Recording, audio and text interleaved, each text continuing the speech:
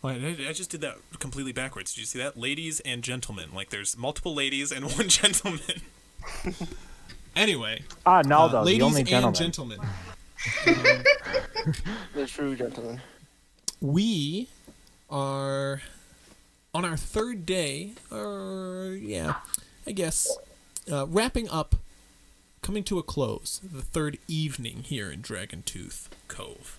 After arriving one day and getting viciously questioned by the Harpy, you guys passed her test, fought her monsters, and defeated Galdon, Wizard of Talon, the last Pirate Lord. From there, you returned to your ship, slept the night away, spending a day in town. Half your crew got their shopping needs out of the way while the captain put out word for new crewmates, as well as started selling goods amongst the town. That evening, when the crew met back up, they accepted an invitation to the Farmer's Respite, a bar on the north end of town, where you met up with the Harpy's right-hand man, as well as a few other crewmates from her crew. Revelry ensued. You bonded with your new crewmate, Ephirium, who spent the next day nursing a pretty large hangover after his night of drinking and dancing out on the dance floor. The second day, you all set out to do your shopping around town. You managed to venture out into the warehouse district, where you not only met Razdon of Razdon's Ware, but you also met Finn of Finn's Foundry. There, some of you were able to gather goods you needed for the day and venture off, splitting up amongst the nearby merchants district, known as the Merchants Galley, as well as some of you venturing into the Gilded Block, which has a few more shops as well. Did anybody have anything those last 2 days they wanted to grab that they weren't able to? I know I've been in talk with... I told most of you if there was something you couldn't grab to message me. I didn't get many messages from anyone, so, like, that makes me think, you got anything you needed? Yeah. Okay. Well. The only thing I'm waiting to buy is that explosive maul from Razgon. That's going to be a bit in the future, but I understand your persistence. Yeah. My excitement. How much did those peppers and pig carcasses run me? Sorry, peppers and what? Oh, did you not see the message? I might not have. 1 second. Well, Chris, anyways, I didn't get any messages, Mickey. What about my message? Didn't see that one. You're right. No wonder you didn't get any messages. To be fair, I also sent him like cliff notes of my backstory. You're so right. I missed have those him, like, behind the there. backstory. Okay. Got drowned. Yeah, so. All right. I You take know, back like- my joke on I Chris. will and, say to yeah, find the I'm gonna- hottest peppers you can find.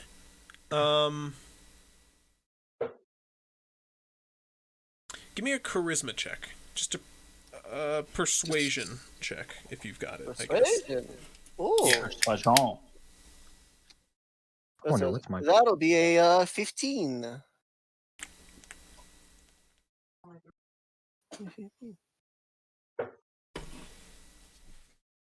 Okay, you're able to find some a large assortment of peppers from a goods store in the Merchants Galley. There you were able to purchase the hottest peppers he had in store. How many did you want to buy? A bunch. Like literally, like a bunch. full? However, yeah, if that's what they have. Like, he could give you a small crate's worth. It's just going to be like a large bulk order, so it might be a little bit more expensive. Jeez, I don't need that much. I don't think I want to kill it. Well, I I'm don't not sure if think you're buying peppers we for have your all that ship bit. to store, or if you just want like some. He's That's buying my enough question. peppers to kill me. I'm buying. I'm buying peppers for just to make hot sauce for flavor, Okay. yes, and but also for pepper spray as well. Okay, So that he so can you keep me can away. you can probably grab probably a yeah. You're not going to need too much. I'd say for that, along with 2 pig carcasses. Let me see. Yes. How many pounds of meat can you get from a pig carcass? This is how unorganized I am. This is all my dice. When I went boar hunting, we got, I think, what was it? 150 out of like a small one and like 180 out of another one. But we weren't able to use all the meat. 1 second.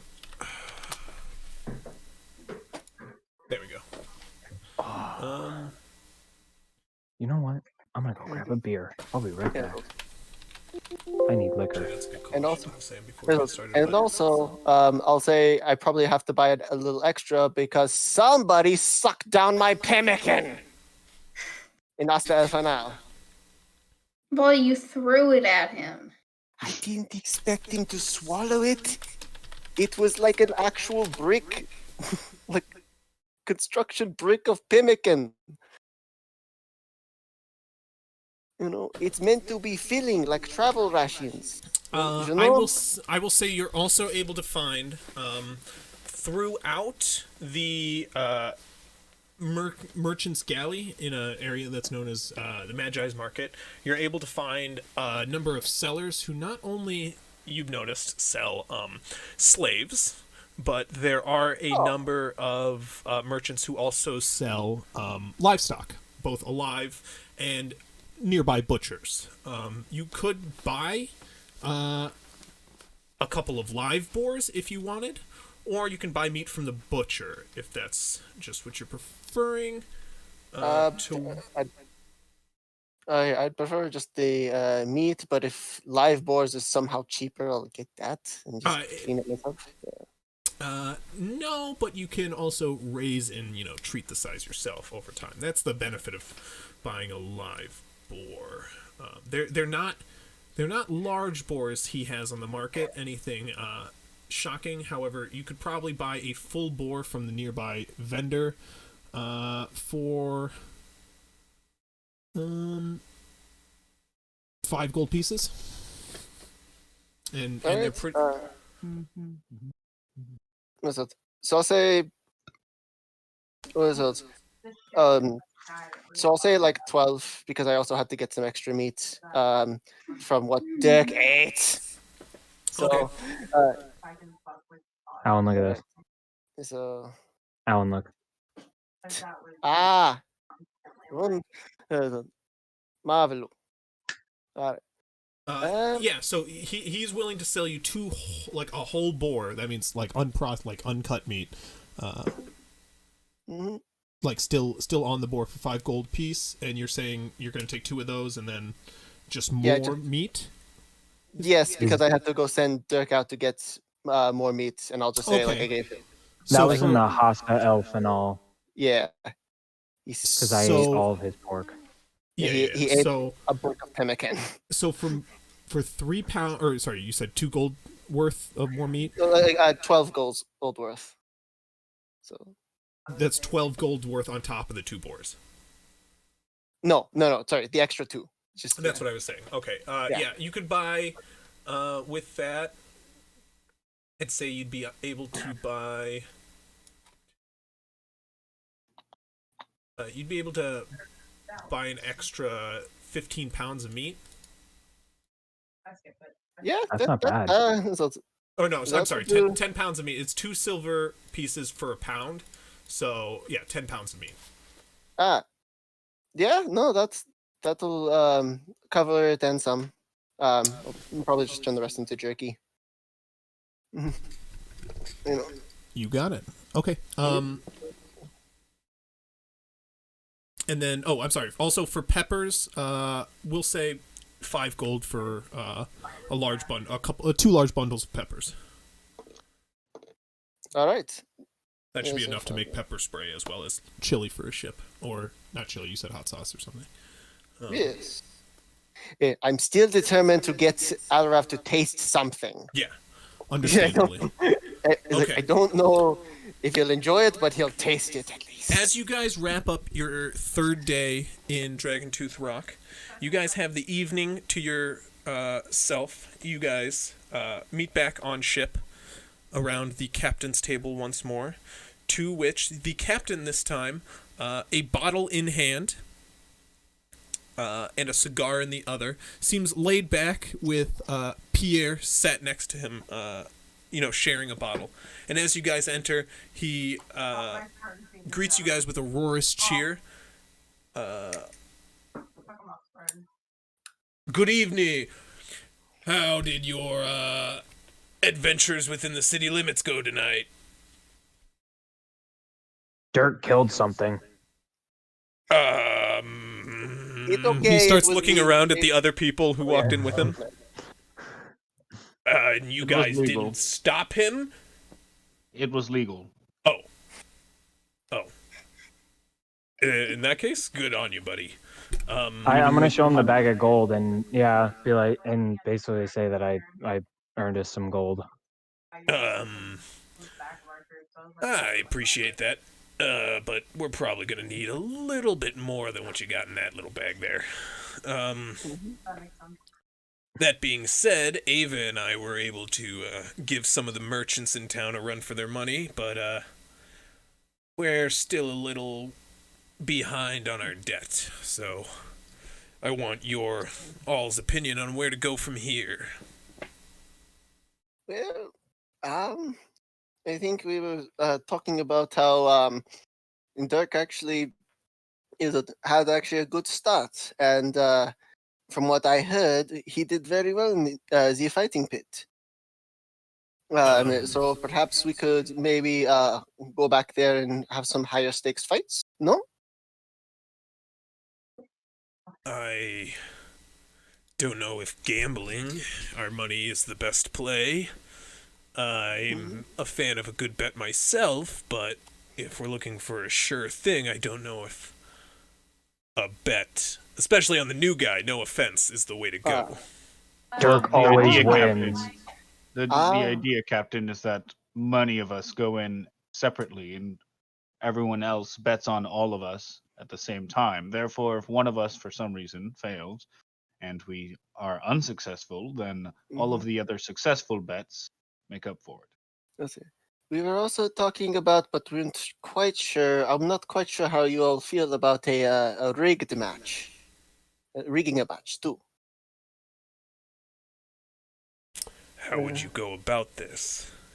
Well, the original idea was that I would perhaps take Naldo as like a fight manager, and Peter up against Gargax, and Gargax would take the fall. After all, if you just looked at the two at first glance, it's not. It looks like a clear fight. Who would win? Dirk doesn't think that would work because you only fight beasts in the arena. You only fight what? Beasts. Really? I They was don't- gonna say, he did say he killed the other one. I mean, I don't necessarily want either Nuldo or Gorgax dead. No. The arena is for animals. Only? They don't ever do just what's it called? I guess normal fights. It's with other people. No, strictly animals. Every fight before me fought an animal. You choose what type of beast you want to fight between an animal, a beast, or Dirk forgot the last one, but it's bigger than a beast. I mean, if you all want to bet on fighting beasts, I imagine you all are capable, yeah. I'm sure you might be able to talk them into using your arena, but rigging a fight that you, I don't know, specially rented the arena to put on might look a little bit obviously rigged, no? No, I would you're do my right. best to make it real. Not just gonna whiff every blow. I'll still get a good amount of blows through. Yes, no, but he does have a point. I mean, like, unless we want to just start our own fighting area, which would not go well around here, and I'm already kind of, I have no doubt we can trick one coordinator. I have a harder time with mod mentality, you know. I also think in this scenario, it would be wise for us to disguise Noldo because we have been seen around on the island together, and I'm sure a good amount of people know we're on the same crew. Hmm. 2 crew members fighting and one of them winning, obviously the underdog would not probably look well. I was thinking about that too, and if there might be magical means, and if we don't have magical means, we can perhaps get some costumes. So to I say. do have a disguise kit. Oh, even that? Fantastic! Ooh, That is if aren't we you are just doing a rigged match in the first place, of course. yeah, if we can get away with it, is it? I'll talk to the fighting coordinator and see if we can make an arrangement. Dirk just Um, wants to kill. So after all, actually, you know, we can have a series of fighters too, trying to challenge other people too. So she's not just the only outlier.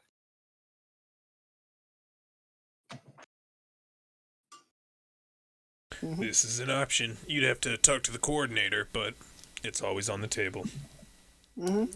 After all, this is a pirate cove, and well, anything goes around these places, no? That's not entirely true. The whole idea of this haven is to make it a safe spot from all the things we pirates experience out in the water, which means should you get caught breaking any of the Harpy's rules, she is known to have some harsh punishments. Hmm. Could also always just try and do this the legit way and spend some time here working. Yes. I think Pierre at one point said he accidentally found caverns while he was fishing out his gun that he somehow dropped for no reason. You know? That's right under the ship. No, I stopped talking. I was still there. I could still play my headphones. Dirk doesn't like water. I'll Dirk get just over saying- it, baby. This is true, Mikita. There is a number of tunnels running around the bay here. I don't know exactly where they run, but I noticed at least 3 in the vicinity underneath our ship. You could always check those out. Yes. Yes, I'd imagine secret tunnels through the mountain certainly hold something.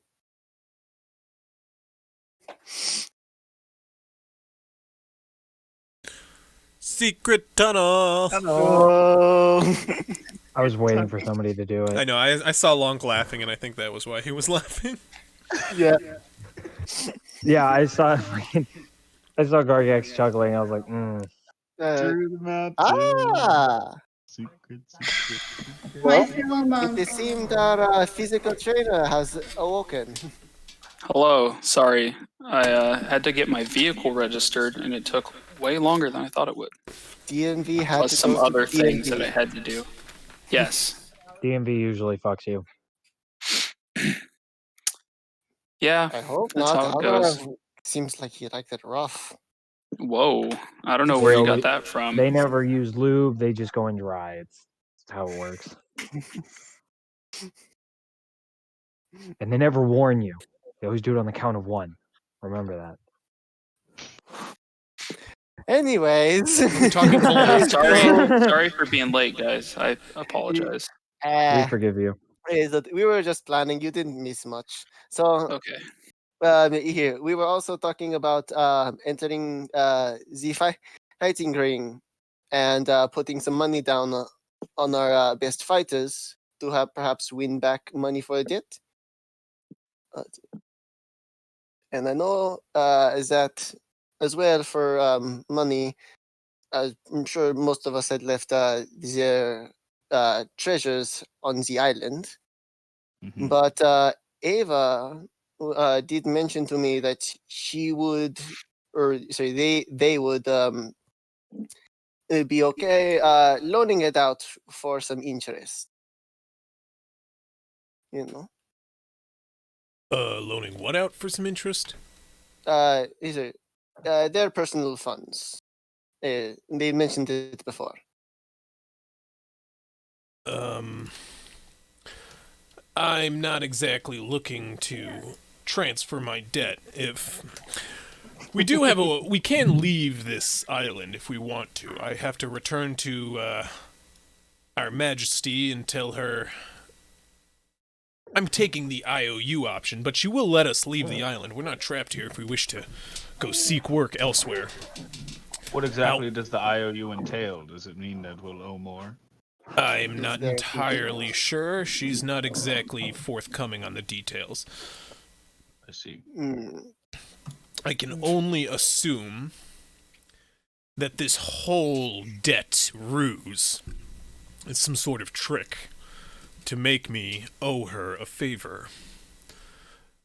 It is Yes. nice to be able to try to avoid the debt, but the amount I talked down owing her in the first place seems her goal is to get me to work for her, or at least not go against her in the future. I don't know exactly what this IOU entails, but beats being trapped here. You make sure already dubbed you a pirate lord, from what I hear. You know, and I already assumed that we were under her heel, debt or no, because she needed a replacement.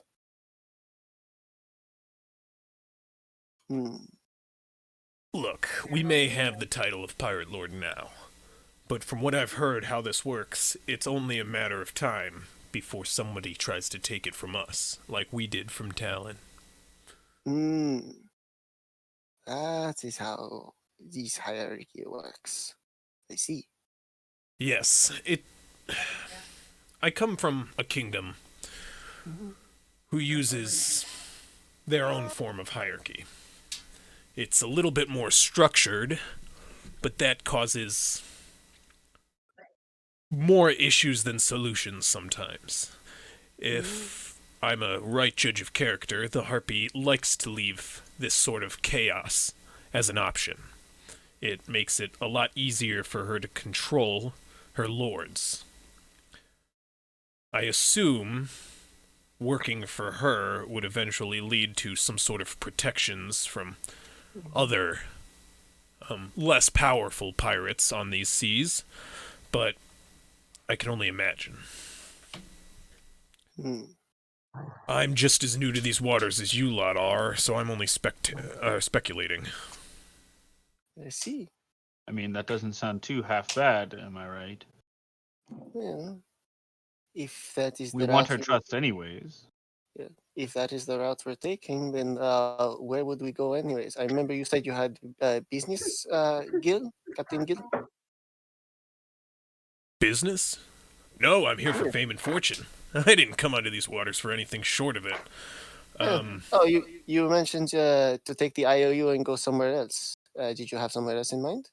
Deeper into the Atoro Edith. This rock we're on right now is but the first step into the sunken continent. From what I've heard, all my life as a seafarer myself, the sunken continent has a world of treasures buried beneath these waters. I want to get there. However, the longer I'm trapped here within this bay, the less time I get to spend out among the treasures, no? If I take this IOU, I'm sure we'll be able to go find some sort of island to plunder out there on the Atoro Edith, but I'm gonna be pledging myself to this Harpy. And you don't get the name Harpy without a cold side to you. Yes, yes, I've already understand that she's a beach. But although if that is your aspirations, then we should check out these tunnels. Perhaps they have clues to this greater treasure that you're after. Hey, we and he not holds up his also- bottle. I'm not opposed to staying on here a couple days longer. I'm just saying, the longer we stay here, the more on edge I am. We've got maybe allies nearby, this is true. But it's tough when you can't discern allies from enemies. Oh, but they're not shooting. No. I'm not used to that exactly. All right. Good. Let me be how is clear. everyone at- The Harpy may protect individuals from the unsavory side of the law within these bays. Doesn't mean that people don't commit crimes. If you guys wished to commit some kind of act, not that I'm saying you should, there's a chance you'd get away with it so long as you're not caught. However, if you're caught, I can't speak on the consequences. Mhm. Okay. If Good. you ask So- me, an IOU doesn't sound too half bad. I mean, you're saying that when we do that, we pledge our allegiance to the pirate lord, but have we not already done that? Or the pirate king? But have we not already done that by accepting the role of pirate lord? Just by being a pirate lord, we already serve underneath her. This is true. What I feel, I can only speculate here, it'll make us definite allies. Is that not what we want? I'm fine with it, but should she have enemies, should somewhere in their bay there be somebody planning to take the title of Pirate King, with us aligned with her, we will be targets. Well, But I'd rather there be are on others her aligned side. with her, from what I've heard. Yes, from what I've heard from this crew as well. Gargax, again, thank you for that reconnaissance on all the other crews. So now we know who is aligned with her. This is true. Also, didn't Sayri say we all had to go get fitted or whatever? Oh, yes. Have you not done that also? You guys all stopped by to give your minute measurements throughout the day. Just to save time, that was like on the Jesus trip back on the Christ. second day. Oh, okay. And as the evening begins to approach, the sun is slowly beginning to set outside.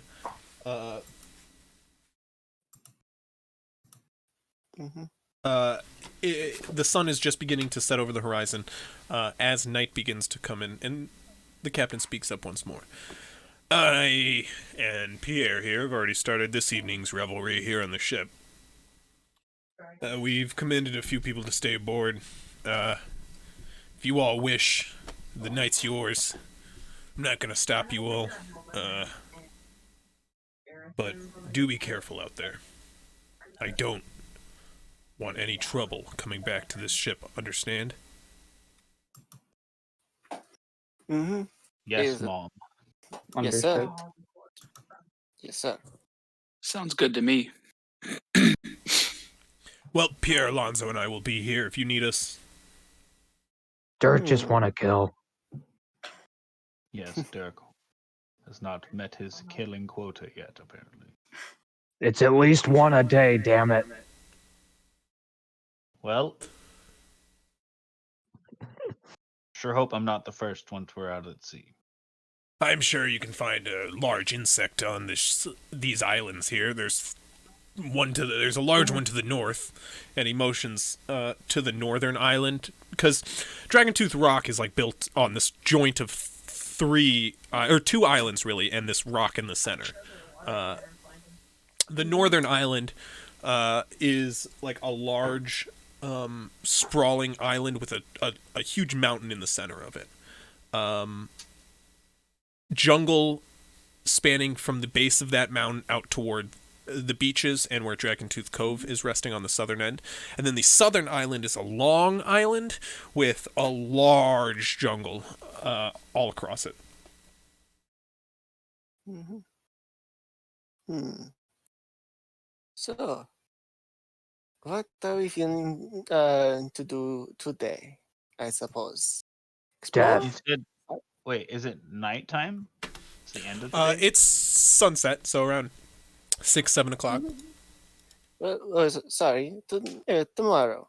Then, what do we feel like doing? Exploring, setting sails, or prepping to set sail, going to the fighting ring again. Maybe try and find work. All right. Alarav, Seymour, you both seem pretty quiet here. I have no business left with this island, so I'll just go along with whatever the group wants to do. Setting sail is What then business for you. exactly are you referring to, Alarev? The captain motions to you. Well, I got what I wanted earlier in the day. And yeah. And he'll show off his fancy new ring.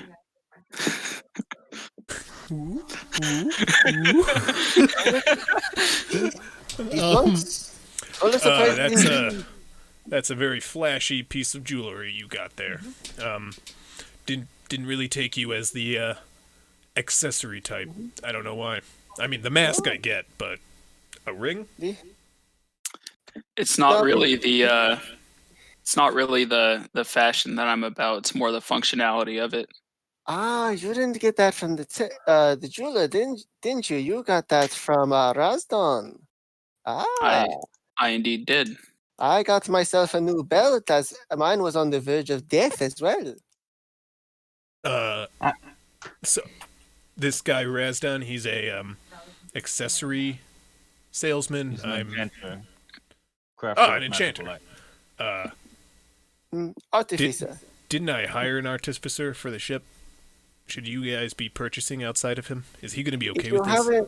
If you haven't noticed, he's a bit busy with the cannon situation, and we've already put enough work on him. I think he's on the verge of an aneurysm. Yeah, he's been quite snappy lately, kind of avoiding the workshop. You've even been talking about making people sleep in bunk beds. He wants to put a cannon in the kitchen.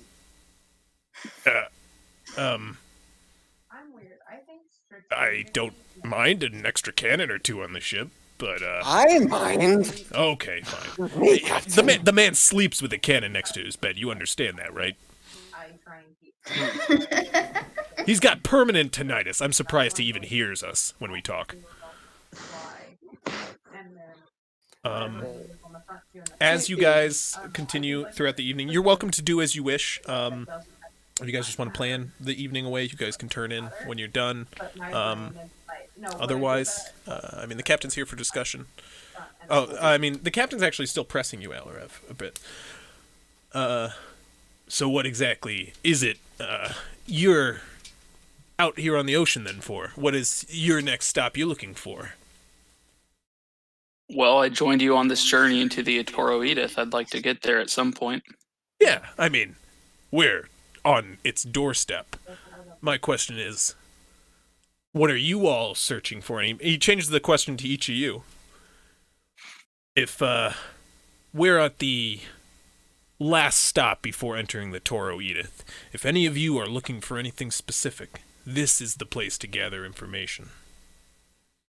Otherwise, I don't know the next opportunity we're going to get that. Dirk Fine. doesn't give a shit. He just follows McKeith. Okay, well, Unfortunately, yes. as for the others amongst this table, I know some of you have ulterior motives. I have no problem with this.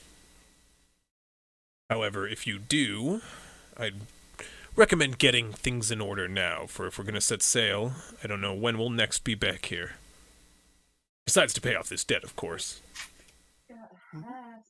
I personally am intrigued by the jungle district. I'd like to at least go visit it once before we leave. Not fun. For you, maybe. Dirk and Pierre didn't have such a pleasant experience there.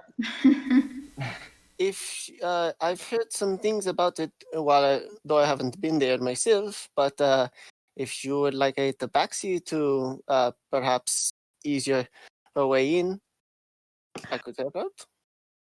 That might be the best. That might be the best decision, based off our last experience. No, Seymour? I completely agree. Actually, real quick, I don't remember this. Did we see any dragonborn in the jungle district? Because you mentioned lizard folk and other animal folk. But... You guys did see some dragonborn in the jungle.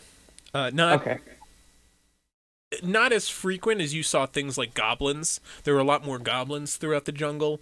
There were a lot more lizard folk. You specifically saw a good amount of tabaxi, as well as some other lupine-esque humanoids. But that was the main demographic. Yeah, there were the occasional dragonborn. You remember seeing 2 or 3. Yeah. Considering how there's an entire crew of lizard folk and goblin, I'm not surprised that they are so common. Yeah. But Gargax, Makit, and I should be fine going there. But I would advise caution for everyone else. Speaking of tabaxi. You hate to see it, folks.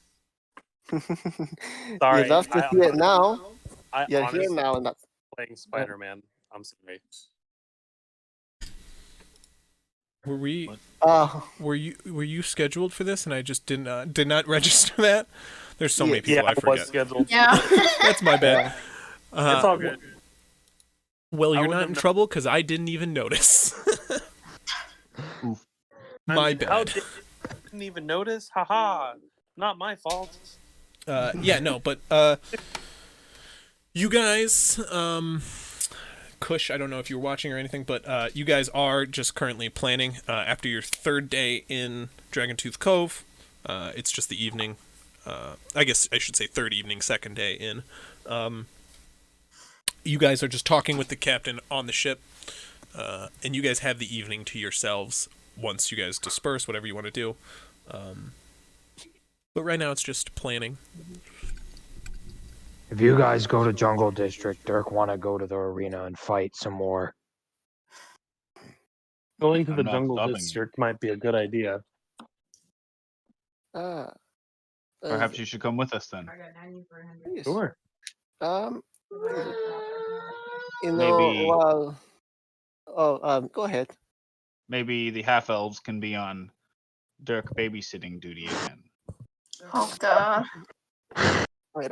And as dumb as it sounds, I do think it is necessary.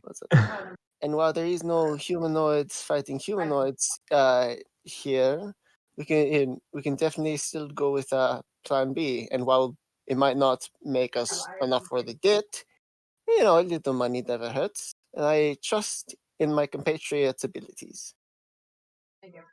As will I. You two are excellent fighters. I'm sure you could handle yourself in the arena as well. Naldo and Alarath.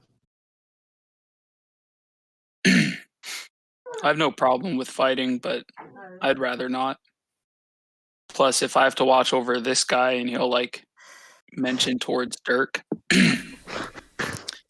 I don't know if I'll be fighting because I want to or because he does something stupid. Good point.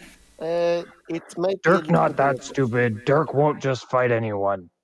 Can I do an insight check for how stupid Dirk is? Dirk will just tell you he's pretty fucking stupid. You don't have to. I see you looking at him, trying to read him. Trust me, it's more of an audible book than you just reading. Dirk, what's the smartest thing you've done today?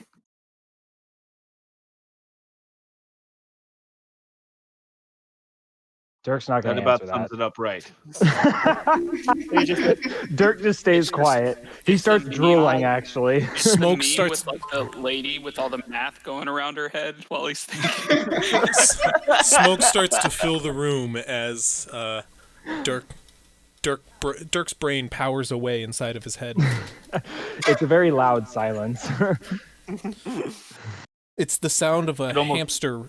Have you ever owned a hamster and it's like running on its wheel in the middle of the night? You we guys had just hear guinea that pigs. noise. They do the same thing. Yeah. I could almost hear his brain trying to think.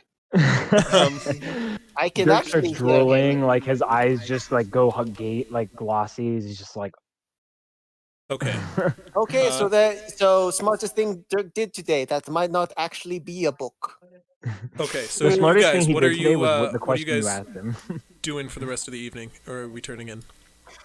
I guess me, Naldo, and Dirk, or me and Naldo are babysitting Dirk, and then I guess the beast folk are going to the jungle. I suggest maybe going to bed and getting up early for tomorrow then. Having a full Or day. that, yeah. Oh, I was just going to go tonight. You know, not all of us have morning prayers. Sure, I suppose. If we all want to go out tonight, I suppose that's fine as well. All right. It is getting late, though. Yeah. Dirk But- would like to imagine rest that- before he goes to the arena, but if other plans arise, I will go now. I imagine that this place is a lot different at night than during the day. Easy. The nightlife is what I'm actually looking for. In fact. All right then. I just have to wait till you guys sit down here for all that. Quick question: is this the day after we went to hang out with Meryl at the bar or whatever? This is the evening after that. Yes. Okay, so it's not like got it. Oh, You must have We've had a is it- rest. yes. That's actually a good point. It is. Anyone else need to rest? Because then, yes, we can go tomorrow. I think I'm good. All right. If we all want to go out tonight, let's go out tonight. I don't see why not. Marvelo. I always prefer traveling under the cover of nightfall, We have all those. Sounds good. even Timo? if it is somewhere friendly. So we're leaving tonight for our adventures. Adventures to the jungle. I hear they got fun and games.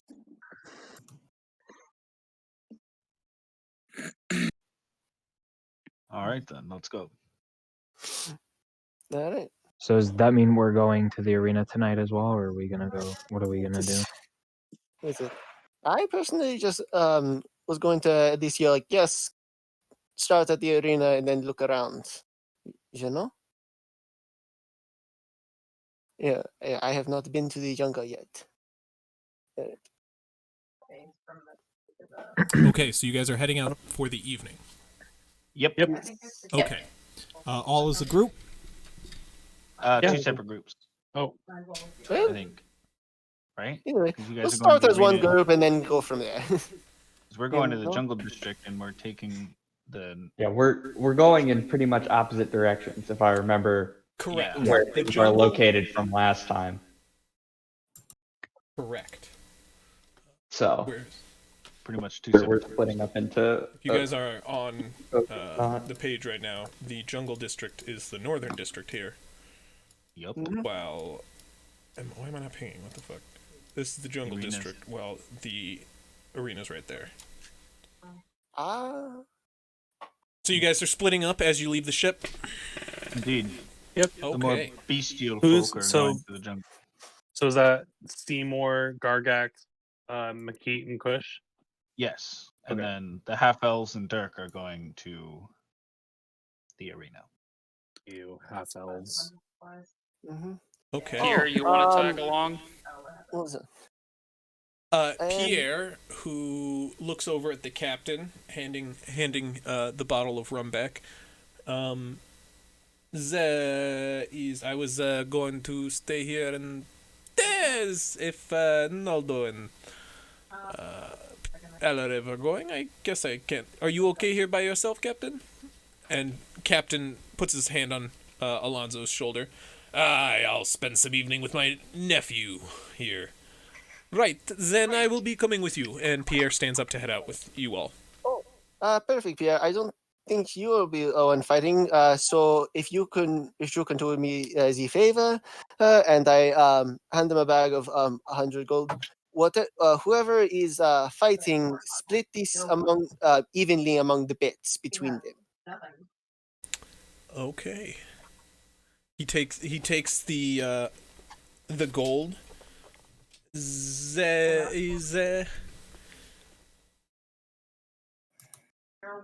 A chance that I will throw in some of my own money. I like a good bet, no? But yeah, we'll see how this goes. And you guys all start heading out. As you guys walk to the end of the dockworks, you guys start to branch off in either direction. Some of you heading north underneath the Harpy's Nest, where a walkway starts to trail upward, where you can get to the bridge heading to the jungle. And the rest of you start to trail southward, where there's a large wooden plank stairway, almost, or rampway, that leads up along the side of the central block, where a number of hanging bridges can be connect to the other side, where you can cross over into the warehouse district, where, unlike the northern end of the warehouse district, the Colosseum resides. And as you guys start to spread and branch out, a little bit of time passes. You guys are walking for about 20 minutes or so.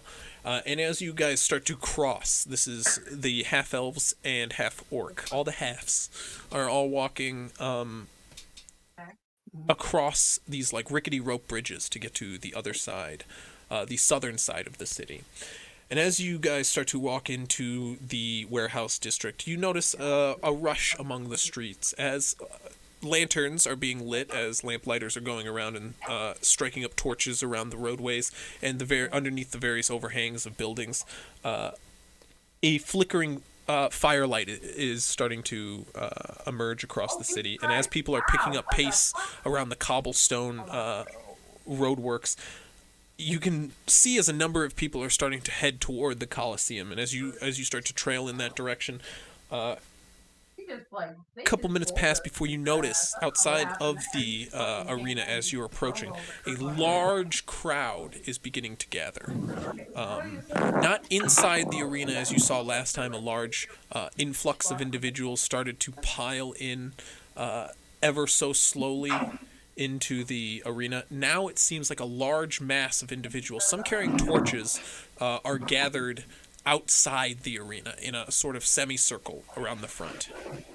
As you guys start to approach, you can see a number of individuals gathered at the front in a line, but as you're sitting at the back, you can't really get a good view, so you have to push through the crowd to get to the front. Pierre looks at you lot as you all start to approach the crowd. Do you wish to go see what's going on? Sure. Okay. And Pierre starts to push ever so slyly, slithering his way throughout the crowd, making a slight path for you guys to follow. As you guys get to the front of this crowd, you see there the Colosseum that some of you had seen in the previous daylight. And there, at the front, there seems to be a number of individuals, all about 6 of them, all in the red and black striped shirt that the Harpies crew wears, and the long silky black pants. They all carry weapons around their waists, pistols and bandoliers around their chest, and each of them carries a torch, kind of illuminating this half circle, as 6 individuals are currently in the center. 4 of them on their knees, hands bound in the front of themselves. 2 individuals stand at either side. One is Katuri, the man you guys have seen a number of times tailing Meryl throughout the city. He currently stands at the far end of this line of people, with his hand resting on his sword at his waist. He once again stands in these like oakish, like almost red tinted slat wooden armor. He stands intently emotionless in the night air. On the other end of these four individuals currently sat on the floor is the large 7-foot tall man, bald-headed. He's got a large, he's got a wide chiseled chin, a very, very tough-looking individual. He stands about 7 feet tall and muscular. Underneath his, or around his neck and reaching down across his chest, you can see runes inscribed into his flesh. He stands also emotionless on the other side of these men. On his back, a large clay gourd is strapped with a rope. Behind these line of people rests 2 rings, large and sitting on the ground, made out of a shining, glistening gold.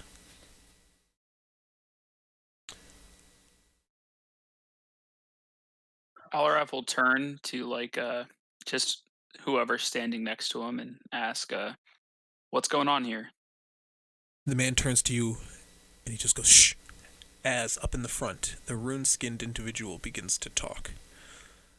As one of the runes around his neck begins to glow as he approaches the front, takes a step forward, you listen as his voice begins to boom out amongst the crowd. More delicate than you expect, it rings out. These 4 men have been convicted, found guilty of crimes within the city limits.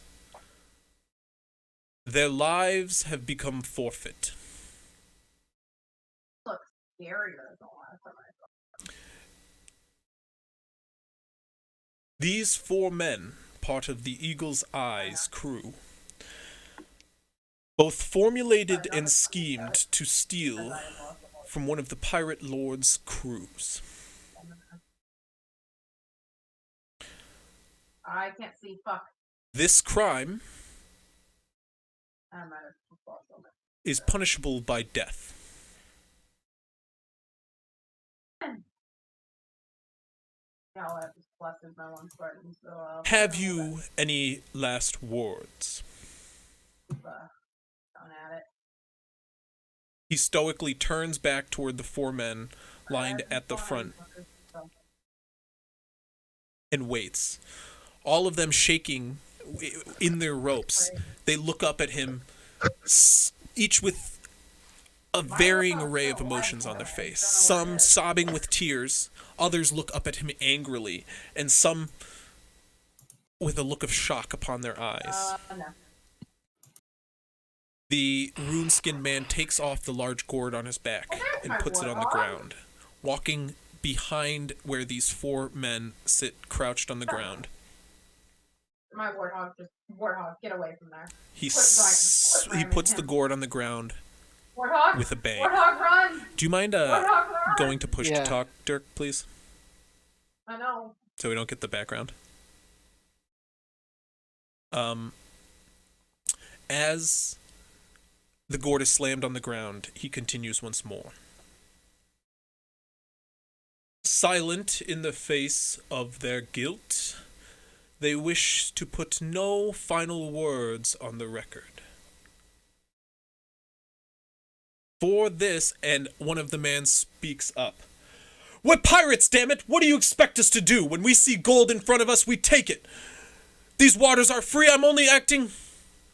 In a quick motion, the cork atop the gourd is off, and coming barreling out of the gourd from the top, a rush of water starts to pool over in all sides onto the ground, where underneath the 2 golden rings sitting on the ground at the back, they begin to lift off the ground as the water begins to pool underneath them. And as the man's yelling begins to peak in a frenzied rush as his fate begins to encroach ever so slowly. I was only doing what any of you would do in this sort of situation. And before he can finish his sentence, a large pillar of water comes crashing down atop of him, enveloping him on all sides. As from behind him, the form of a large water elemental begins to pick up, with the 2 golden rings forming around the wrists of this entity of water. And you watch as this man, his hands and legs now tied, starts to squirm in the arm of this water elemental as you all begin to watch as his mouth is filled with water. His eyes begin to bulge. His ears begin to burst as blood starts to pool out of them. The eyes pop out of their skull, and the water elemental starts to fill with a murky red color before the motionless body of this man is dropped toward the ground, soaking wet and motionless. The rune-skinned individual corks the lid of the gourd once more as the elemental moves on to the second man. And as he begins to gasp for air before the elemental moves entirely over where he once stood, this man begins to rise up into the center of the water elemental as his blood begins to leave his body as well. As the water elemental begins to motion to the third man, he stands up in a hurry with a knife you can see clutched between his hands. Cut his leggings free, he begins to take off in the other direction as Katori's blade is out of its sheath. And into the abdomen of this man, it is now on the back of the man's neck, coming down atop his shoulders. And before you can see these 2 swings take place, the man's body is in 2 on the ground in front of the 4th prisoner, who, clutching for the knife, begins to move toward his bindings before Katori's blade decapitates the 4th member.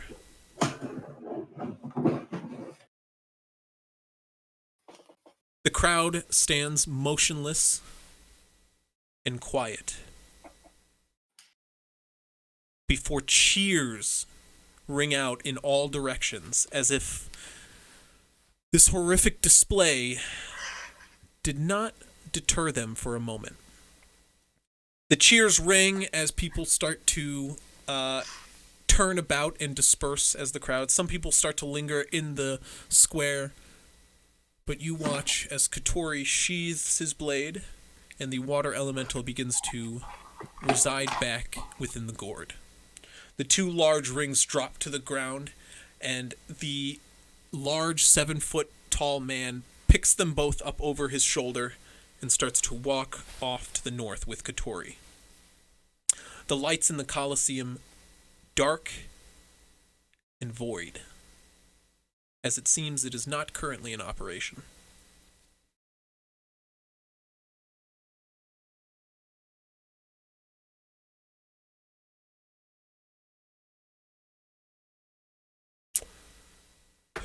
Do you guys want to do anything while you're here? There goes my plan. Can I see if there's any, like, I don't know, like a bar or a pub nearby or a restaurant? There are, currently in the warehouse district, there are no restaurants necessarily nearby. It seems like there are, like, these small huts made out of driftwood with, like, their panels shut, where, similar to the ones on the dock, they might have sold food during the day, but in these hours they seem closed. There are, however, there's a large crowd forming outside of a well-illuminated building off to one side of this of this district, and it does seem to be a bar. if you want to head that direction. Alarav will open that question to the group, see what they think. Yes.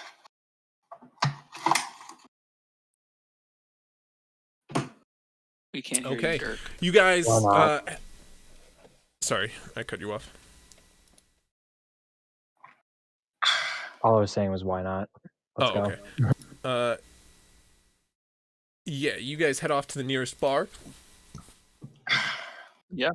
Of which is the Blue Griffin's Nest, it's called. It's a fairly... Nice is subjective. There's not really... I mean, there are very nice places in this town, like very, very fancy high-end places. This is not one of those. However, it is well kept. However, it is mostly like a driftwood built ramshack building. It seems like in areas trimming was built around this small two-level inn. But it's quaint, it's small, and there seems to be a large gathering of people at a flurry of tables running deep into this long building, and a number of people gathered out front with flagons.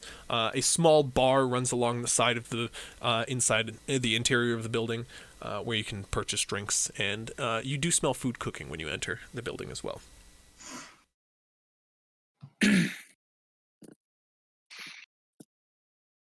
Alarav will approach the bar. There stands a follow. human currently cleaning out a mug with a cloth in hand. Hey, what can I get you? I was wondering if you have any information about the Atoro Edith. I got lots of info. What are you looking for? Well, specifically about cloud giants, if you've heard of them. That's not really something I can point you in the direction of. Nor would I want to if I could. They're horrors of creatures. I couldn't imagine squaring up to one myself. I don't know. Are you seeking such a beast? It wouldn't be my first run-in with a giant, let's just say that. Huh. Well, damn. I can't say I can tell you where to find one, so much as I've heard many a tale around these parts. You see, the cloud giant is said to live among the clouds, to cut away at them and reach below to whisk away unexpecting sailors. It is sort of a horror story for those who would sail the seas, but that's all I've got for you, really. Have you encountered them yourself? I wouldn't be here telling you today if I did. No, I sailed to these parts and then set up home many years ago. I saw sea monsters upon the waters, and I didn't really care to go back.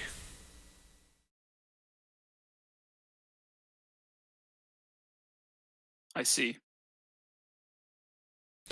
I'm just curious, do you know of any other places out in the Atoro Edith? Maybe other, like, land masses? I know it's called the Sunken Continent. I'm sure not many people have gone in and come back to tell the tale.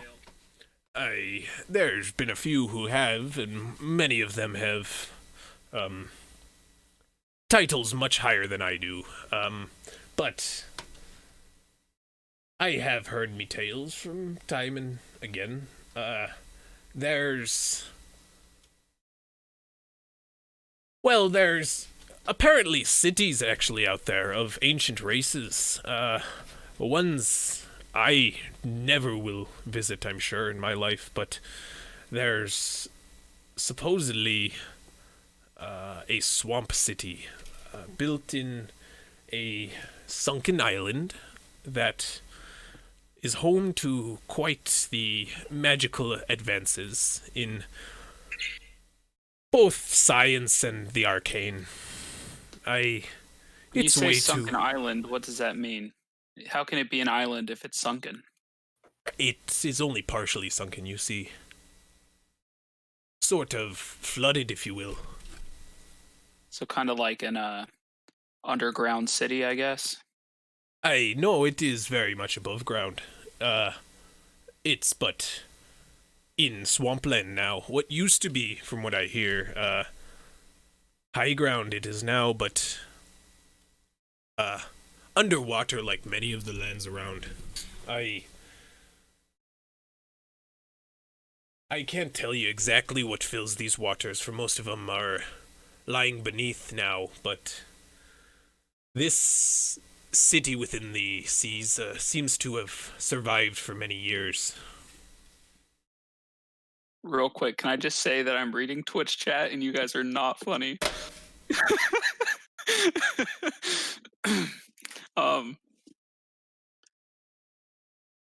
I'm not reading Twitch chat. Can you say that last thing one more time? Sorry, I got distracted. There be many cities that were once above water here, but now they lay beneath the seas. I see.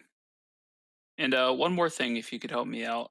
We're pretty new to this here, Rock, and we're just trying to find out, the lay of the land and, what we can expect in these parts. Expect the unexpected. That's all I can tell you. I know that's not much help, but you see, these waters are treacherous for their unpredictability. Is anyone up at the bar with me? I mean, I know I said I walked up, but I no one assume else so. I am. I've Most been of trying to them- order a drink. He's currently in Naldo, are you conversation, here? though. Yeah, I'd like to ask him some stuff. Jump in. Can I buy a drink really quick? Do you know of any work around here? He slides you an Never ale. mind.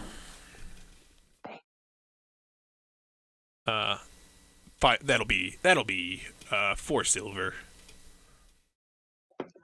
I hand him 4 silver. I will say, Dirk, you taste this ale, and compared to the ale you were drinking yesterday on the yields, this stuff is much stronger dwarven ale. Actually, I handed him a gold piece. I don't have any silver, so I'll just give him a gold piece. You have silver. It's just like an exchange rate. I'm not too I'm not too strict about it. Like if you have What is the exchange one rate? it's 1 gold for 10 silver, 1 gold, 10 gold, 1 platinum, so on and so forth. Well, Yeah, not so so on and so forth because that's the end of it, It's but 10 to 1, so it's 10 copper, 1 silver, 10 silver, 1 gold, so Yeah. on. so yeah, you can break Unless up you're your gold. Electrum pieces, because you're difficult. Bill, you're Wait, what is Electrum? Isn't that 10 platinum? Nah, it's half of No. a gold. It's It's 2 Electrum is a gold, so 1 Electrum is 5 silver. What am I thinking? Yeah, isn't there a Electrum's just fucking weird for no isn't reason. there a I thought no one Electrum ever was uses more it. than gold, or more than platinum. yeah, isn't there No. something after platinum? Is it a lyrium piece or something? I thought don't it know. was because, like, people were saying, even, like, if you have too much platinum, like, your character can't, like, realistically carry it. So they were saying, like, oh, there should be a piece above platinum. I mean, you know what there I mean? there probably should be, but there's not. I'm gonna down it in 1 swig because Okay. all the talking bores me. What did you want to ask him, Will? If there is any work around here? There be plenty of work. What are you looking for exactly? I hear the fellow down at the foundry's looking for some people to pour some iron. Something a little less labor intensive. Yeah, it seems like a Dirk kind of job. Yeah. Stop laughing at me, Gargax. We're I'm not not- hiring. We're not really I'm hiring not. right now, but I'm sure if you look for a job at the nearby Weaver's place, that's less labor intensive. You're not what exactly are you looking for? There's plenty of work to be found in this city. It is bustling. Something short term. What are you skilled at, lady?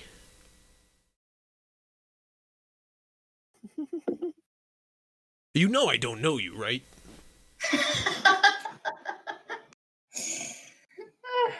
You didn't exactly come with a resume.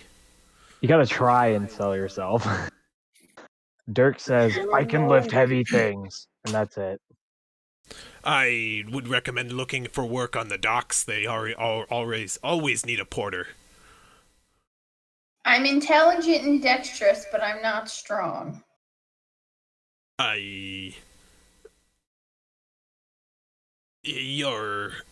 You'd make a mighty fine pirate. I recommend trying out for one of the crews around here. We're actually a part of. Oh, Captain you're already a part Hill's of a crew. See, that's kind of info that would help a Yeah, stranger all like right. me. I'm not sure how much longer we're staying on this rock, so I don't think picking up a job might be the best idea. But if you have any intel about maybe some of the other pirate lords or things of that Like nature, a singular job that I could do.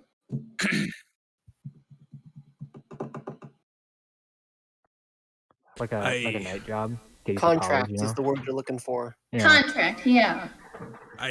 This is the warehouse district.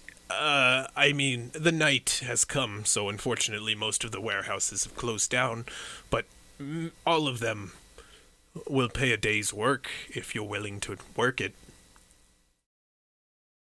How much would that be? A couple gold pieces.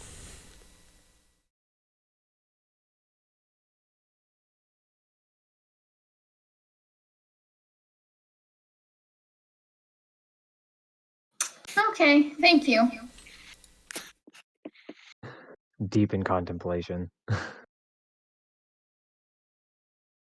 It's not a lot of money. We would have to work for a long time.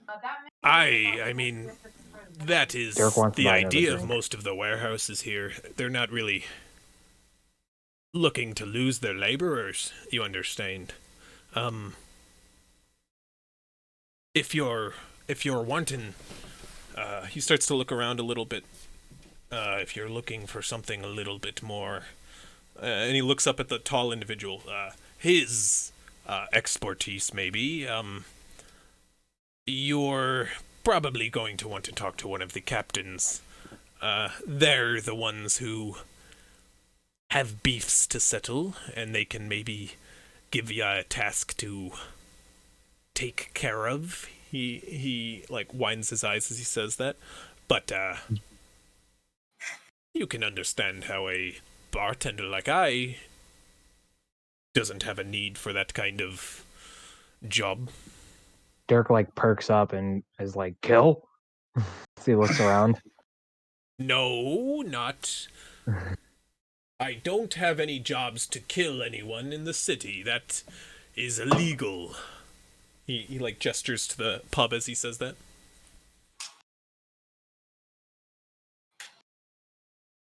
My ear's just ringing. It's like, what the hell?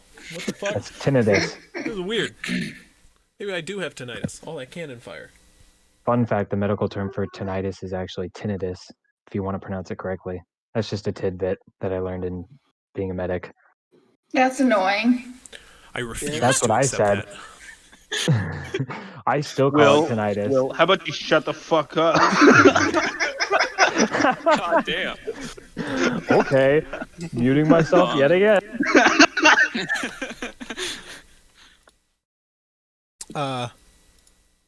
Now, can I get you a drink? People are starting to look at us funny. I order a second drink. Okay. Do you have any non-alcoholic drinks? I've got water. I'll have a glass of water then. I'll take some water as well.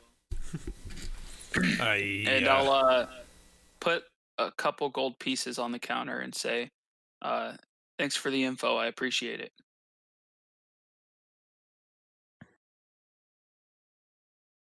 He looks at it, takes it in, hands you your water. I'll always be here if you got more questions.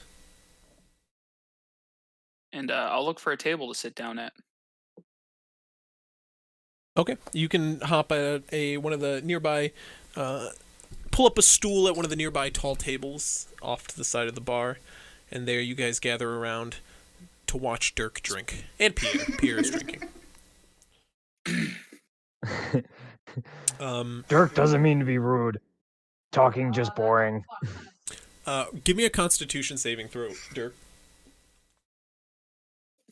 Shit.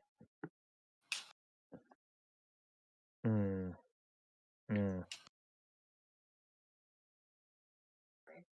don't even know why I'm Dirk looking do at be this. drinking, I don't though. have Yeah, I don't know why I'm doing this. I have...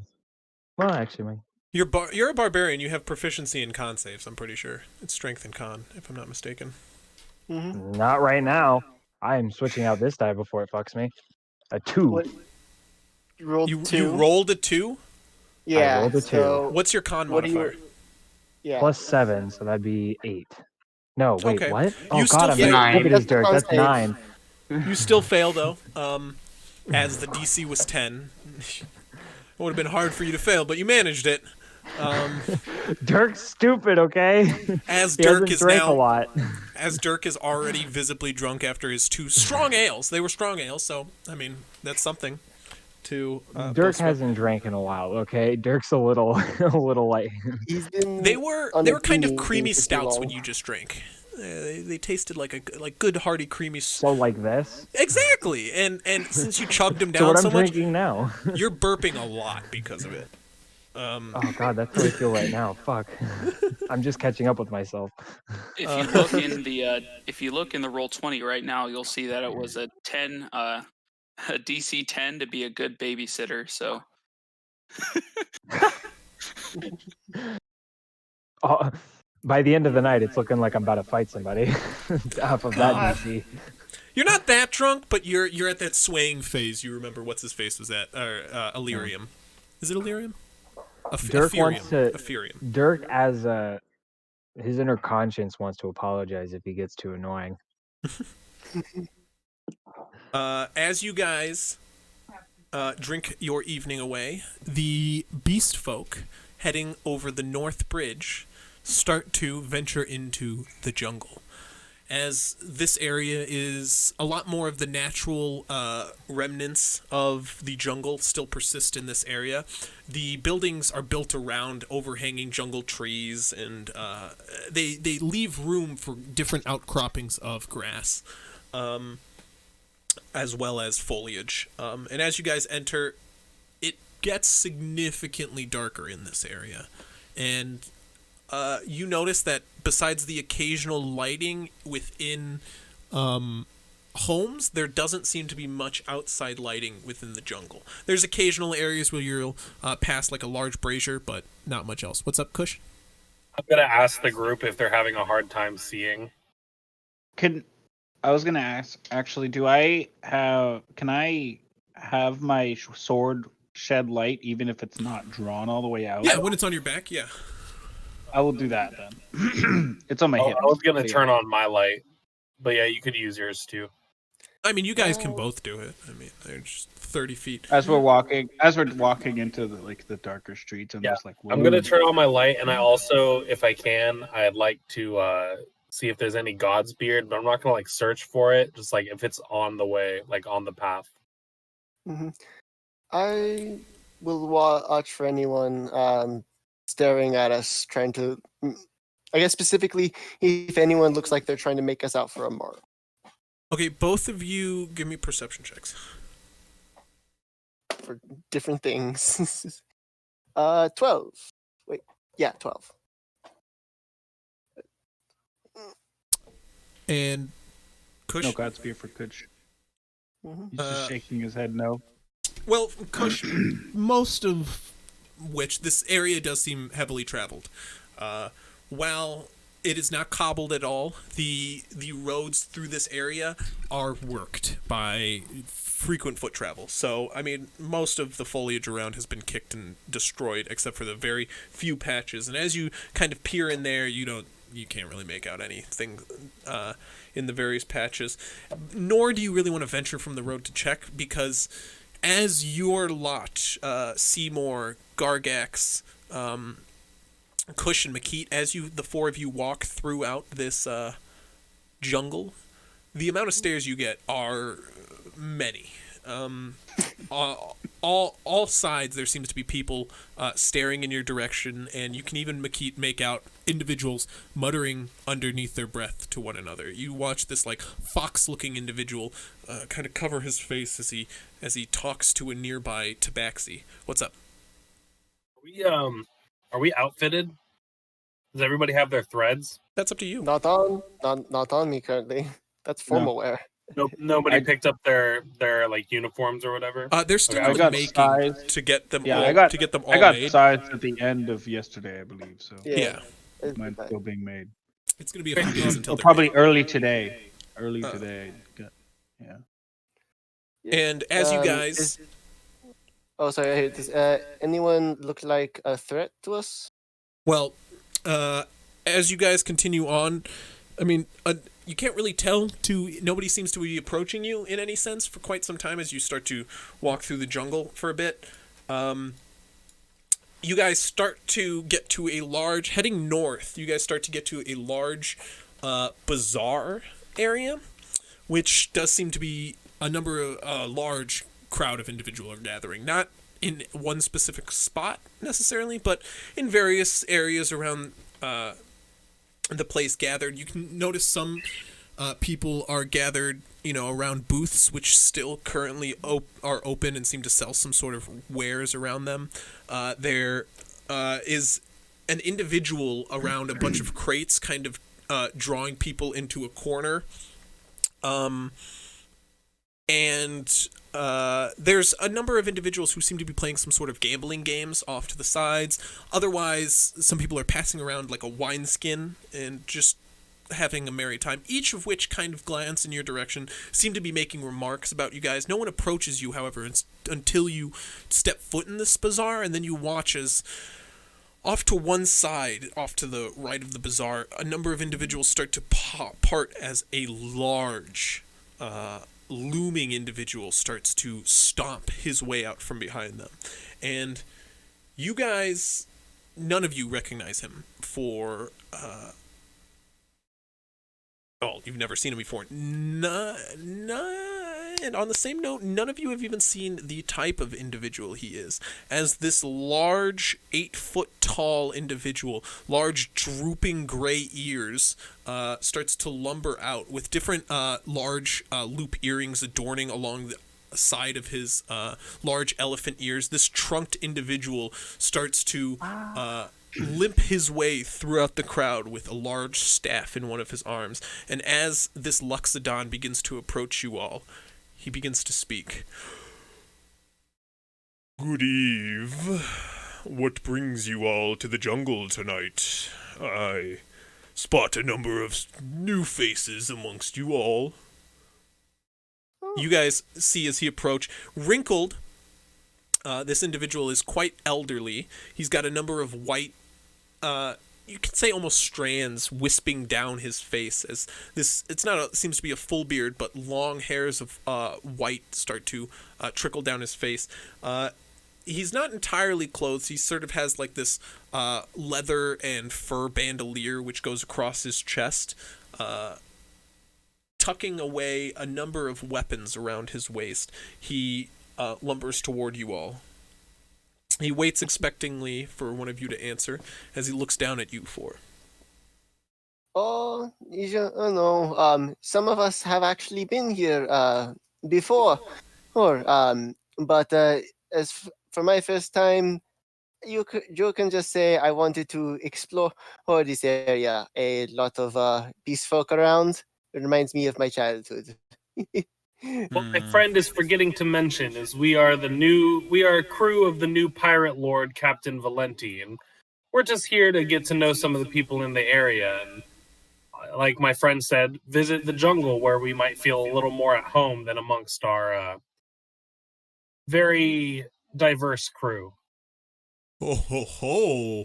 Well, it's wonderful to have another pirate lord's crew amongst our ranks, and to see he's got such a diverse crew is good to hear. And what is this crew's name? Hmm. Ah, We have a name. we are part of the ship of the Asta El Fenahal. Ah, you do not have a crew name, though. Not as of yet, no. A young crew, then, amongst these waters, to claim the title of Pirate Lord? Unheard of. Men, Very come true. here. And he motions for a number of individuals who he was gathered around to start to approach. Many of them greet you guys with a friendly wave. One guy puts his hand out to shake Seymour your hand. They seem to be a wide range of beast folk which surround him. And you can see by a sort of insignia of like a tree. It's like a shield-shaped insignia of a tree with branches like going out in all directions. They seem to be of some similar crew with the Luxodon. And as he calls them all over, he kind of explains to them, "We've got a new crew in our midst. An unnamed crew, to say the least. Interesting and bold to venture around such dangerous waters unprepared, but you must be powerful, to say the least." Well, we gained the title of Pirate Lord, have we not? Clearly. For our captain. I Sure, that is not an easy task for anyone else to do, Yes. so. Especially not one when you go against the all-famous Talon. Yeah, Indeed. as we've heard so much about him only after our departure. I know very little of that man, except that he has been around for ages. If you have slain him, you have proven yourself powerful. Nonetheless, you share the name Pirate Lord, so that is commendable enough. Anyway, I, like many around these parts, am interested in those who wander the jungle. We within this section of the city are a close-knit group of,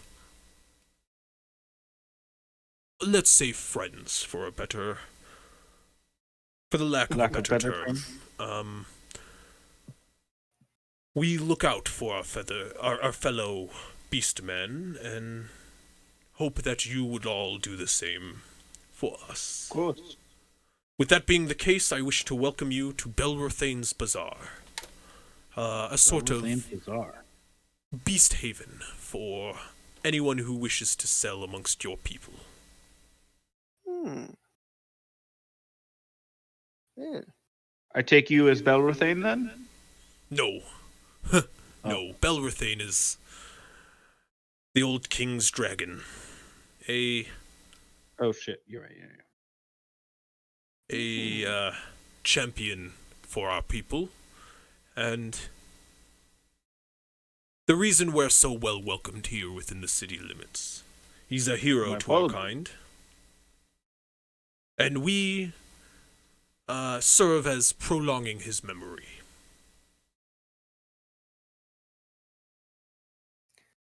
So I was actually curious about your insignia. What crew do you come from, Mr. Good Sir?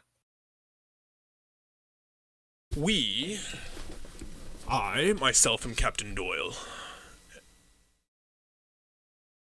So, Captain Doyle, you say? Yes. I have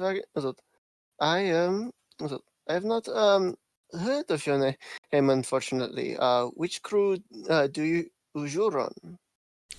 We, and I should say myself, we are the Seekers of the World Tree. Oh, fascinating. Unfortunately, we are a new crew. While we've heard some crews that were running around here. We have not heard of yours, unfortunately. We are but a small one, it is true. I run this crew. It's a sort of, I'll admit, smaller one that has broken off from the claws. We've aligned ourselves more closely with the Rapuakite, the Seekers, if you will. And we are in search of a lost artifact among these waters, if you will. A sort of land lost to the seas themselves. Why leave the claws, might I ask? We found our goals differing. We are still aligned with the claws. They are but our origins, we now seek a certain island. We were a member of the Claws years past, and while lost at sea, we stumbled upon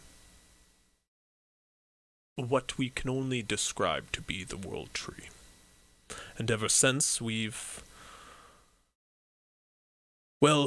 sought it again. That's why we sail the Atoro, Edith, in search of it. It's not a humble, it's not a, some would say worthwhile goal necessarily, but it's a humble one to say the least. I don't necessarily seek riches upon these waters so much as laying my eyes upon that mystical island once more.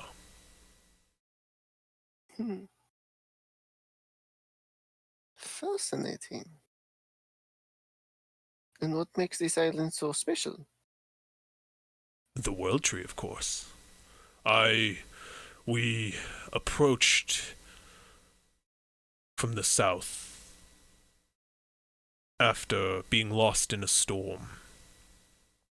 Emerging from it, we had but one mast to our ship left. Seeking the nearest island to hopefully repair, we found the largest tree I have ever set my eyes upon before.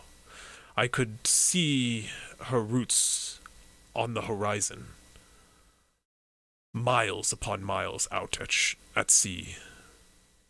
The leaves shined a mystical green which I could not take my eyes off of. I have only dreamt of this island since leaving it. Chris, And the mystical... Can you say the name of the crew and the captain again? The Seekers of the World Tree and Captain Doyle. Okay, thank you.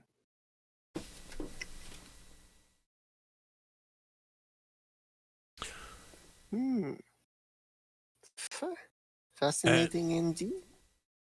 And the people who repaired our ship upon those shores.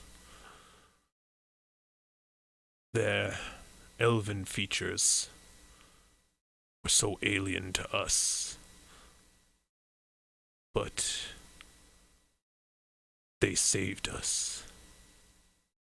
They may have messed with our minds when sending us off, but I can remember it in my dreams. Kind of shakes his head clear. I'm sorry, I got caught up in my memories once more. You know they say an elephant never forgets. But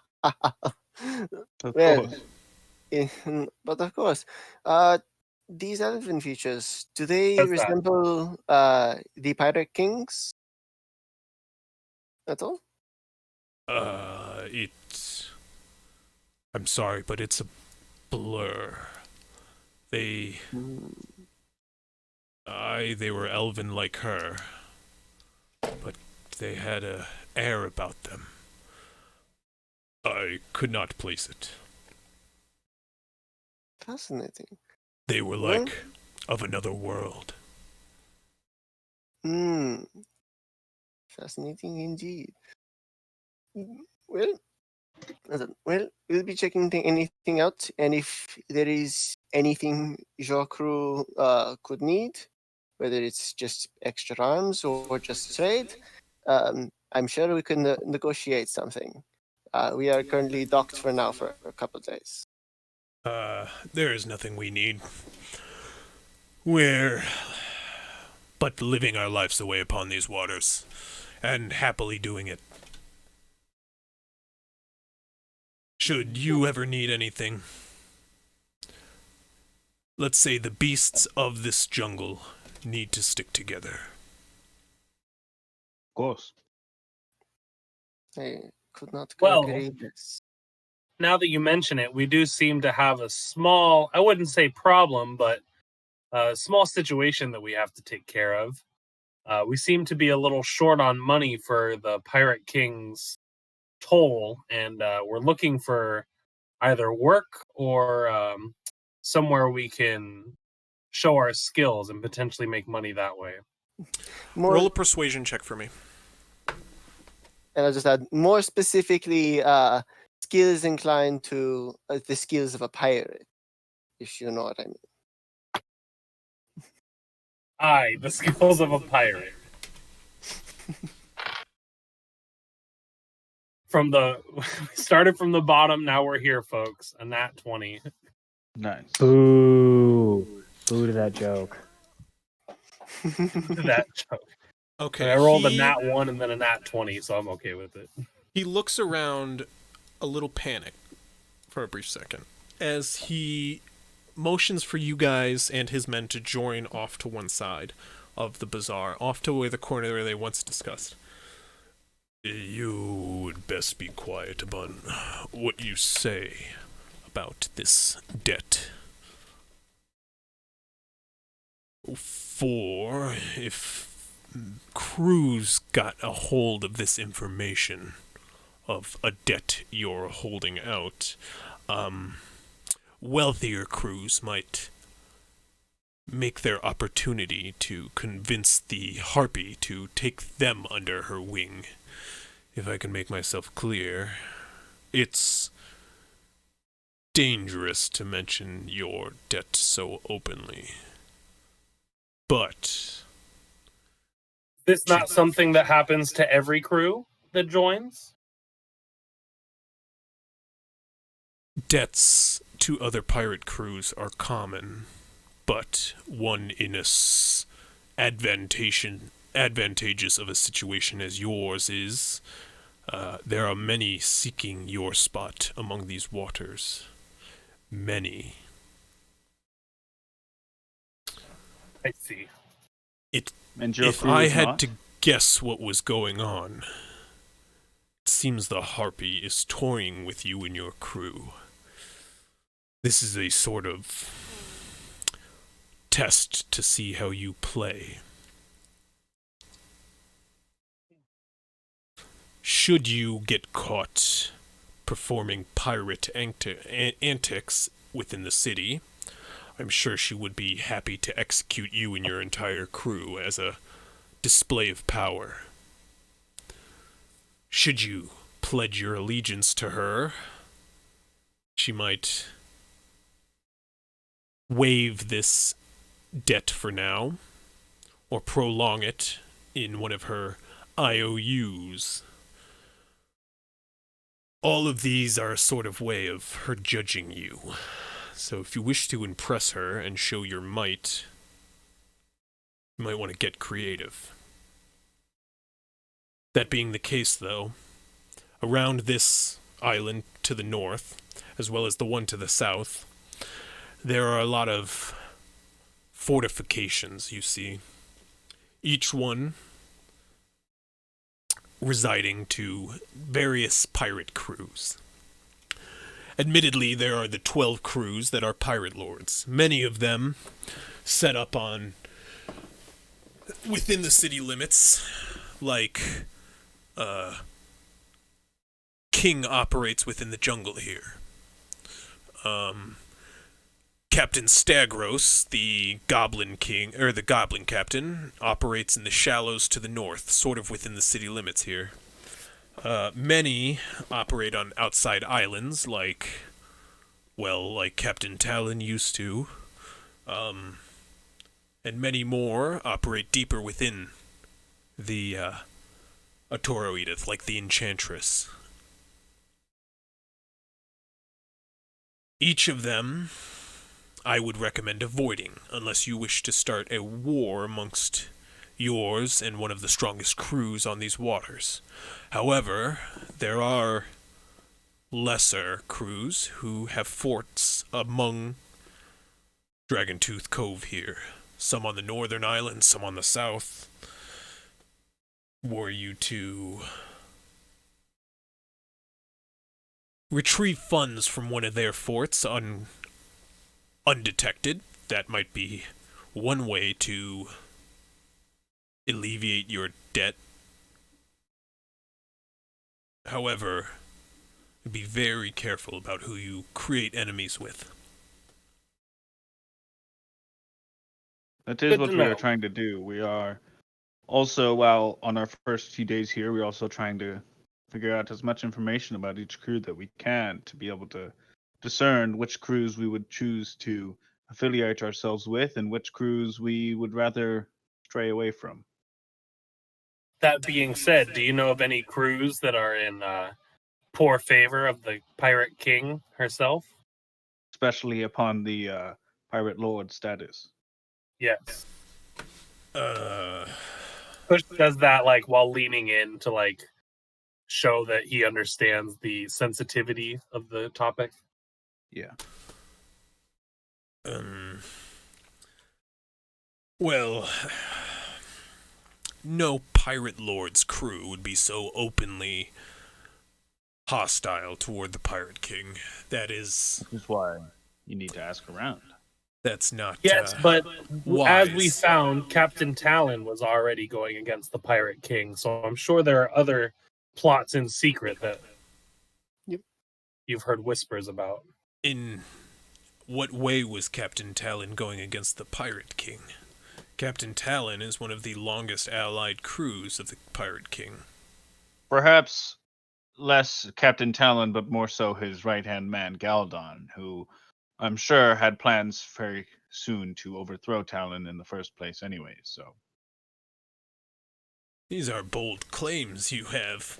I doubt any of the pirate lords could overthrow our Pirate King single-handedly, but which is why we wish to learn more. Not many are allied against the Pirate King, I will say that. However, there are few whose intentions are entirely unknown. Some of which would be most likely the Eyes of the Edith under Captain Adlam. Most of their operations are off the Cove's island itself, causing a lot of mystery between the two crews. Other than that, I'm sure Captain Gladstone finds himself long overdue for an advance in power. Captain Gladstone. Yeah. He's the captain of the Altered. The Altered, yes. The Children of Nock, being a cult, are often mysteries to the Pirate King and many of the crews around this city. Mm-hmm. Mainly because the captain himself rarely says a word otherwise. As for unknown intentions, however, there's also Captain Coaxith, the Triton who recently joined up before you all. Yes. He's been wandering the city limits, yet to set up camp anywhere, from what I've heard.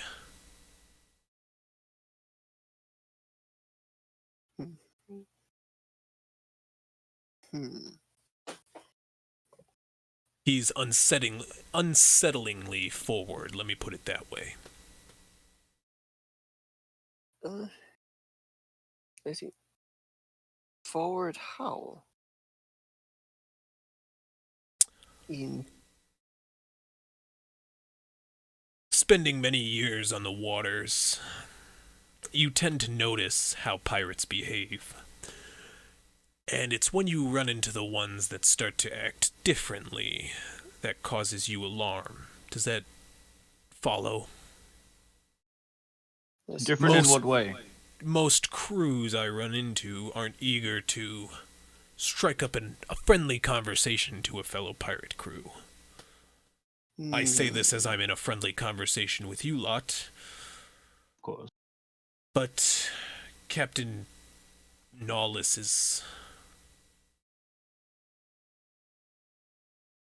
unsettling in the way he gathers his information. I myself have had words with him and have found myself giving information freely. Be it of my own choice, I understand. It's hard to explain. Well, let me ask, would you put us in that same category as you put this this captain and his crew? You all are friendly, I'll give you that. Almost off-puttingly so, but his smile was disarming. In a similar fashion to you, I guess, Tabaxi. But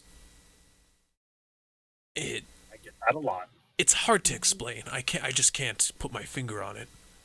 Did you get anything from him? Any sort of swap between information, or perhaps you feel close, you feel closer to him, more amicable to work?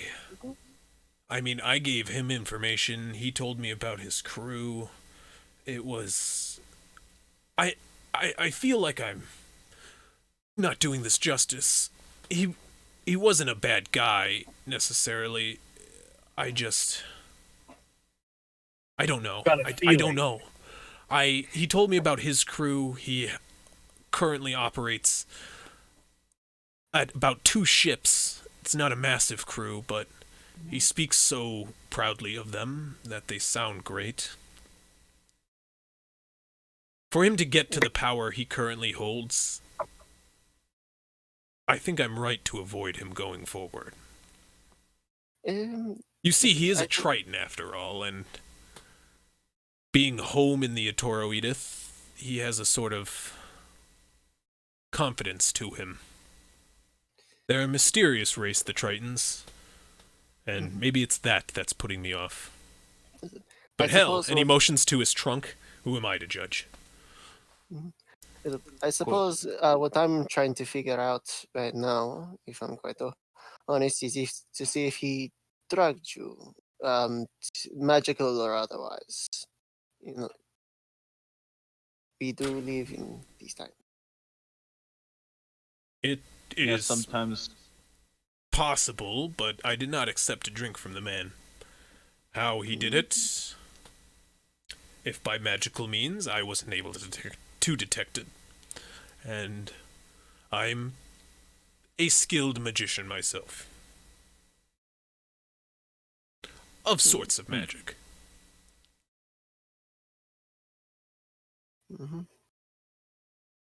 Makes sense. We but exchanged words, nothing more. It just left me with an experience to write home about.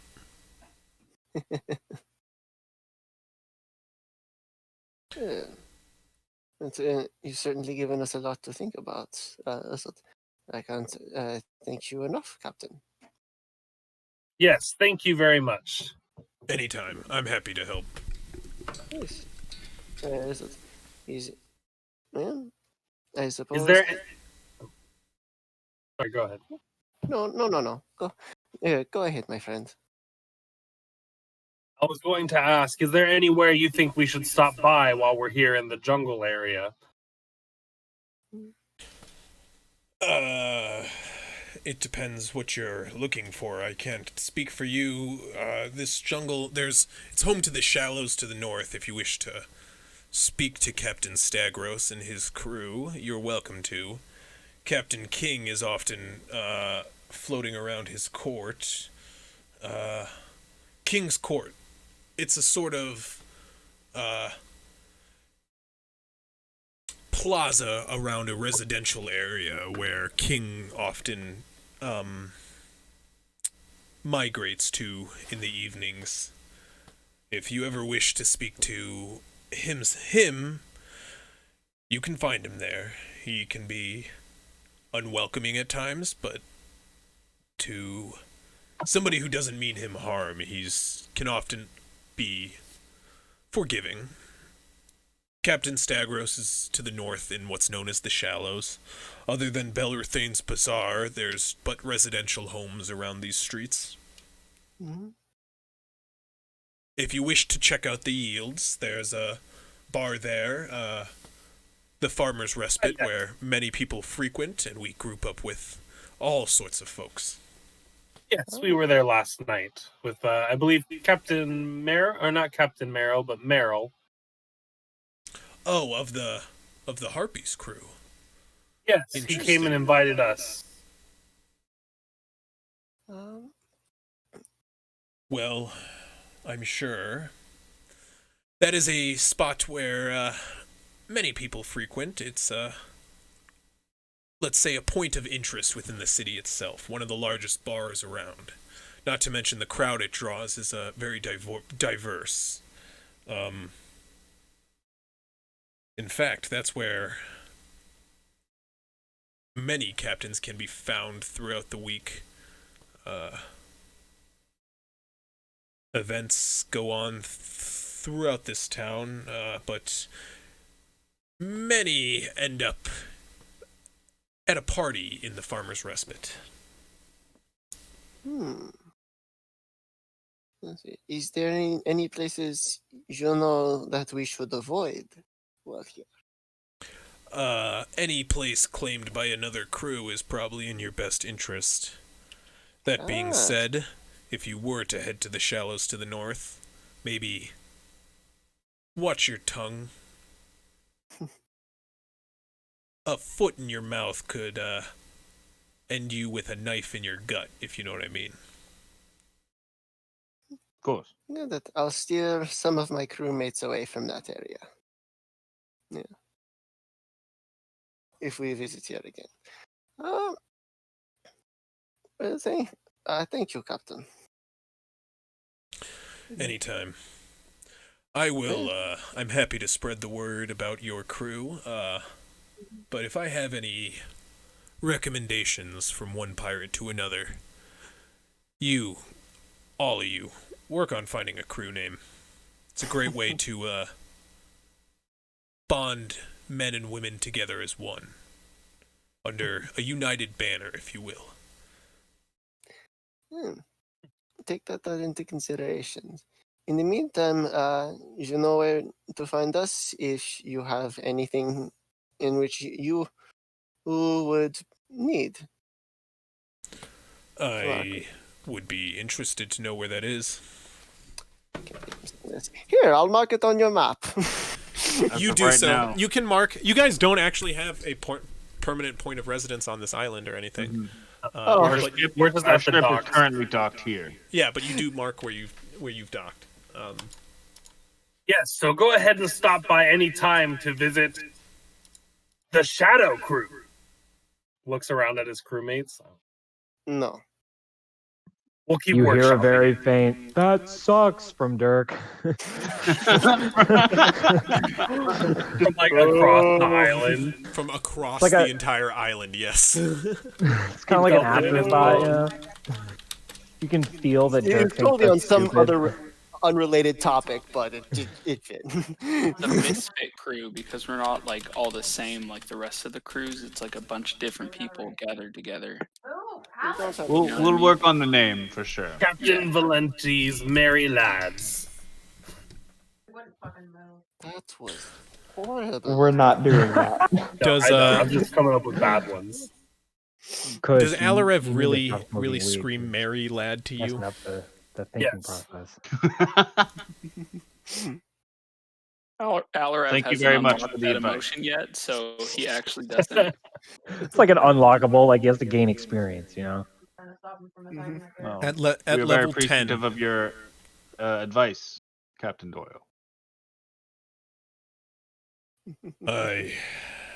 any way I can be of help. So there are some crews throughout here that aren't necessarily looking for blood.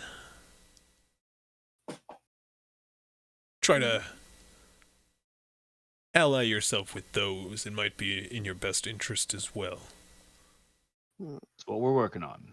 Oh, do you know much about the not this jungle, but the jungle in the woods? Do you know much about the creatures that reside in there? Yeah, mostly predators of varying size. Let's say when we're not able to ship mighty beasts from overseas, we never find a shortage of beasts for the Colosseum here on this island. Hmm. I'm sure some of my crewmates are very glad to hear that. I was thinking for a date to impress the king, perhaps a hunting party is in order. It's possible. I do know it takes a lot to impress the king. So, good luck. Could have to be a rather large. Beast. Yeah, I'm sure we can find. I'm sure we can find something. You know, We'll figure something out. and if we don't, it's just more meat that I would like. It works out for me either way. Okay. All right. So, What are you guys doing now? I would like to wander the bazaar and try to pick up anything about, I guess, any big jobs that, or not big jobs. I guess. Well, I wanted to ask our crew if we want to go and try and steal from one of those other crews. Oh, yes. 'Cause that's definitely That, something that Kush is good at. Yes. And I was thinking about that too. About that enchanting man back there, the new one, or maybe even the cultists. Not sure. Whatever it is, we should discuss it with everyone, though. Yes, definitely. I personally don't see a bad outcome of us trying to prove our loyalty to the king and just taking the IOU a favor. Because that And IOU. maybe executing it rather quickly and Mm. efficiently. Show her I that we are was- capable of whatever she needs us to be. I was thinking that IOU might last a little longer than just a one-off. I'm afraid. As he says, she could prolong it as long as she wants. I'm curious I'm curious to find out if we even need to pay the entire fine. 20,000 gold out of 25,000 gold is still a lot of gold.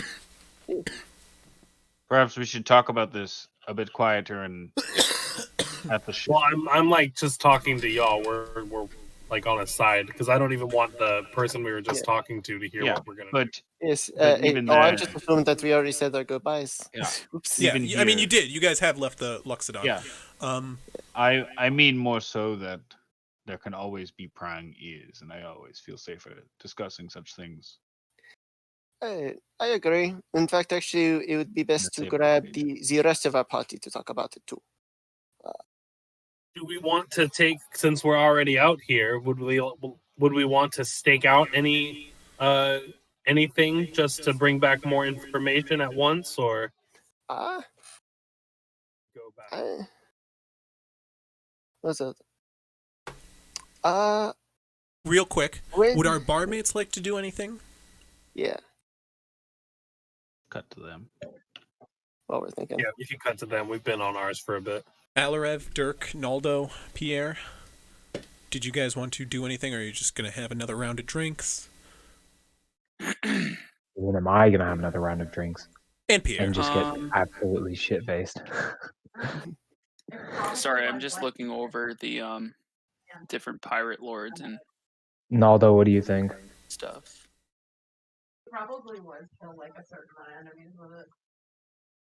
I mean, Dirk's just gonna follow on no matter what. You guys are his babysitter, so it's kind of up to you. Dirk doesn't really have a say. He's just gonna keep drinking until you guys decide to leave. So I guess he's buying another round, or he's buying another drink.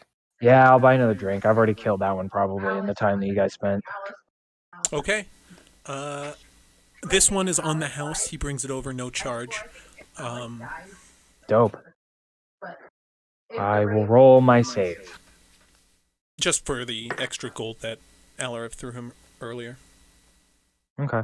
He's feeling gracious. 11. You are getting even drunker now, as that's another fail. And Pierre... Yes. Yes. 1 second, sorry. She pops out of her back as she's jumping out and rips off one of the arms and just. I'm not having a good night. I didn't get to kill somebody. On the contrary, I think you're about to have a great night.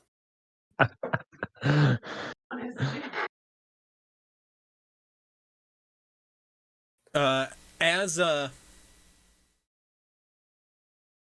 Pierre finishes his third drink, out with you, he was already drinking beforehand. He is starting to get tipsy, but he's holding his alcohol slightly better than you. But yeah, if there's nothing else anybody wants to do from this group, I'll go back to the other. Can I just like perceive in the bar for like important looking people, I guess, people that I might want to talk to? Yeah, go ahead and give me a perception check.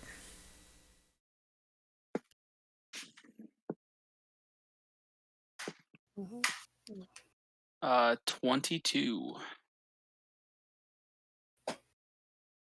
Mm-hmm. Okay. Sat at the back. This being a long, thin building, 2 levels to it, a slight balcony in the front, a couple rooms you know to be on the second floor. Right back by the staircase, there seems to be one long line of booths, while the rest are like these standalone tables. And tucked away in the back on that booth sits a singular man, while most people are in a group. The man sitting alone wears a sort of tall tricorn hat,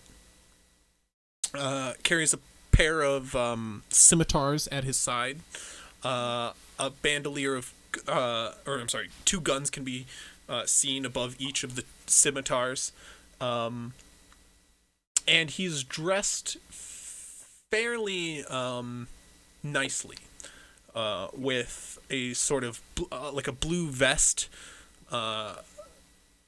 lined with like a gold trim around this poofy white shirt, which is like rolled up around his shoulders. He sits currently with his feet up on a stool in front of him and with a drink in his hand. The fact that he sits alone in the corner jumps out at you primarily. His relatively well-off attire drawing your attention even more.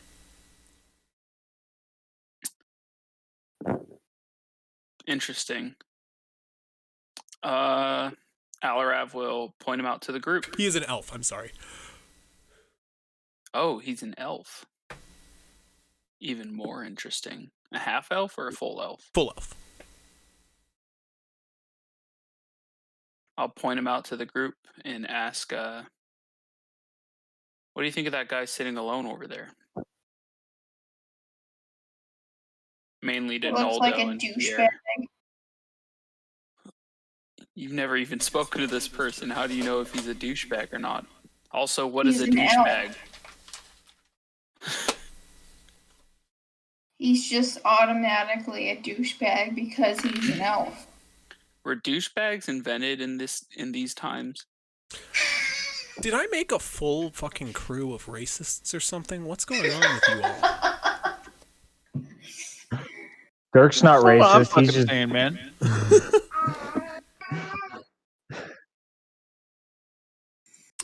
Gargex, you're one of the racists. What are you talking about? I'm just keeping an eye out for White Dragonborn. What do you mean? You're like the... Yeah, what am I talking Naldo was abandoned by her elf Yeah, no, mother, I get it. so, I get it. I'm just like, saying, like, everybody Yeah. seemed to have a little bit of racist tendencies. I'm pretty anyway. sure Alarev and Pierre were both disbanded from their monastery because they weren't full elves as well. Yeah, exactly.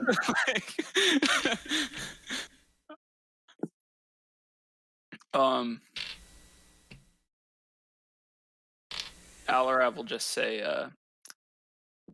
look, I'm not a huge fan of elves myself, but that's no reason to really judge a guy, I guess.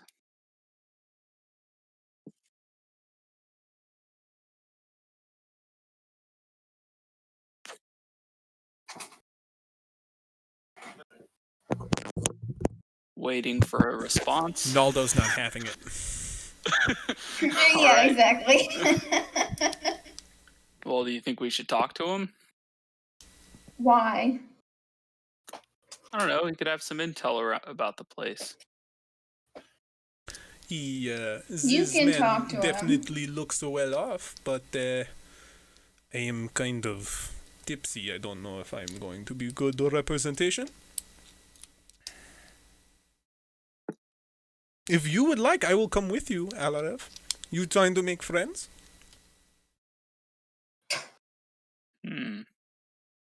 Friend is a tough term. Dirk can come just- too. Dirk, you're not getting anywhere near this guy. What if he's dangerous? Dirk wants to keep Olarev safe. He's puny. You're puny. Dirk keep I you could safe. kill you in 2 seconds. Dirk could snap you in half with his pinky. 1 second, I gotta make a roll.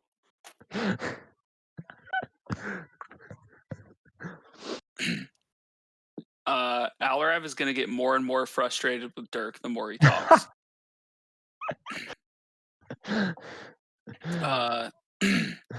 Okay.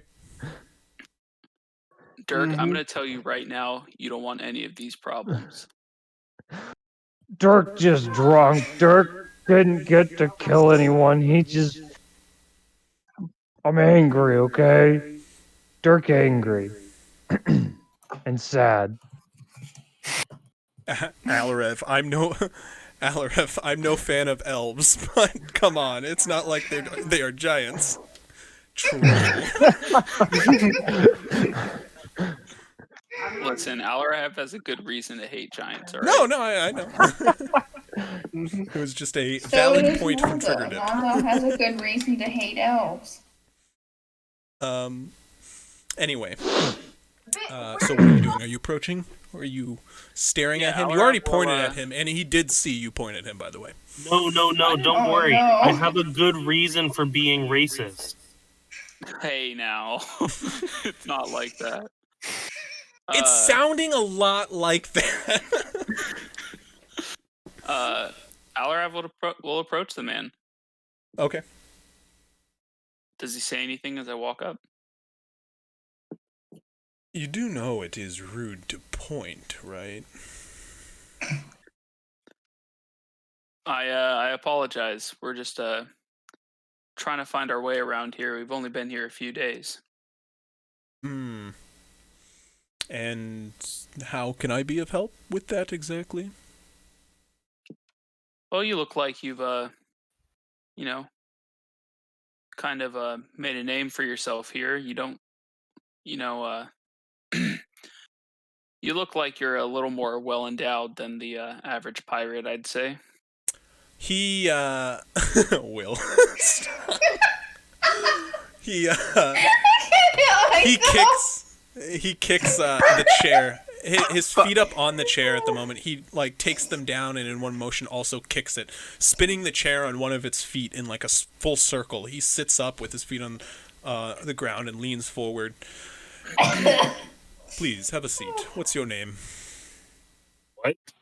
My name's Alarev, and I'll switch to Elvin for the rest of the conversation. He'll also switch to Elvin. I'll be honest with you, mate. We're kind of new around here, and we're just trying to figure out a way to make some money. Quick.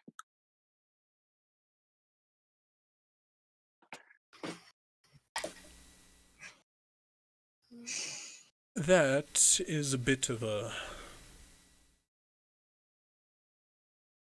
bold statement to fire right out of Alarev, was it? And what's your name? And why Apologize for not asking. Sorry. My name is Variel. Can you spell that? Variel. Variel. Got it. Wait, sorry, what did I just spell? I said IEL, right? Yeah. In relation to Ariel?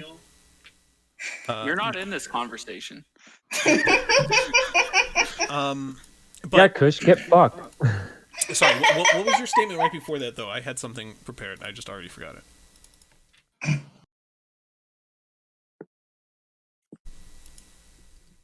What did you say right before? You asked his name? Oh, you're looking... I asked him how we can make money quick. Oh, yeah, he was going to ask, tell me, Alarev, who exactly are you aligned with? I'm currently sailing with Captain Talon, or not Captain Talon, crap. Captain God. Well, I'm only vaguely familiar with your crew, for I've only caught word of them yesterday. But what if I told you I was specifically assigned to follow you lot? Well, that makes things interesting. Why is that? A order from my captain.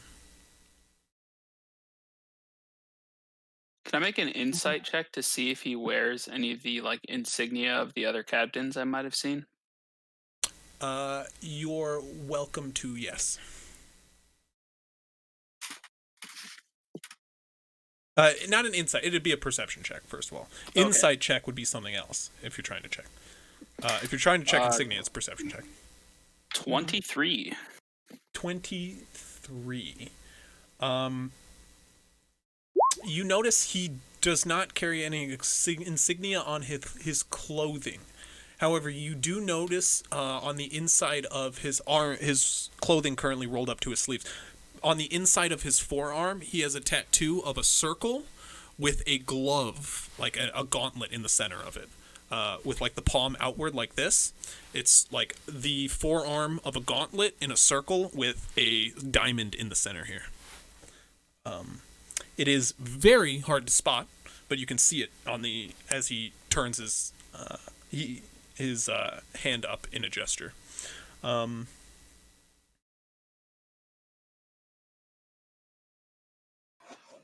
But yeah, that's what he said. I mean, he's still waiting on your response. Before he responds real quick, Crispy, you might want to delete the most recent comment in your chat. It's like a bot ad or something.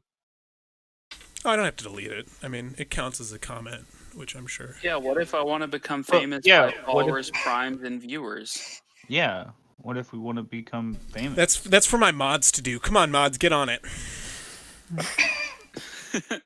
Look, all I'm saying, Kush, is HB Westside 155 is a valued viewer, and I would never do anything to compromise that. Sure. Look, we love you, HB Westside, and I know you're just trying to hustle, but you really are a dedicated viewer to this channel. I know it. Anyway. Desperate for views. He's still waiting for... Yeah.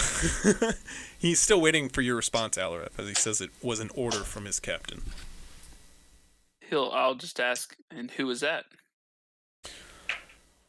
Captain Gnawless, the one and only.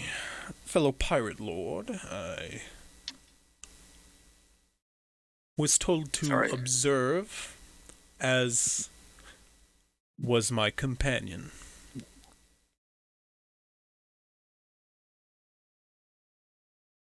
Sorry, I'm reading like notes at the same time. Are you reading my notes? Oh, I'm honored. And why is he so interested about, such a small crew as ours? The new pirate lord, you mean? Why would he be interested in the latest pirate lord to land among these shores? I wonder. What could he possibly have? And he gives you like a really wry smile as he says this. Come on. You have to understand. You've created, well, quite a number of waves when you sailed in here.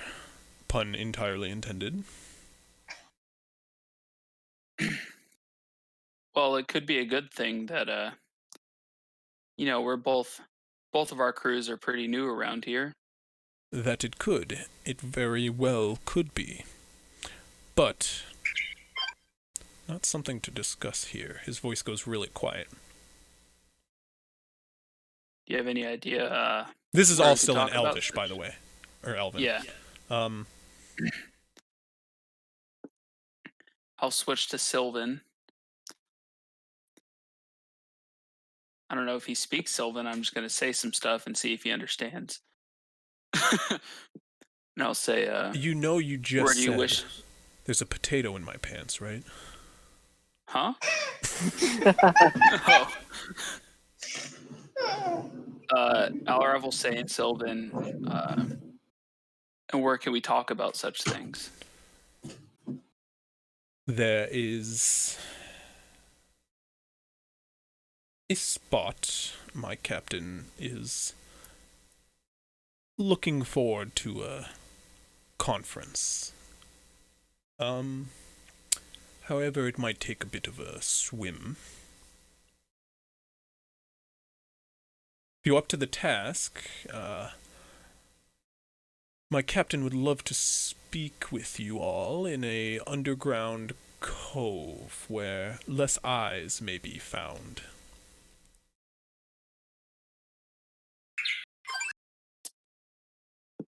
I'll relay the message.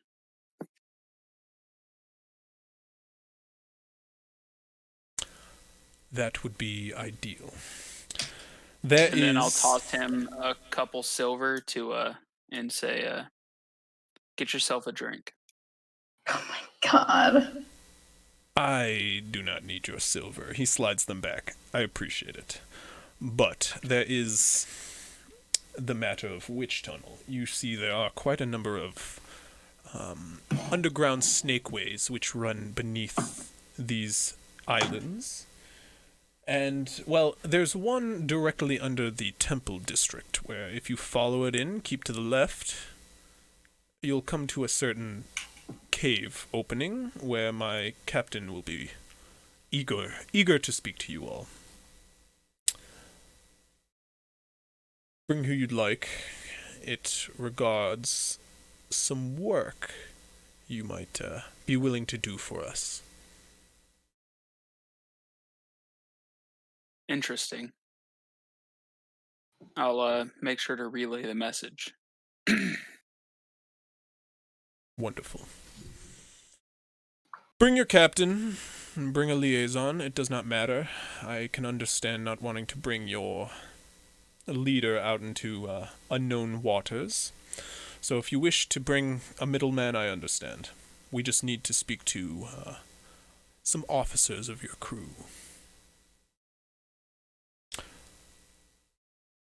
I want to assure you, we will not bring harm to you or your crew so long as you promise to do the same.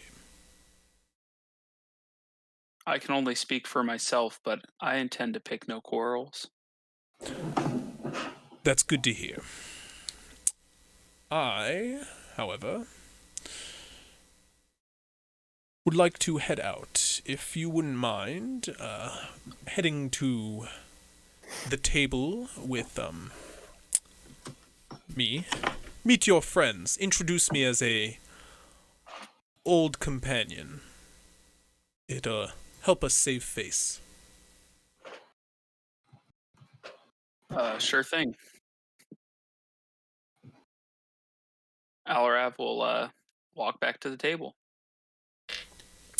You guys watch as Alarav now approaches with this tall elven individual. He approaches, taking off his hat. He gives you a quaint bow and starts speaking to each of you. It is a pleasure to meet each of you.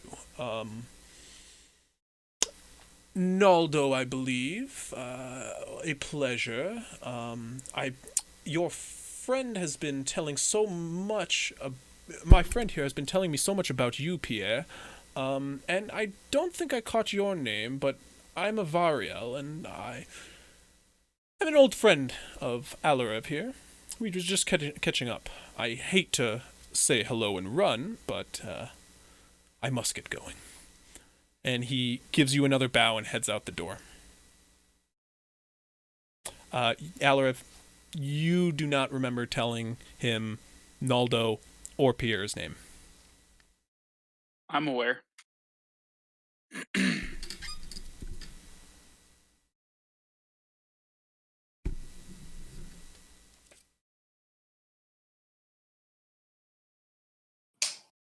I don't know if you saw it, Chris, but I during that whole encounter, I put it on the Roll20 that I was discussing with Pierre getting another drink. I like the fact that we're just ignoring the ones in the garrison. That is how you spell Pierre's name. Also. Oh, lucky me. Yeah, go ahead and roll for another one. Shit. Um. Oh wait, I already did roll. I got a 17. Okay. 7, so that'd be You're 25. still pretty drunk at this point. You took that one down, and you kind of feel a bit of gag reflex, but you hold it down before it even gets to your throat. Awesome. Pierre, however, is taking them in stride. Lucky bastard. Yes. Just checking with you, DM. Avariel. Is Avariel. Avariel. Avariel. Perfect.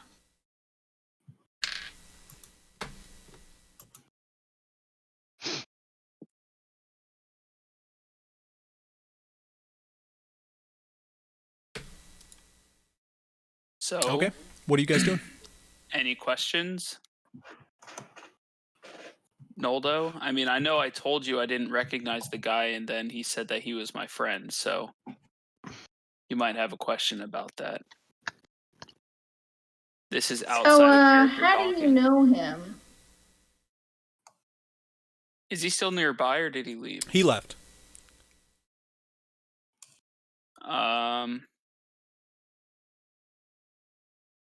I'll just say, or Alarav will just say, don't worry about it for now. We can talk about that later. But he wants us to meet the Trident captain in a underwater cave. Okay.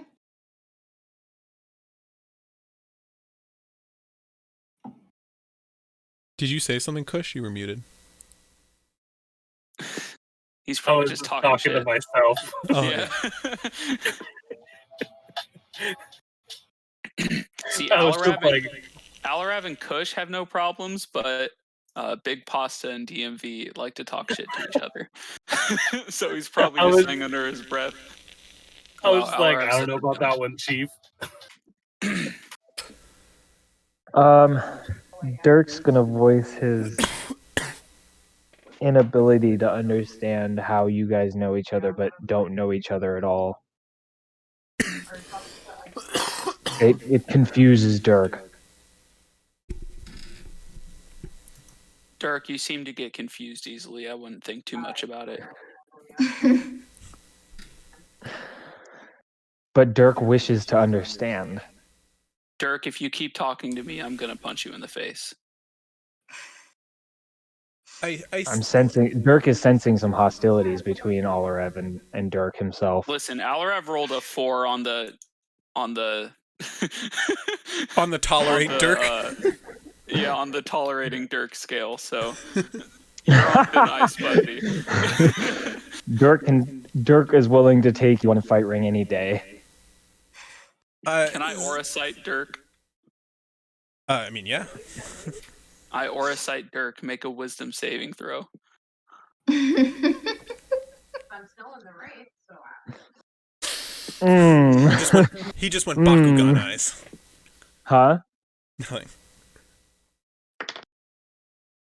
ooh, 4. Tell me your HP. 87. Alarev knows that's more than him. That is more than Alarev. But Alarev is harder to hit now. That is true. Alarev has tricks up his sleeves, unlike the barbarian who does not wear sleeves. But you see his bulging muscles. I do not wear sleeves. They cause drag. Anyway, Pierre speaks up. I think what our friend is trying to say to us is that he wants to head in early. No, yes, head back to the ship, get some shut-eye maybe. We could stop by the jungle on the way. Dirk doesn't like the jungle, Pierre. We're not going there. I'll stick around as long as you guys want, but we could talk about some things maybe more in private. And I'll whisper to Pierre and Sylvan. Excuse me. The way he coughs, it's like he's actually going to speak in Sylvan. Sorry, no. I'll whisper to Pierre and Sylvan. He was ordered to follow us around, so maybe not here. There could be listening ears. Pierre stands up. Well, I don't know about you, but I have gotten a little too tipsy tonight, so I think I'm going to go hit the head and then turn in. Dirk is going to follow Pierre.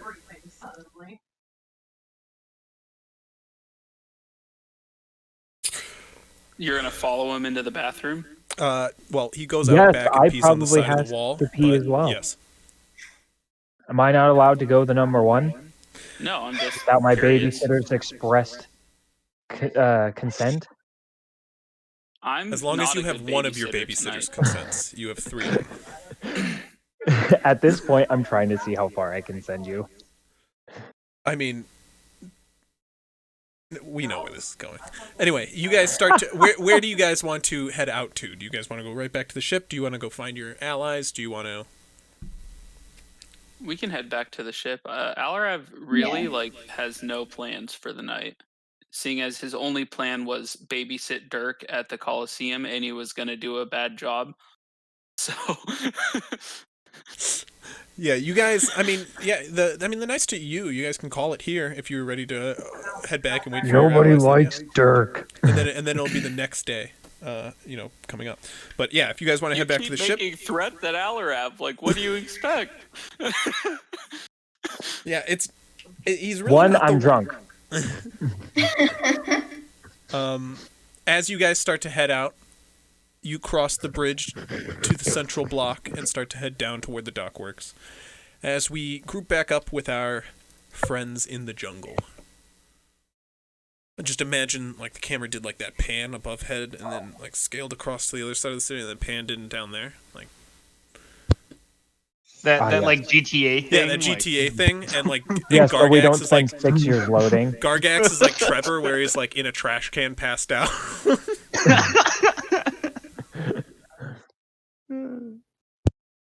But yeah, what are you guys doing? Well, if Pierre's heading back to the ship, I'm gonna head back to the ship with Pierre. No, I'm talking about the jungle people. Yeah, you guys are already heading back never to mind. Forget anything. Jungle crew. Jungle crew, beast folk. What are you guys up to? There's not too much else we need to check out here, yeah. It's mostly residential, apparently. So. Me and McKeat might want to go and find a trapper and see if we can figure out what like the biggest kind of beast in the area is, if we wanted to go that route, so we could at least have that information when we go back. Sure. Well, actually, within Belrathane's bazaar, on one side, you did see a large number of like iron crates stacked up with like various tarps and cloths sprawled over them. And as you approach, you do notice that it's seems to be some sort of tabaxi character with a large like black top hat, sort of barking at the individuals in the crowd. That being said, I also want it to be known that McKeat and I had this conversation about doing this in Tabaxi. So they didn't really know what we were doing. We just kind of talked to each other and then started walking towards this other guy. Okay. I mean, it's up to them if they still want to follow, though. Yeah. I look over at Seymour. I look back and I shrug and I'm gonna say I need to talk to the Loxodon. I have a question for him. I guess they're doing their thing. Fuck all I care, I guess. So. Talking Tabaxi. Keep they just turn to from each other your and go, own meow, crew. meow, meow, meow, meow, meow. And then start meow, meow, meow, meow, meow, meow, meow, meow, meow, meow, meow, meow, meow, meow. Then I'll say in Draconic, well, we can do that too. Yeah, fuck those guys. I say in Draconic back. I turn back and tip my hat to them as we walk in. Guys, beasts are supposed to be friends here in the jungle. You're all so divisive. Yeah, I turn to Kush and I go, you know they were talking shit about us, right? It's okay. They kind of need it. You know what I mean? Yeah, I suppose. And then we go up to the trapper. I'm just going to introduce myself.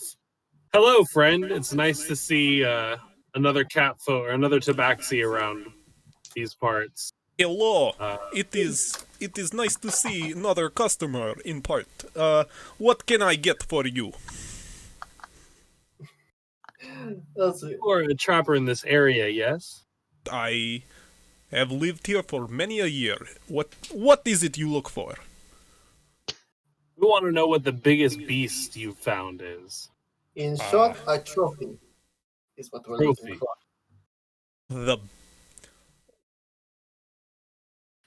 I have the got one that got away. I've got many big beasts. The one that got away. Not many get away. There is however, there is a number of beasts I do not mess with. If you are looking for a companion to not to help you on the road, then I am your guy, you see. For I have a number of pets for purchase, no? Or companions. We'll relay that to our crew. In the meantime, so we're not from around these parts, as you can say, and wondering what kind of big game we can hunt. The fight back or the better. There is, you see, quite a number of big beasts. If you're looking for something on this island, there is the ruler of the jungle, and I'm not talking king. No, there is a sort of how you say giant monkey I am trying to catch that keeps eluding me. It can be quite a pain, mainly because the area where it resides is well, it is surrounded by a lot of big bugs that don't catch much worth on the market here. If you could get to the monkey, and if you could even capture the monkey, there is a maybe possibility we could make deal. Okay. And now you got a contractor. All right. Let's see here. King of the island. What do you think? That would cost these days, Kush? Oh, now that you ask me, that sounds like not only a prime target, but a very dangerous excursion at that. I would say it would probably be at least 500 gold, if not 1,000, just for the one job. And if we were to capture it alive now, that's a whole other story, because that comes with its whole other, transporting a live beast comes with all of the complications of that as well. Especially if you're saying it's so elusive. Listen. If you capture monkey alive, and you bring monkey back to me, I'll pay you 10,000 gold. Ooh, all right. Monkey. So Kush cannot hide. Like 10,000 gold, like Kush is like, but okay. Dead monkey mean nothing to me. I want live monkey. Dead monkey? He means nothing. Oh, I'd say that would have made a good trophy at the very least. To say you've slayed the king of the island? Let me put it this way. I am not looking for king of island slayed. He is king of island for a reason. Maybe someone else would like to buy monkey corpse off you, but no, I'm looking for monkey. Not monkey corpse. Kush looks at McKeet, and then looks back at the guy, and says, "This is an amazing offer, but unfortunately, us two, we cannot speak for our entire crew and our officers. So if it is okay, we'd like to go and talk to our friends and see what they have to say and come back at least by tomorrow morning. How does that sound?" It is open offer. At any time, if you wish to catch monkey, I be here waiting for monkey. So you're saying is you don't care about that, you just want us to come back with monkey. You guys, unless you wish to buy one of my many pets, are nothing to me unless you have monkey. Kush flicks the man 5 gold pieces and says, Let's make sure this offer stays with our crew only. His eyes go wide. How does that sound? You, my friend, drive a hard bargain, but I have good feeling about this. Don't make me regret it. Is it very well then? All right. In the meantime, is there anything? Do you have any traps? In the meantime, as for my companion, I have number of bird trap. You like bird trap? I make bird trap like no other. Keep in mind, we are using these against your prize trophy, so don't give us anything that you're going to complain about if we were to use it. Bear trap not going to work on Big Monkey. Big Monkey is Big Monkey. Am I not making this clear? You can catch a toe, maybe. It will catch toe. Kush was there when somebody got turned into a big monkey, right? Are we talking that size big monkey? Big monkey. I do not. Not big monkey. It is big monkey. Look. Picture of monkey. You have picture of monkey in head? Do you have picture of monkey in head? Take that monkey, make it bigger, And then now that picture of monkey bigger than that, and then that monkey bigger. Yeah, it's big monkey. I say that's a pretty big monkey. Shouldn't be a problem. I want this man to narrate my life, Chris. I say that. That's a Look. pretty big monkey. Look, man is not after wife. Men want big monkey and nothing else. Oh, Well, how much for these bear traps? For a possible client of mine, I will give up bear trap 5 gold piece. I'd say that's actually pretty fair. We'll pick up 2 or 3, yeah? 2, 3 bear trap. Let's see. I throw in. You already get. Let's call it deal with. Oh, and also 200 feet of your strongest rope. Let's not rope. Maybe chains. Oh, chains, yes, there we go. Chains. Okay. Let me give you 3 bear traps and chains. How many chains you want? 50-foot chains? Yeah, 200 feet. 200 feet. So, 200 yeah, feet 50 chain. foot and 4. Oh boy. Let me see. What do I got? The chains, they run about, let's see, 20 feet for about 5 gold. On top of that, 60 gold for all of it. Oh, psh. All right. Reaches into, I'll cover it. Yes. I pay the man. I pay the man, and plus the 5 I gave him for his discretion. He goes into the back, starts pulling, or not into the back, he goes around the crates and pulls out a barrel of chains. For what you just bought from him is 200 pounds of chains. Perhaps we should have grabbed Gargax as after all. Kush is going to go run and Where's grab the Dragonborn Gargax now, and, huh? get her. Where's your fucking Dragonborn now, huh? I'm gonna Good ask fucking luck. for to borrow Verth. Are they within 200 feet of me? They're across the bazaar. You can see him. He's like the only white Okay, dragonborn I'm gonna around. go and borrow Verth to carry these chains. And just so he's not the Verth one, isn't with me. we're going to go get the pack dragon real quick. That's Ooh, fucked. pack dragon. How much you want for pack dragon? Is unfortunately not Kush much turns. Kush turns and says, "No one can own Verth." In his best Verth impression. Verth is immortal.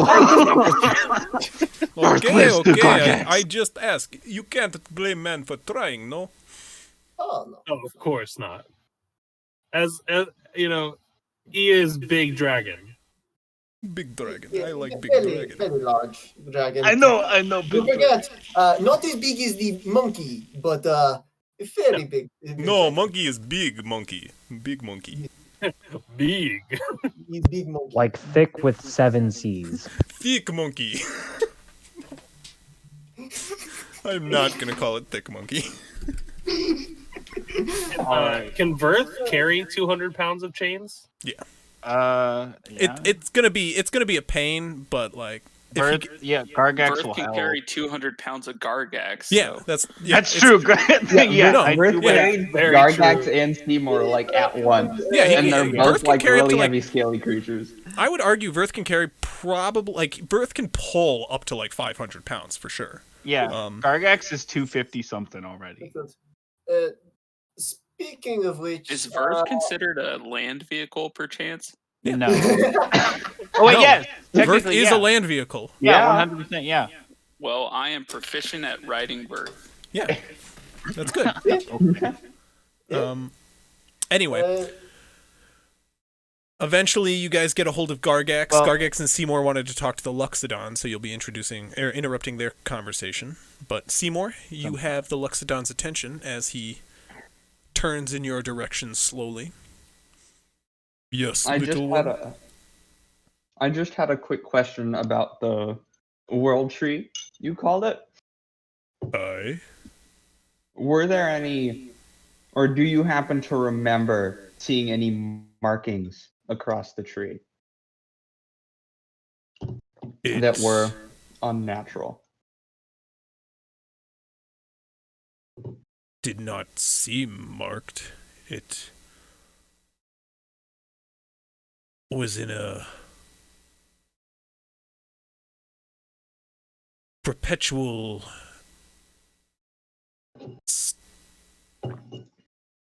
it was in a perpetual state of summer, it seemed, as the seasons loomed on and the winter was approaching. We found ourselves lying on a beach in the summer sun underneath the glistening green leaves. The tree could not have been in a more perfect state. I'd put my life on the line before I'd let something hurt it. It is... Again, he shakes his head to clear it. I'm sorry. Yeah. It... Well? Why do you ask, my lizard friend? You see, I am a druid with, and as such have some connection to nature, and I had a vision a while back about a large tree that had these lash marks across its bark. And so when you brought up such a large tree that, I could not help but remember that and wanted to see if that had some connection to the vision I had. If such a vision were true, when did you have it?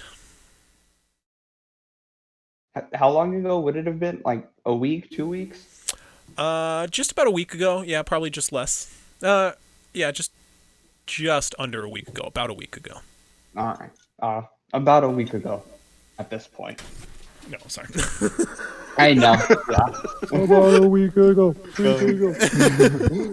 Anyway, the Loxodon's eyes go wide at the mention of this. You do feel a connection to it. So that tree was the world tree then?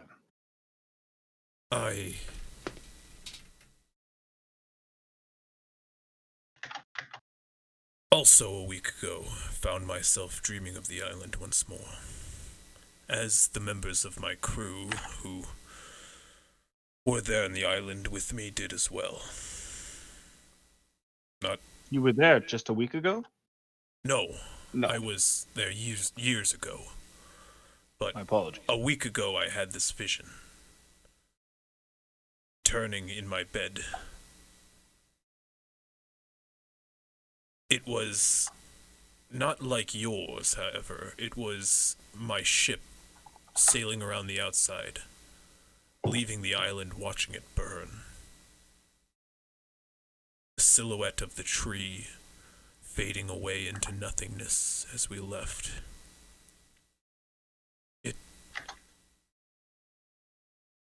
It has caused me quite a bit of turmoil in the last week. Sounds terrible. And I fear this could be an omen of what's to come for that island. I've but readied my search. You, what is your name? Seymour. Seymour. And I don't know why you and your crew are upon this water, but should you find any word of this tree of life, please let me know. I'm willing to help at whatever cost to protect that island. I owe it the life of me and my closest friends, and I do not wish to see its beauty lost in this world. You have been there, yes? Could you help us find it ourselves? It is... We are new to these waters. This is the problem I hold, however. I've been seeking this island since, and I have found it quite difficult to come across it. I Go grab my map. He motions to one of the nearby crew members, and he scurries off into a local abode. Coming out, he clutches a piece of paper in hand with the Atoro Edith drawn upon it. 1 second.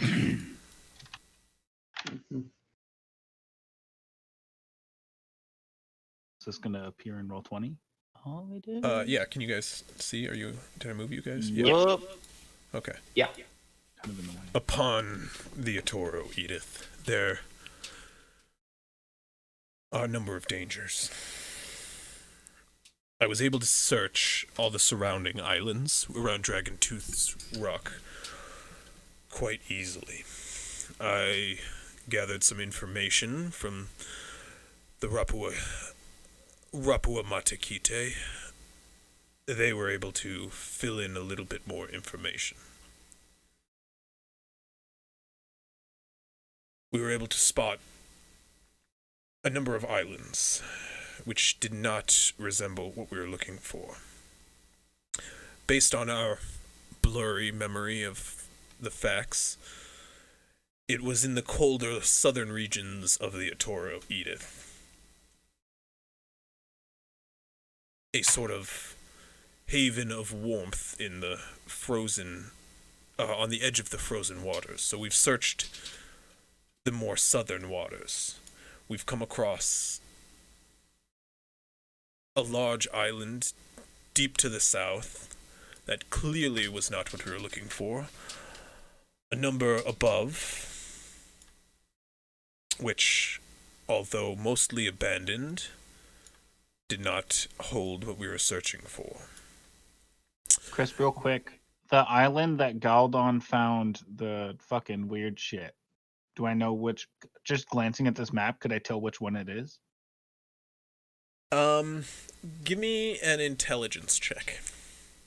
Sure. To recall, because you don't have the papers on you. Yeah. Well, I actually do. They're in my backpack. No. I'm confident Triggerdip said he has that part of the research in his bag. I thought I was the one who said that I wanted the stuff that was based off of that specific creature. I wanted to keep it apart from the rest of it. Okay. I don't remember that, but I rolled an Go for 18 it. anyways. Which chat is he not? I rolled an 18 anyways. I mean, yeah, but I'm not going to wait here and wait for him to respond. I mean, he just mentioned that he says Cole would have kept all the notes. Yeah, cool. Nonetheless, with an 18, I would say you do recall the cluster of 3 islands in receding order that he used to experiment on. The notes regarding the smallest of which. Okay. Oh, those 3. Yeah. Over here. However, the captain shows you his drawings of islands that they were able to search and did not find up any signs of the Tree of Life. However, just because we have not found it yet means we will not give up hope. Unfortunately, our crew is not the most powerful, and we could only get out so far before having to turn back to port. If you guys can find a way out further, you might be able to find what we could not. This is the We'll be sure case. to, if we do find something, we'll be sure to let you know, of course. Please. Of course. And you would do likewise for us if you learn any new information? We will not be heading out from these waters for a couple of weeks. We've got repairs to do on our ship from our last venture, but if we do, we will contact you. I do have means of getting in contact with any of you. Or, so, should my voice ever ring through your mind, do not be alarmed. I am a friend. Good to know we have one. At the very least. Thank you very much for your time. Please. My pleasure. It's good to find somebody else with a common goal. I was beginning to find myself doubting my own memories. Good day. He turns back to his crew and starts heading into the building.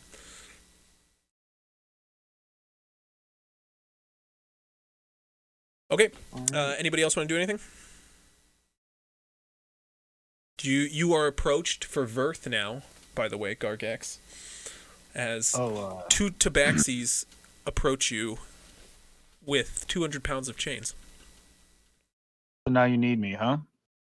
The heavy Left lifting the is here, chains and back, I'm so I calling walk back up to and I Gargax. say, no, I walk up and I say, so McKeat and I wanted to go and check out the Trapper and see if there were any interesting things that we could talk about. And this is so interesting that I think we should talk about it on the ship. That being said, I need Verth to carry this huge barrel. It's heavy as shit. Verth isn't here right now, as you can see. He's at the ship. Can't you I call him over? Tend to keep him out of crowds. He's a bit far at the moment. Crisp, how far would you say that I am from Verth? Do you think I can reach him with my mind? What's the difference? What's the distance? I'm rechecking that right now. Because it's not off the top of my head, believe it or not. Well, I think it's a it was couple my understanding that you could reach him anywhere. I remember you doing it as like a signal from the tower at some point. Yeah, but that was from the top of from like the middle of the tower to the other side of the place. 1 mile. Is he within 1 mile of me? Yeah. Yeah? Yeah, for simplicity's sake. Why the fuck? Okay. And walk half a mile here, and then call him, and walk half a mile back.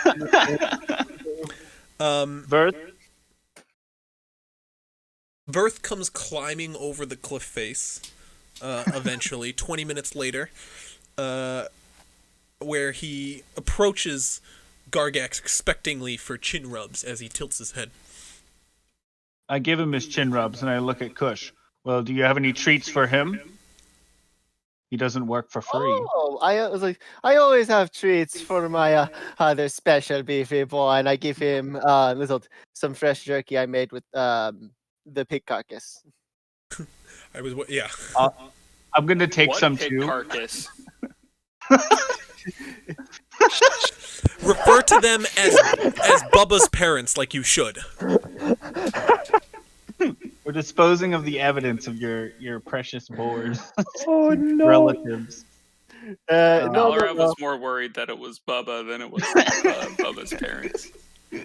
No, Bubba, no. Bubba's parents were delicious. All right, Okay, as you guys pack up the chains and head back to the ship, Gargax is gonna eat some of the jerky too. 20 minutes pass as you guys walk through the city. Eyes turn to look at your white drake jingling his way throughout the central block before you guys get to the docks and then your ship, where waiting for you, Alarev, Dirk, Tassare, and Pierre are already waiting. Apparently we have news. I say as we approach. So we're on the ship now? Sorry. Yeah, you all just arrived on the ship where I call everybody into the I guess not the captain's quarters because I can't go in there, but does anywhere where on the ship where would we meet? Navigator's quarters, where you guys left the captain and Alonzo earlier. Yeah. So I call them and I ask one of the crewmates to bring the captain in as well. As you guys enter the navigator's quarters, barking orders to the crewmate behind you, go grab the captain, you say, as you push open the door and find the captain passed out in his chair, neck like craned back, snoring loudly, open mouth, as Alonzo is like drunkenly passed out on his bed, bottle still in his hand. The captain sits up all cross-eyed as you guys. Hello. I was gonna say I see the captain sleeping, and I like hit the hilt of my sword to something metal to clang him awake. I'm sorry. Were you guys gonna go out for the evening? Yes, we already did, and we came back, Captain, with some very important news. He like blinks, I'm sorry looks over we his had to shoulder wait at for Alonzo. Right, right. It's coming back. What is it then? I look around and say, "Is this everyone?"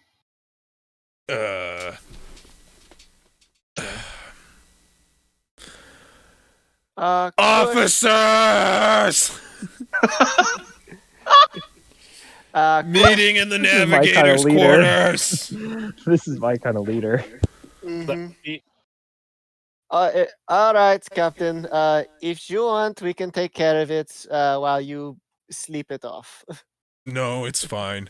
He stands up and sits on the bed next to Alonzo as he like kicks him awake. Sorry, guys, I'm late. I was clanging away. What?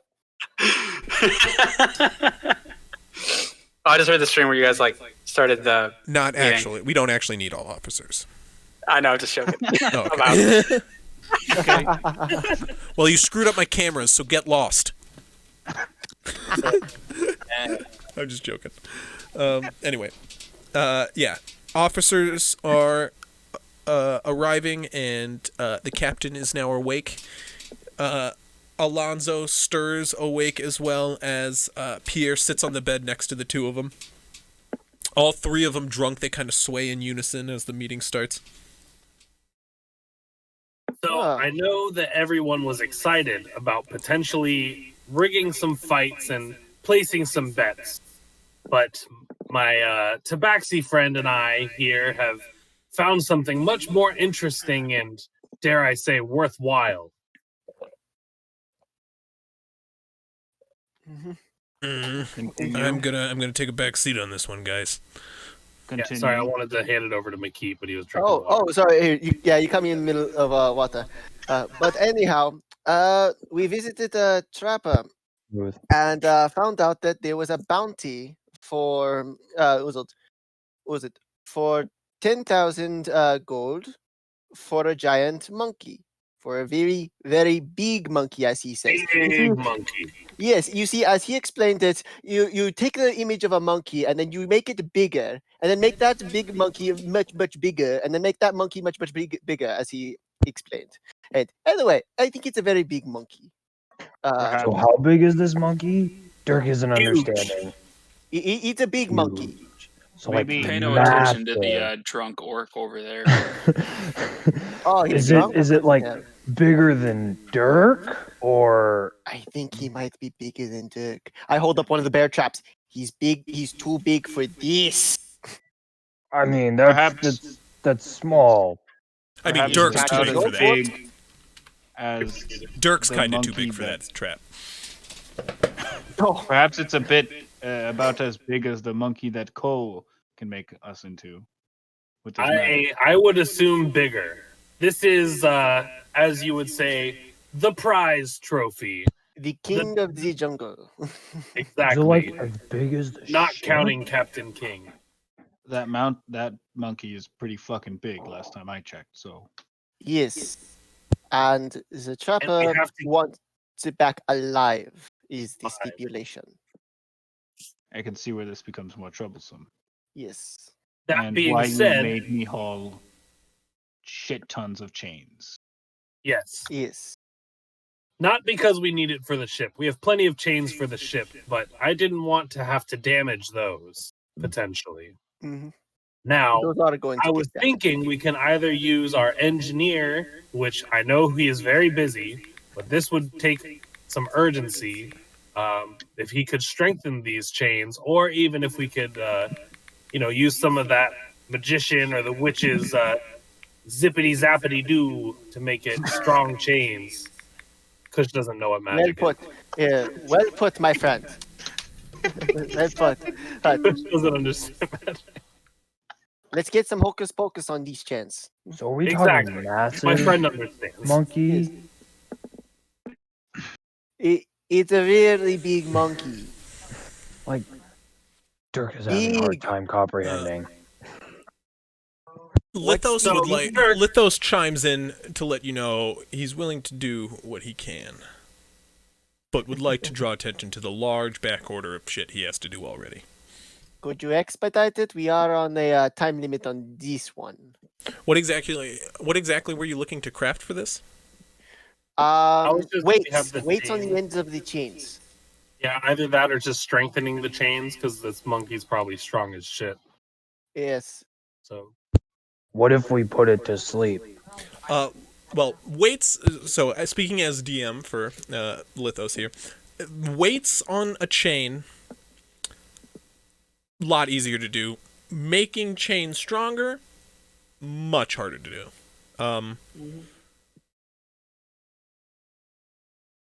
So they're kind of like two different things. I mean, one and then the other. However much time. However much you can do in a short amount of time. There also is the issue of transporting the beast. Now, I had the idea of potentially getting the beast to chase us towards the town, and once we get closer, not too close, mind you, but closer, then we could, capture the beast or. I was thinking of luring it into an ambush point, perhaps not the town. We are we do have a reputation we have to uphold. Cole does chime in to say, there are a number of magical means I do have in my wheelhouse where I could change its form, making it easier to capture. Oh, I can do that too. Also, not to say you spent money on chains for no reason, but we could easily just put it to sleep or poison it to weaken it. I can put it to sleep, yes, but that requires us to exhaust it, preferably by beating it with a hammer. And also, our client here wants it alive. Yes, you said earlier. Yes, so poisoning is not an option. He did not mention unharmed. Yeah. Oh, go ahead. Alonzo speaks up. There are poisons that put people to sleep. It's a good point, is all I'm saying. I just don't want you all to underestimate. This man really was stressing on the word big. Oh, and another thing anything too. that conventionally might take down a big animal, we might need maybe 5 times more than that. I'm not sure. And another thing too, there are a lot of giant insects around this beast habitat. When Alarev hears you say giant, he like perks up, but then you follow it with insects, so he loses interest. just giant insects is what I'm saying. The closest thing to a smile almost crept upon his face. It went from a frown to like straight back to a frown. Like a slightly deeper frown. And we'll never know about it. He doesn't have he doesn't frown. Yeah, that's what I was gonna say. He doesn't. You can't tell. That's exactly what I was thinking. I'm like, he doesn't frown. It's just stoic. It's just this. We couldn't tell anyways because we can't see his fucking mouth. So. Well, if we end up not using the chains, I can definitely donate them to Lithos to use either around the ship or for whatever projects he may need. I'm sure a lot of metal will be useful. It's true. No, I think this is As for the chains, I can simply fuse some cannonballs to the ends of them to create weights. As for creating them, making them stronger, heat treatments take a long time. It wouldn't be something feasible for a short-term task. However, the cannonballs we could do quite simply. Makeshift bolas of some sorts. And we have the munitions to spare to put these cannonballs on the end? If not, we we're know where we can buy more. 10,000 gold is enough to make up for the price that we're paying to get more cannonballs. I didn't hear mention of 10,000 gold. Oh, did you not? I thought I made that pretty clear. I'll say it again. 10,000. And I shook my head vigorously. 10,000 gold. That is quite tempting. That would cover the debt and some, and we do need and some to get a larger crew underneath our wing. This brings up a matter which I do wish to discuss, but if there's anything else we want to cover first. Alra will speak up and you'll say, off the topic of monkeys, one of the newer pirate lords, the Triton, I forget his name at the moment, but Gargex. he's Nolus Coaxith. Yeah, he's sent a couple of his men to follow us around and I guess eye us out. I met one of them today while we were exploring the city. And that being said, maybe we should send somebody to make sure we have no ears around the ship. Yeah, when he says that, I'll take a peek out the door. On deck and off ship, the docks. Make a perception check. No, I'm really the wrong person to do this, but I said it. Well, I mean, yeah, Kush would have been doing something too. Well, Kush should have been saying something. Go ahead and make a perception check too. Did that not? Okay. I got 5. I don't got good perception.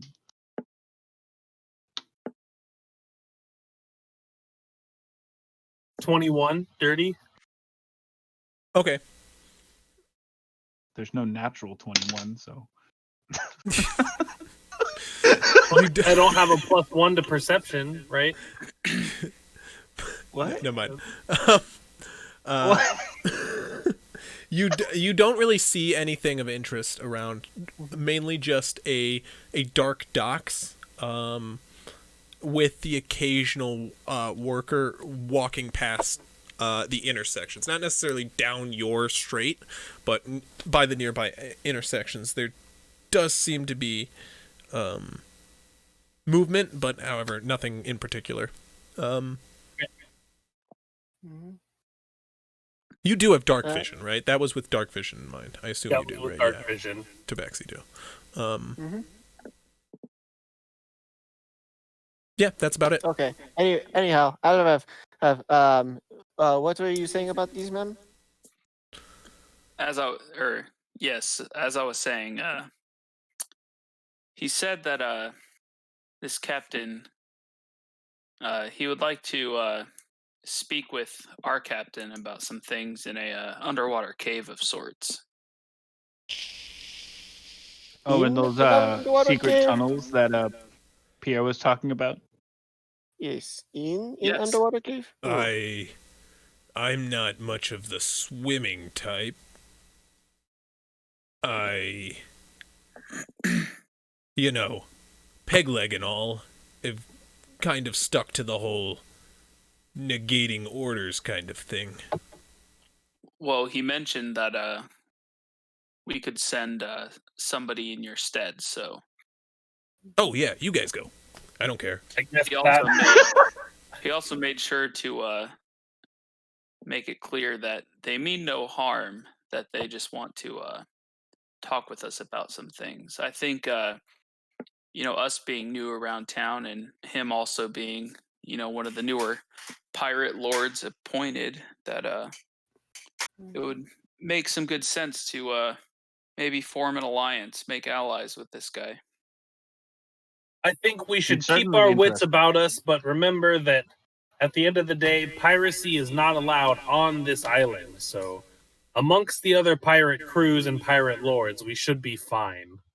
Let's make sure we do keep an eye out for eavesdroppers, of course, and tails. Well, that's the thing. This wouldn't be amongst the other pirate crews and pirate lords. This would be underground or underwater, exactly. Push starts to look much more suspicious. An isolated meeting underground with our high-ranking officers. What, are you not confident in your abilities? Is not I'm that. Is confident that in my abilities, but I'm not confident in a, say, 50v2 if we send 2 people in and their whole crew jumps out.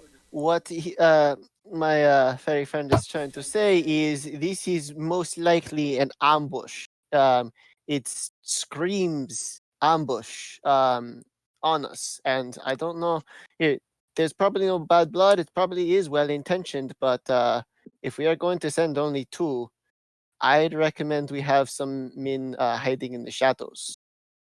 I have gathered intel a little bit about these primordial boys, and from what I hear around the town, that's what they're called. I know. I love it. I just think of the show. Boys, the primordial boys. Sorry, they are rather friendly, according to others. Suspiciously so.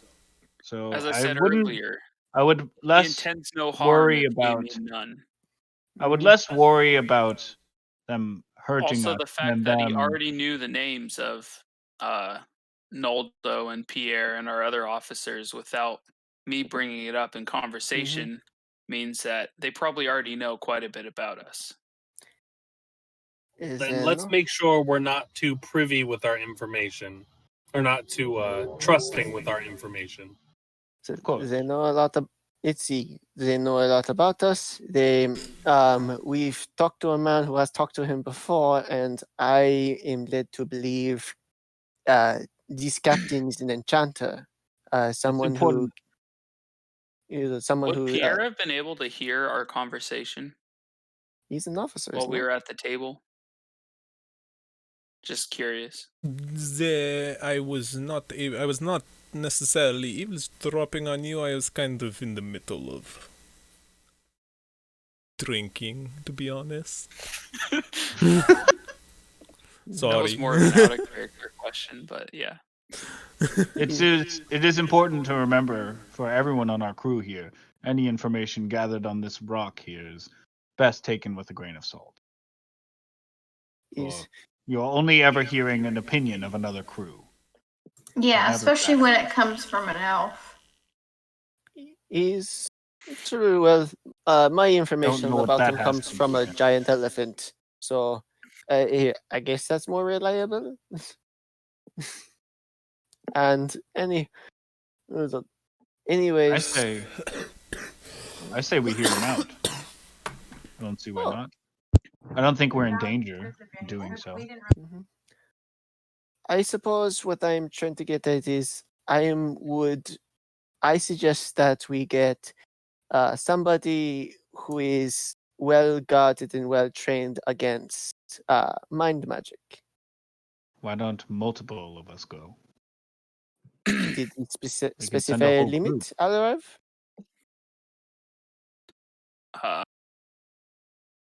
Well, I'm sure he would understand us coming in numbers. We're not going to march into his quarters. He understood. Just one of us. Alarav. Dirk wants to see how big this monkey really is. I bet I could kill it. Dirk, I Do don't care not about your kill the opinion. monkey. We're not talking about this monkey anymore. Dirk's drunk. He's like 30 minutes behind everybody else. Dirk's just sitting there. And he's like, so it's like really big now. He's like the fucking guy who's drunk in the corner, like still like 20 conversations behind. That's like, you're talking about weed now? We're all talking about the primordial boys, and Dirk goes, "Are you sure the monkey's bigger than me?" Like big. At this point, it's a challenge. Dirk feels challenged by this thing. Do not kill this monkey. Do I make myself clear? That monkey, like many other things, are But worth Dirk more than bets your he life. could. Okay, that was Dirk, if you kill that monkey, as for this primordial boy, I am willing to accompany if you want someone with a sharp mind. I'm sure Noldo and Alarev can assist in keeping everyone safe. I wouldn't mind him joining as well. I don't Getting want to talk Gargax to a there. Captain I'm not Lord. going if Gargax is going.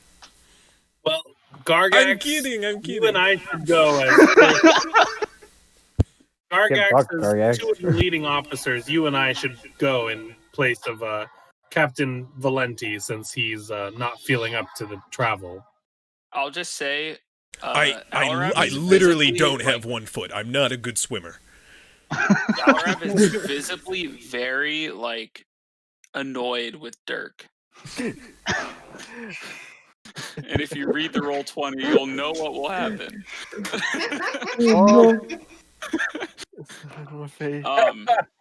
And he'll say to the rest of the crew that's gathered at this little meeting, listen, I understand that 10,000 gold is nothing to throw away, but I feel like more importantly, we should check out what this guy's on about. I agree. I'm saying we do both. Yes. Tomorrow we go and check out your primordial boys meeting, and then after that we start working on the monkey. Yes. Sounds we are like a still in plan the to me. planning phase. Another important thing I thought I should bring up, though, Captain, is that our crew still doesn't have a name. We only go underneath the crew of Captain Gill. Yeah. We don't have a name for our ship. Well, we have a name for our ship. The but Monkey Killers.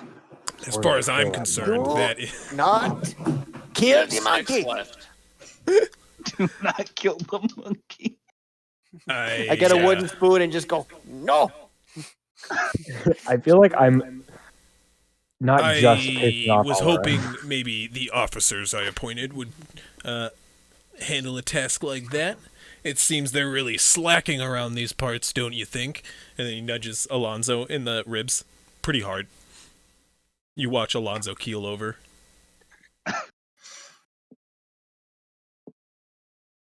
Hey, I'm just saying, you guys work out what you want to call yourselves. I worked out my captain name. That's as far as I'm concerned, everything I needed to cover. I even handled the ship name, so I'm one above you all. I'm getting pretty tired, however, so I'm gonna go to bed. You guys sort this out, please. It's been a long one. And he starts to walk out the door. Got it. I think for an underwater cavern, I think Seymour would also be a good addition to our crew. I agree. I think he's probably one of the best swimmers on our crew.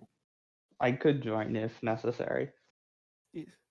I propose that. Don't forget that Cole does that weird thing every morning where he mumbles under his breath and then I don't know, he does something, but it's magical in nature. It could. Yeah. I don't know what he's been doing, but I can breathe water ever since. We'll be sure to make sure that we get the go on that. It's true. God has mentioned it many times. And thankfully, we've never had to need that ability. Yeah. Sorry, I was the wrong person there. So you all are gonna go speak to the captain then tomorrow.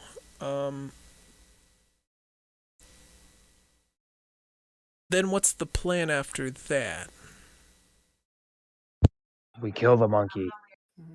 Or at least start planning on I swear to God, we don't need a repeat of Cell.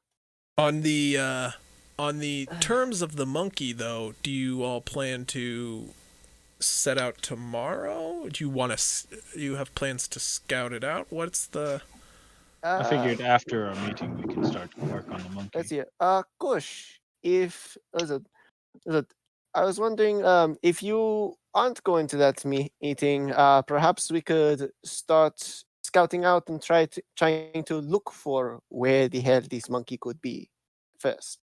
As much as I'd love to take care of the monkey, as first mate, I feel like I should definitely be there to meet with this pirate captain in lieu of Captain Valenti being Mikit, I have Dirk can go with. I have seen your skills in I've In seen what? your skills in a fight, and while you're not a fighter necessarily, but you'd be helpful down there as well if we wish to avoid a fight. No.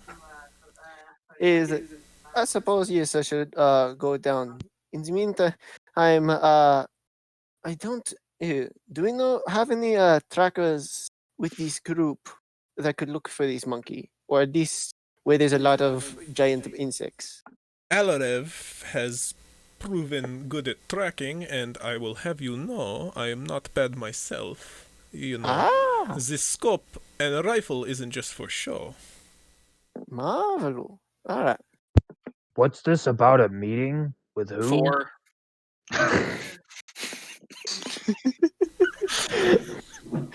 Dirk, you can come if you keep your mouth shut the entire time.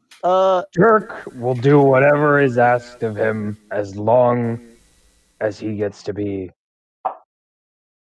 And then he just kind of goes quiet. 3. I really thought you were gonna say as long as he gets to kill the monkey. I thought about it. No. I thought you were gonna say that.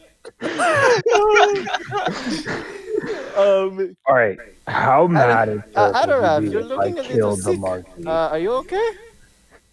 Alarav doesn't look like anything. What are you talking about? Is it? No, you're not. I will sweating at say, all? Alarev, you.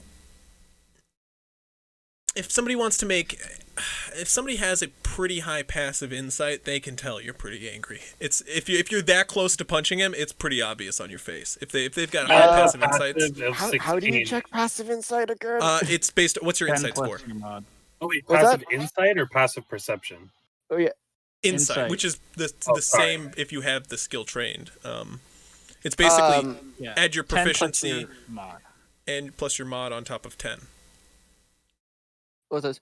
So hold on. I'm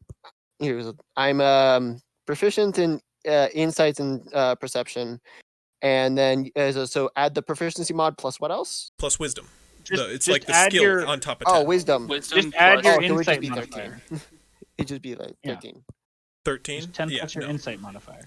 Only Just like only that. Cole knows where this is escalating. Cole and Pierre only know where this is escalating to. And Pierre's kind of looking forward to What it. number am I at, Alarev? You're at 3. I guess. Okay, Dirk wouldn't know this, but I guess you can know as a player. You're at 3. No, yeah. He doesn't I doesn't wasn't seem to trying be to, like- stopping him. Yeah. Dirk's Anyway. too drunk to give a shit. As you guys Are you drunk? are sitting on the bed, like Pierre and Alonzo are still sitting on the bed, and Pierre just reaches over and takes the bottle that Alonzo had and like opens it and starts on that. He's getting ready for the eventual. Well, you guys then- continuing? Do you have anything else to add? Sounds like we have our group for Does- tomorrow Does then. Dirk get to kill someone in this meeting? No. 2. If we need you to fight, you will know because we will start fighting. Dirk. That is Can I the only name- reason you're there. Dirk. Pierre starts pointing at you with the bottle. You will sit back in the back with me, and when I say you'll hear big But bang, I like you know being when you in the attack. front. Dirk is a frontline soldier. In the conversation, you sit at back. In the fight, you go to he- front. So if Pierre's like motioning with the bottle, Dirk just rips the bottle from his hand and takes another swig. He was literally about to hand it to you, so that's fine. And then when he's done, he goes, Dirk is sad that he doesn't get to kill anyone tonight. Oh, it's Derek all over again. And then I'm gonna roll for it. 22 to hit. You hit. You actually barely hit me. Kind of. What's your AC? Holy shit. 19. Well, okay, so that's kind of like a close. A little beyond barely, but yeah. So, how much damage are you gonna do to me? Max damage. Don't 10 mind HP. me over here. All right, Switching well- over the map. Well, okay, max damage is 10 HP. All right, well, I'm gonna try and grapple you. Okay. Well, he's still okay. I will say that is a surprise attack.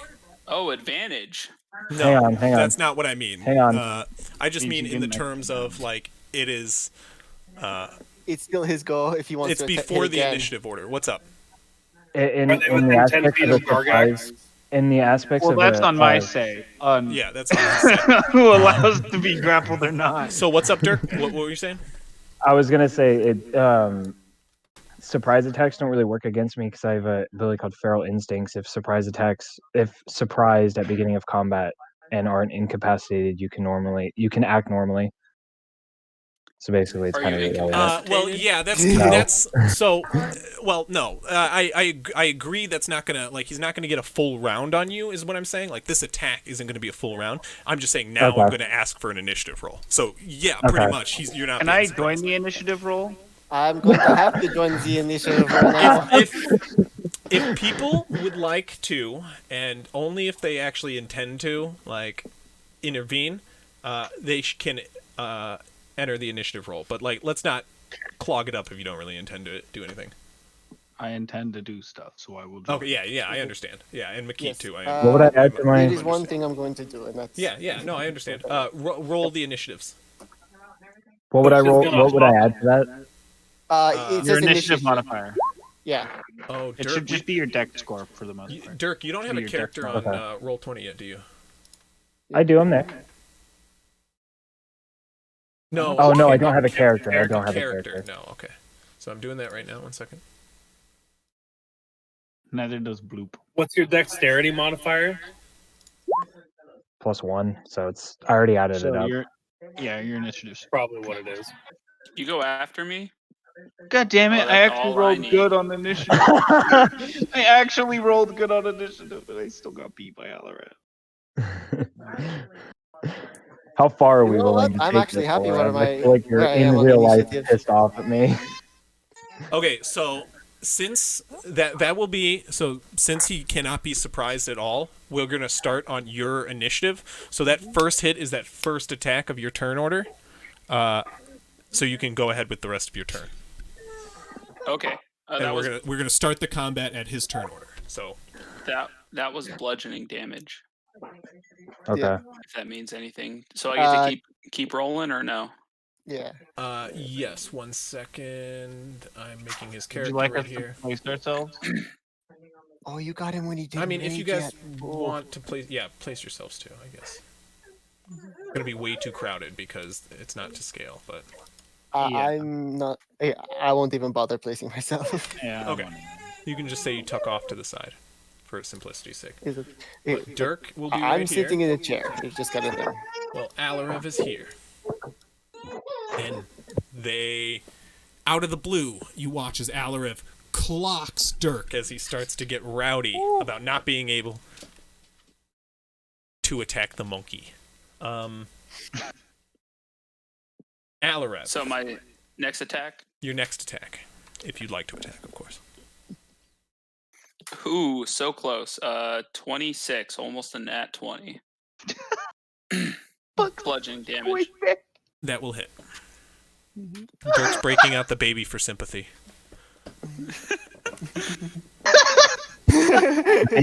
Baby is also fighting me right now, so I'm on two fronts right now. Max damage yet again, 10. And I will flurry of blows. Of course you win. Why is the monk always gotta fight the barbarian? It's like bound to Dirk's happen. gonna fly into a rage. It just happens. You can't. It has to be on your turn, but 25 Did not know that. Did not to hit. specify. Dealing psychic damage this time. Rain punch. psychic. 25 to Okay, hit. 25 to hit will hit. 7 damage, and I'm gonna spend another key point to do invoke terror. The target must succeed on a wisdom saving throw or become frightened of you until the end of your next turn.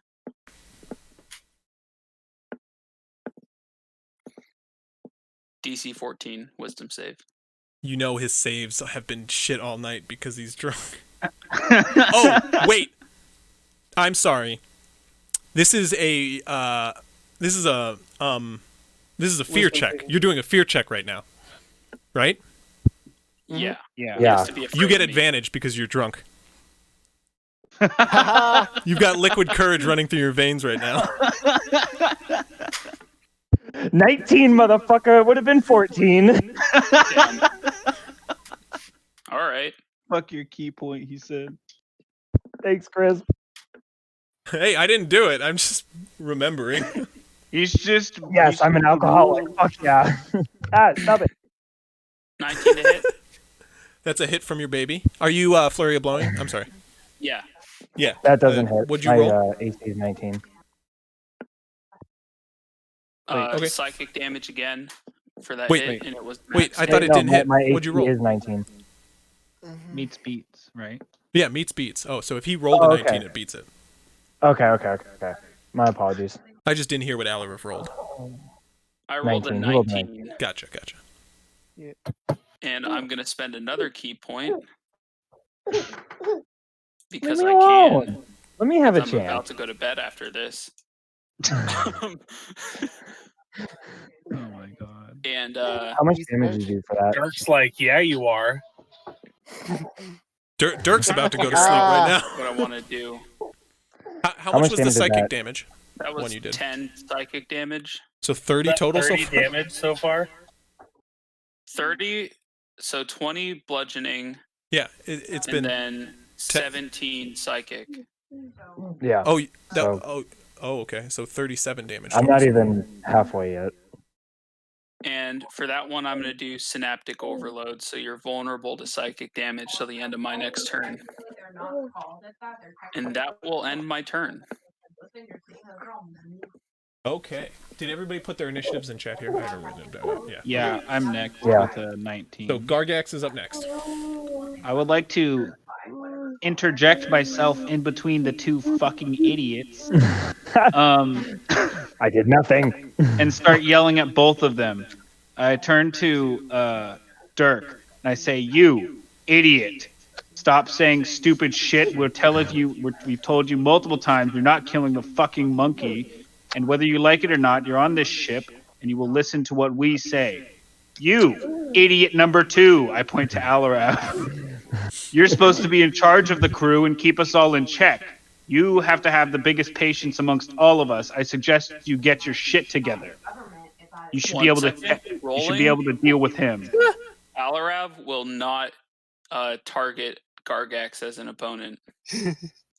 And I am putting myself in between the two of them, holding out my shield, trying to block both attacks from both of them, and stopping them from fighting. Okay, The I best of will my say to get between them, I need a push action. Sure. Okay. Which one are you pushing? No. This is from Gargax. Which one are you pushing? Alarav, because he started the fight. And he just punched 4 times. You're like, okay, get off him. He gets Yeah, it. yeah. I'm like, get the fuck off of him. What the fuck are you doing? You're just. Yeah. What do you want me to roll for that? Oh, I'm sorry. It's a strength check versus him. Okay. Just straight strength. Yes, or athletics if you've got it. So Athletics. Yeah. I rolled a 13. I rolled a nat 20, so you're not pushing Alarav. You have fucking natural 9. You have not been able to intercede between them, so he still can reach. Well, I still yell at both of them. But I will say you're imposing disadvantages on attacks between them both. Great.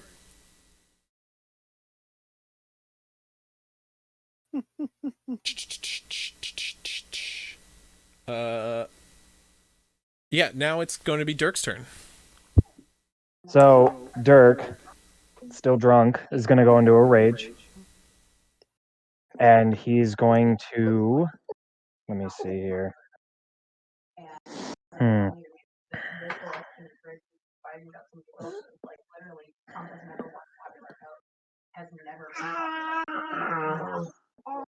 He is going to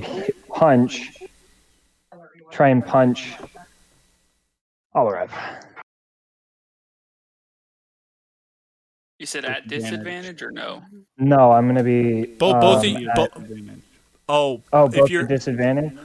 because Or what? Gargax is blocking punches right now. He's putting his shield up between you two. He's imposing disadvantage on the both of you. So you have to roll with disadvantage unless Okay. You're you trying have to something fight counteract around it. me now. So what And I'm gonna do is, maybe- since I'm in my rage, if I'm allowed to resend all that, because I didn't understand what was going on. that's fine. I'm gonna push Gargax out of the way so I can get to. Gargax isn't in the way. You can get to him. It's just Gargax is Oh. like still off to the side, imposing disadvantage. Gargax Well, I know, didn't but get. I'm gonna like try and push him out so that he's not like disrupting Imposing anything. disadvantage. Okay, trying to so negate it. you can push him away. You can do Yeah. You have to do an athletics check versus him. That's fine. And I'm gonna do it at advantage because let me see here. Totem of the bear. Because you're raging. Yeah, Well, no. because- well, when no, you're just raging, you because get the advantage on attribute strength of the checks. bear. That's true. I mean, Yeah. it doesn't matter at all. I rolled a natural 1. Oh, okay. 18 plus, yeah. So I You're forced practically back slow against you. the wall, Gargax, as he goes forward at Alarev. And then I'm gonna try and hit Alarev. With your fists, Is I that assume? not an action? Was that it? It's one of your attacks is to push. So like Yeah, I if have he an can extra attack twice, attack. so he can use I his other think I have, attack on like- you. I think I have 2 attacks. Twice. The fuck? So that is plus. What do I have? I guess That's that's strength. true. You would have been able to push twice. It's fine. Okay. So I that's will say strength, you did okay. say a lot beforehand, so I think it Yeah. works out pretty well. I mean, I wasn't necessarily trying to. I don't know. Yeah. Trying No, to- you're. Yeah. It's fine. Go on. What were you doing for your other attack? So it's strength plus proficiency. So that would be. You've pushed him. You've pushed him out of the way. That's good. No, I Or is know. this the Now I'm attack? striking at. Now I'm Okay. striking at Alarev. So that's my second attack, which I rolled a 14 plus. Your strength plus your up? proficiency, which is 3 right now. Yeah. So that would be 22. That That hits. hits. All right. So, and I'm hitting for crit. So that's. Wait a minute. You crit hit him? Oh no. I'm hitting for bonus damage. Sorry, I'm not. Yeah. I didn't. That was wrong verbiage. He's Or wrong- got yeah, he's wrong got to verbiage. handle a child too. So What are you attacking with right now, too? My fist, so it'd be bludgeoning. That's all I have. I'm not gonna. So well, that's plus for I'm- rage. Yeah, Unless bonus you for have, rage. unless you have a feat or something that says otherwise. it's just unarmed one strike. damage. Yeah. Yeah, Yeah. that Unarmed says strike is 1 just plus one your damage. strength mod. Oh, okay. So that would be. Oh, I thought it was 1d4. So it's 1d4. You used- No. No, it's just one. A 1d4 is a knife. Your fists aren't as good as a knife. Right. Unless you have a feat or something otherwise that like the feat Tavern Brawler lets you Yeah. roll a d4. So Or what would I- there's actually a fighting style now for it. So what? I So think what it's do I you. add? So I don't roll anything. I just add. No, it's No, yeah, you one just plus add one. whatever your strength modifier is. So my strength modifier is +5. Would I add my proficiency or anything like that? You add your No. rage So damage. You get a You do bonus add because your you're rage. raging. Okay, so Which is 7, pretty much. 7? Okay. Well, it'd be So- 1 plus 5 plus your rage. Which is 2. So 8. So 8. 8 damage. 8 damage from one punch to Alarev. And then you still have a bonus action. Oh no, you used bonus action to rage, so it's Alarev's turn. Yeah. Unless you want to Well, move. no, Wait, it's is Oh, it nope. Makeet's turn? Nope. Actually, it's. Oh, my turn Makeet's right turn. Yeah, Makeet. now. Yep. I'm going to basically use all my movement to just sprint to the kitchen. Sprint to the kitchen. Grab my grab my soup. Come back and just slam it on the table and just say, "All right, it's snack time now," and cast calm emotions. Okay. Everyone, What does that mean? all y'all make a charisma saving check. Do you want me to as well, Makeet, or Everyone. no? Yeah, you know what? No, you too. Everybody in the room. Everyone in the room. I have advantage. Everybody needs I to have cool down. advantage against being charmed, so that would be advantage on this charisma save, right? Why do you have advantage? Oh, because soul. Because I'm soul half knife? elf, right? Let's see. Oh, half elf. Yeah. Half Say elf will do it too. ancestry or whatever. Charisma save? Yes. Oh, Wyatt charisma. Hey Gargax, am I within your 10? Everyone but Dirk and Alarav, by the way, gets plus my 3 from my saves. Everyone within 10 feet of me. Mm. Dirk and 11. Alarav don't, though. I'll take that. It could be worse. Because they're I both have a being 17 dumb bitches.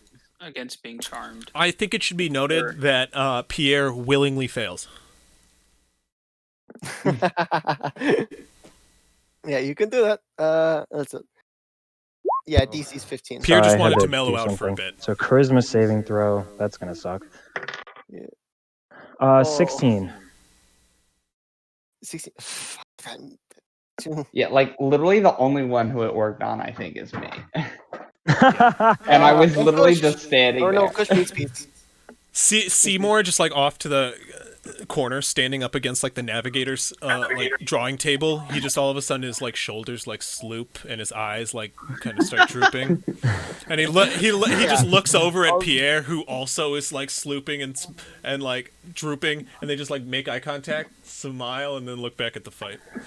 They're like high as a fucking kite. Yeah, all it does is it makes creatures feel indifferent. Well, hostile creatures feel indifferent about other creatures I choose. Yes, everybody's emotions are calmed. Except However, for Alarav and Dirk. neither of them are Two affected. people, the two people is intended for.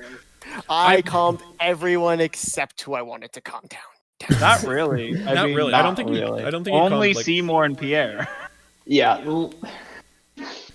I rolled a 25. And it should be known Pierre can break out at will. Yeah. As a monk. But yeah, next in turn is Alarav. If you'd like to punch 4 times, please. I will like to punch 4 times. Are you wearing your knucklers? I am wearing my knucklers. Man, you really want to kill me right now, don't you? Dirty 20 to hit. That hits. Yeah, That hits, yeah. 19, yeah. How much Let you- psychic damage? It's doubled now, so 3 plus 4 is 7, 14. I don't want to kill you. I want to knock you unconscious. Yeah, you can always choose that on the last punch. Don't worry. I mean, that's typically said with physical damage, but with magical damage, it's not exactly a thing, which is what you're doing right now, by the way. Psychic damage is not physical damage. Am I good to go again? How much damage did you do to him? 14. Did he mark it? Mm-hmm. Then yes, sir. No, but I get exactly the same. That is a 19 to hit. I'm getting real lucky today. 19 With a party hits. member. Yeah, I know, right?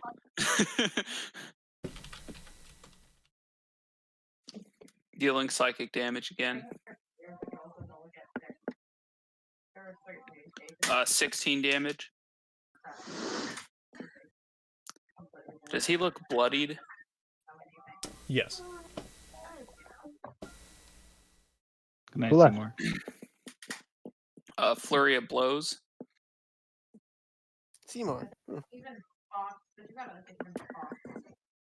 where'd Seymour He go? said good night in the chat. He said good night in the chat. Ah. Shame. Damn. 26 to hit. Flurry of blows. Psychic damage. Yep. Can I roll initiative late and hop in this round if I... Sure. That's It's gonna okay. be If you don't want me to, it's No, fine. it's fine. I don't mind. Go for it. Riley. 20 damage, and I'm gonna do invoke terror again. So I'm at 0 now. Oh, well then I just knock you out. Oh, well.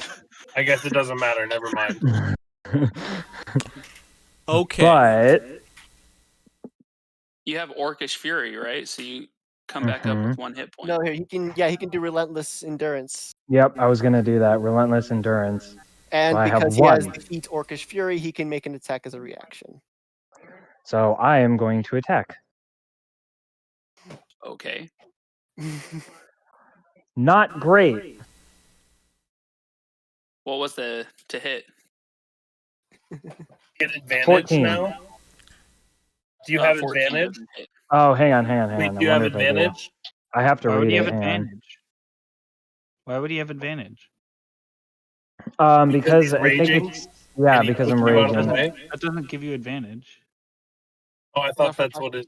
No, I was giving Yeah, it disadvantage does. because I was in the way. No, It it gives doesn't. advantage You to have to strength attack checks. recklessly to get advantage. Oh, okay. But Which it's you not can his turn, do, so he can't do that. but it's not yeah. his turn though. No, I know. I'm just saying, like, he didn't do it last turn, so I'm just saying you can do that. Well, technically, I get a free chance to hit. Yeah, but but that's only to hit, not to do anything else. yeah. Not to do like a specific attack. Just like a quick punch.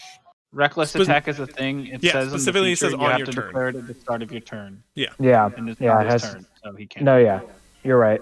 No, I just attacked and I got a what was it? A 14? Yeah, 14. That does not hit. Okay. But you're at 1 HP, right? Mm-hmm. Yeah. I did invoke terror again. True. Wisdom save. With advantage, because you're drunk. Oh shit! I dropped it. Oh, come here. God damn it! All right, I'm gonna let it roll. 7. That's probably gonna. That fails. So you are Yeah. now afraid of me. Which just means you have disadvantage on attacks and you can't get closer to him. But you're already right next to him, so who the fuck cares? I feel like this is annoying everyone else. That'll end my turn. I know No, I it's only really did 3 entertaining. attacks, but Well, I'm afraid, so I'm just gonna run. Okay. So you're just gonna flee through the door? Yeah, I mean, if I'm next to him, I have to flee, so I'm just gonna flee. You don't You have don't to. have to You flee. You you can just attack. yeah. You just can't get closer to him willingly. That's the only thing. And Oh, you since have I'm right next to him, I disadvantage could on attack. You Yeah. could, yes. Just But you'd be add attacking with disadvantage. disadvantage. Which you could Okay. attack recklessly then. But Alarav is ending his turn, yeah. yes. Yeah, Therefore so that making it means my it's, turn. yeah. Fucking.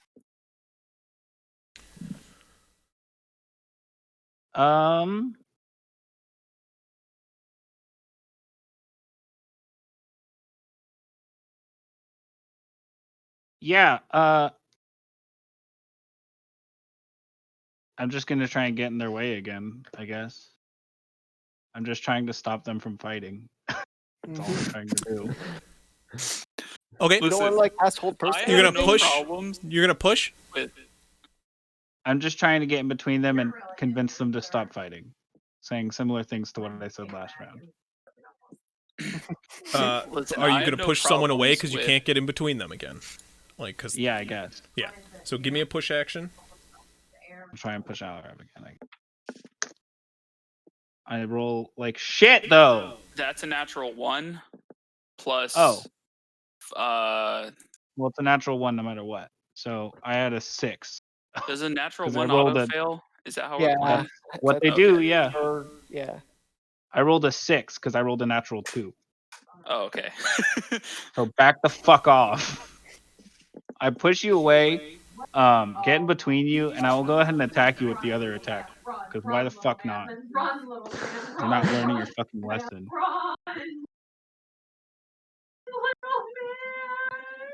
I'm also going to cast a spell with my bonus action.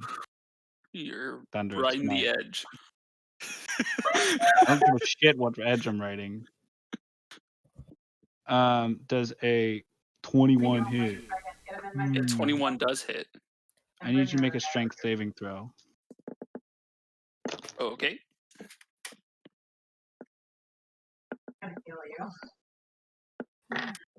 Oh, 17. You pass, so you don't get pushed back. But Are you trying to smite me right now, bro? yeah, I did Thunderous Smite. Because I'm trying to push you away from fucking Dirk. You take 8 plus 6 damage. 6 damage? 8 plus 6, so 14. Okay. Fucking idiots! Stop it! Is that the end of your turn, Gargax? Yeah. Kush, what did you end up rolling? Did you end up rolling to join? Yeah, I rolled an 8, so I'm last. Your last. Okay. So All right. Well, no, because sitting at a comfortable 18. Besides Dirk is actually before you, but sitting in a comfortable 18.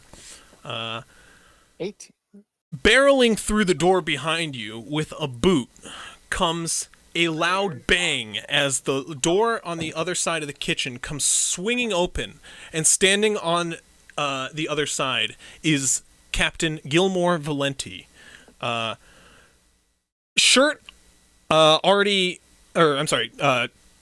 already off and shirt already like half way through being unbuttoned. His chest is like out right now with a holy symbol of an eagle dangling around his chest. And as he kicks open the door, extending his finger toward Alarev, he is going to cast Hold Person on both you, Dirk, as well as Gargax. Okay. What do I have to roll? Charisma saving throw, if I'm not mistaken. Okay. At advantage because it's me getting charmed. No. Not a charm effect. Okay. Just because it's a charisma saving throw doesn't mean it's a charm effect. I'm just curious. 16. I might have been wrong about charisma saving throw. Why can't I say wisdom saving throw? I'm sorry. Okay, so then it's a 21. Why is your little? What is your marine? 19 for me. I rolled a 25. Okay. Which was a natural 20, by the way. But okay, well, 25 succeeds. I rolled a 21. 21 also succeeds, and you, sir, got a 19. You just barely succeed. As Gilmore kicks open the door, you guys all resist the effects of his spell.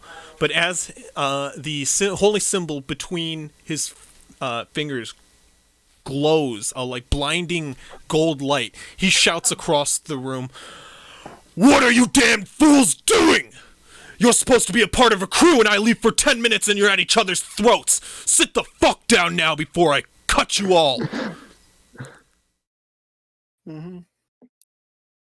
I'm continuing to just try and stay between Dirk and Alarev, like keeping them apart from each other. With that, it is Dirk's turn. What's Dirk going to do?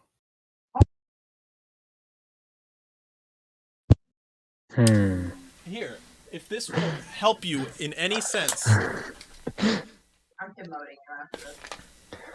Dirk's going to Wait a second, real quick. Okay. It is with any health on the outside though. Okay. Oh, I don't know. What am I looking at?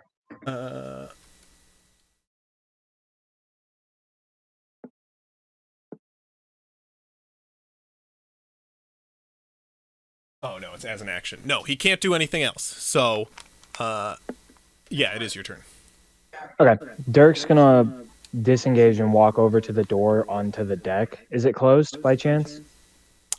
There's a second door. Like, there's one that the captain just fucking barreled open, and then there's another one on the other side. Okay, so going up to the deck, I'm gonna just absolutely kick the door as hard as I can. Just trying to, like, go away from the situation. He doesn't have to disengage because I moved Alarev away from him. That's fair. That's true. You don't have to disengage. Well, but you're not my target.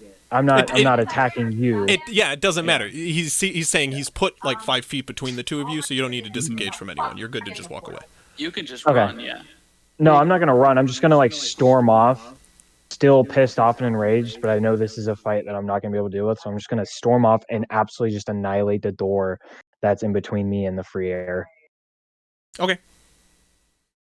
So do you want me to? He's trying to break the door. Oh, you're actually gonna try to break the door? Okay. So I'm like, no, because like since I'm still in a rage, my character would essentially just kick the door as hard as he can. Gotcha. Whatever happens to it happens. Yeah.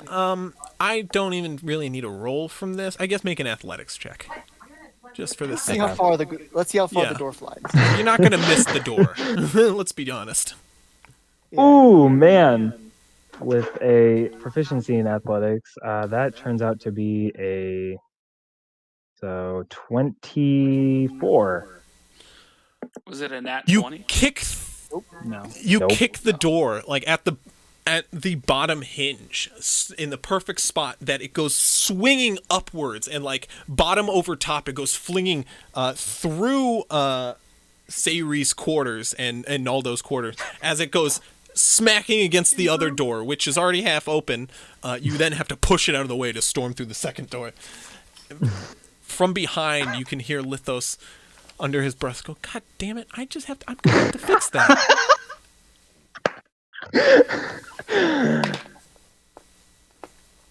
I rolled a 13. Nice.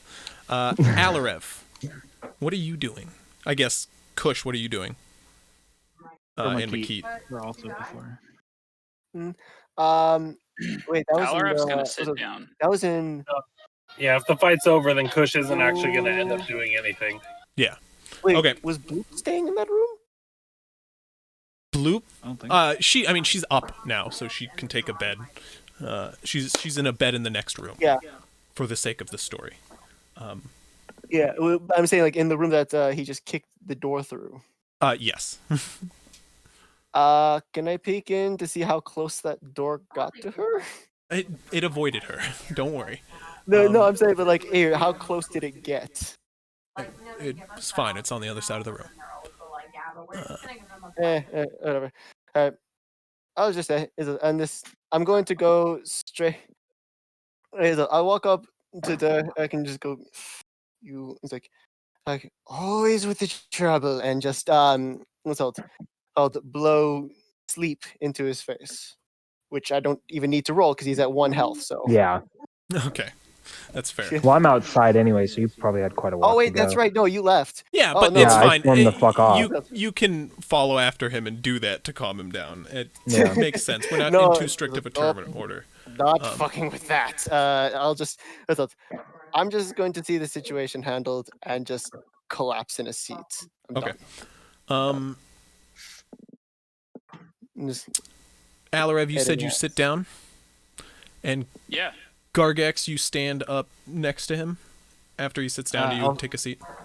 Yeah, I'll sit down after Dirk storms out. The captain comes in a fury. He slams two palms down onto the table and glares directly at you, Alarev. What in the hell are you doing down here? He was being a little shit, so I took care of it.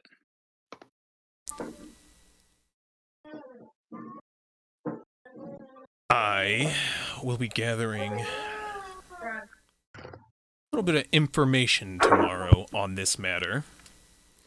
Should I find things to my disapproval, I will be having words.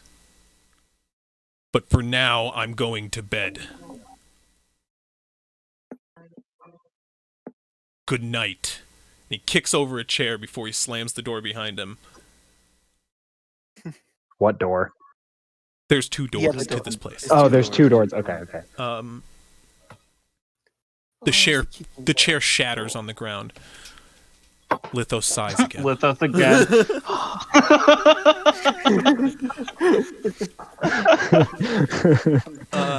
And as you guys all awkwardly disperse across the ship, the evening is yours and you can turn into bed.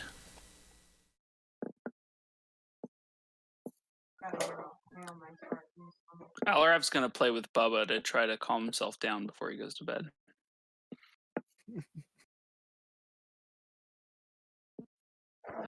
Kush is just going to smoke a joint and go to bed. Okay. I am going to track down Dirk.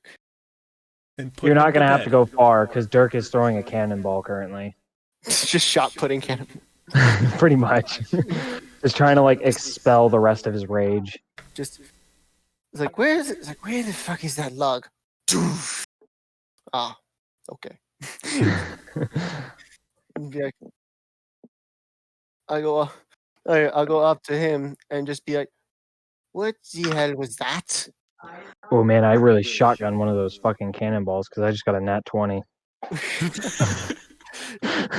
just want to say too. Nat 20. Now you get a nat 20. Right? Like David as a person doesn't have any problem with you. It's just that Dirk was being a little shit to Alrab all night. And he had No, to, you're he had to fine. Take care of something. I was really sitting there. I even texted out and I was like, damn, I really hope I'm not actually pissing them off. Yeah. I knew this fight was inevitable when you were like, Dirk could squish you under a pinky. I'm like, great, now I have to do a fight between them. I really wanted to see how far it could go. Like what you don't know is Alarev came onto the ship with the exact same attitude you're kind of walking around with, and you just like went to him with that kind of shit. So I'm like, great, this is bound to fucking happen. Now, As here's soon as the I saw the difference. D100 If I had whipped out my maul while enraged and hit you, I would have been rolling 4 or 5 d6s for damage for one hit. That's the difference. With your maul, you're the stronger, but in a fist fight, Yeah, a monk is always the stronger. You took him on in a fist fight. You took on the Yeah. person who regularly fights big ass beasts with his bare hands. Well, see, the thing is, hand-to-hand I'm combat. drunk, so you really think, like, Yeah. I have to think like my character. My character Anyway. is drunk. Yeah. He's not going to react with his maul. I'm just glad you didn't. I'm just glad you didn't pull out your maul. Yeah, me too. If you did, it would have been different. Oh, Yeah. I would have. Jesus, what the fuck would Anyway, There's a reason I was you guys all head concentrating off on to bed, Alrad, correct? pushing him I over. do? No, Yeah. I'm gonna have some words with Dick. Okay. Yeah, Yeah, Dick. as I just absolutely He's like- fucking yeeted a cannonball like 6 miles away because I rolled a nat Here, 20. well, I'm going. Hey, do you have something for me, Kush?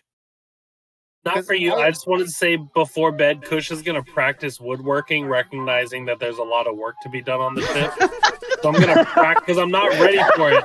I'm going to practice it so that I can start to get good, you know? You're standing behind okay. Lithos as he's measuring the door frame. So Bradley feels bad that I had to kick the door, but my character felt like he needed to do it. Yeah, you're good, dude. You're good. Anyhow, Dick. Dick, what the? Lithos. What? I'm- Yeah, I'm- was that? Jerk piss! No shit. Be right back. Keep the RP going. Yeah, he's like, no shit. What the hell is this? Dirk didn't do anything. Dirk was just, I know Dirk is stupid, but Dirk, fuck! And he grabs another cannonball and just yeets the fuck out of it. Read a fucking room. Dirk can't read! What do you want from Dirk? This is why I left. I swear to God, you have to get into a pissing contest with every goddamn man. I had to leave town last time because of it. I like that town. I liked working at that town, Evan. I didn't want to fight another one. But you got us Dirk kicked didn't out. know he was gonna fight me. Dirk was just trying to follow along. Dirk wants to kill. He doesn't. I'm gonna talk in my regular voice because that Poor hurts. Dirk. Dirk is misunderstood. If he were here from the start, he would be fine. We killed so many mobs. Right? Yes. Yeah, honestly, that's true. Yeah, right? As you guys all head to bed, I assume you're done with the RP. I'm sorry. Hey, I'm just gonna one last thing, just like Yeah. it's just follow along. I understand you tried your best, and that is the most irritating thing out of everything, because I can't get mad at you for that. But next time, keep it down to a minimum, and think and use your words in your head. So Dirk is going to push past McKee and head for bed. And I mean, he's just gonna like push him, no regard for how strong he is when he pushes him. Makit goes overboard. Absolutely just gets yeeted. Do you want me to roll for straight? Because I will. I was actually kind of hoping for it. I can't believe I got a nat 20 on throwing a fucking cannonball. On the fucking door, yeah. Yeah, but you can't hit the. No, I didn't roll a nat 20 on the fucking door, but if I did, that door would have been through the roof into the fucking void. No, on the cannonball, I probably knocked a hole in another ship. Shit, I probably should have. No, luckily you threw it on the right end of the ship, out in toward the bay. However, you do clear like the sort of like lookout rock that's in the bay, and you can watch as like a silhouette out there, like pans the like spot like the candlelight spotlight that they have there to look where the thing lands. As you all head to bed for the evening, the night winds down. The captain, you can hear a bit of angry shouting in his room for a bit before Pierre walks out, like clutching the bridge of his nose before heading to bed. The ship becomes quiet as the docks around do as well, and sleep comes to you all. Peaceful, uninterrupted sleep, except for one. For in the middle of your night, a dream comes to you. You find yourself soaring high above the clouds, flying wings out to either side, beating rhythmically in the air. With each flap, they cut like knives through the sea of clouds beneath you. You dip down to see an actual sea beneath. Below the clouds, the white gives way to blue as ahead of you, an endless horizon of water, with the occasional island popping up as you come soaring above. You turn and weave, and as you fly above an island, you can look down upon the many ships sailing into the ports of Dragontooth Rock. A familiar Dragontooth Rock, as if out of body above it all today. You fly past Dragontooth Rock with a large beat of your wings. Scaled as they are, they soar through the air at great speeds. Leaving Dragontooth Rock behind, you soar eastward,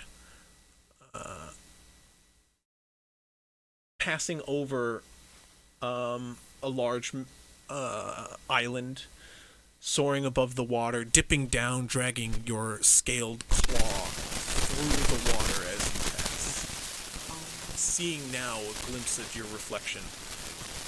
An ancient white very crunchy mic. What crunchy mic? Since the past like just 2 sentences. It wasn't long. Just started. Yep. After the long rest, am I healed?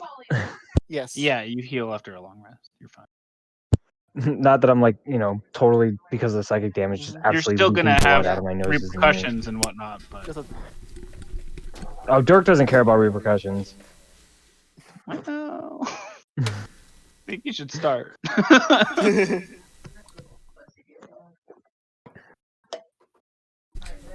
god damn it. Yeah. Is it better now? Where are we at? Sorry, I had to go change Okay. my baby's diaper. No, we're in the middle of somebody's dream. As you soar above as you pass Dragontooth Rock and you soar above another small island, you dip down low above the sea, where you can get a reflection of your ancient white dragon form as you dip a claw into the water as you go soaring above. You, with a bat of your wings, are back up above the water, soaring over another small grouping of 3 tiny islands.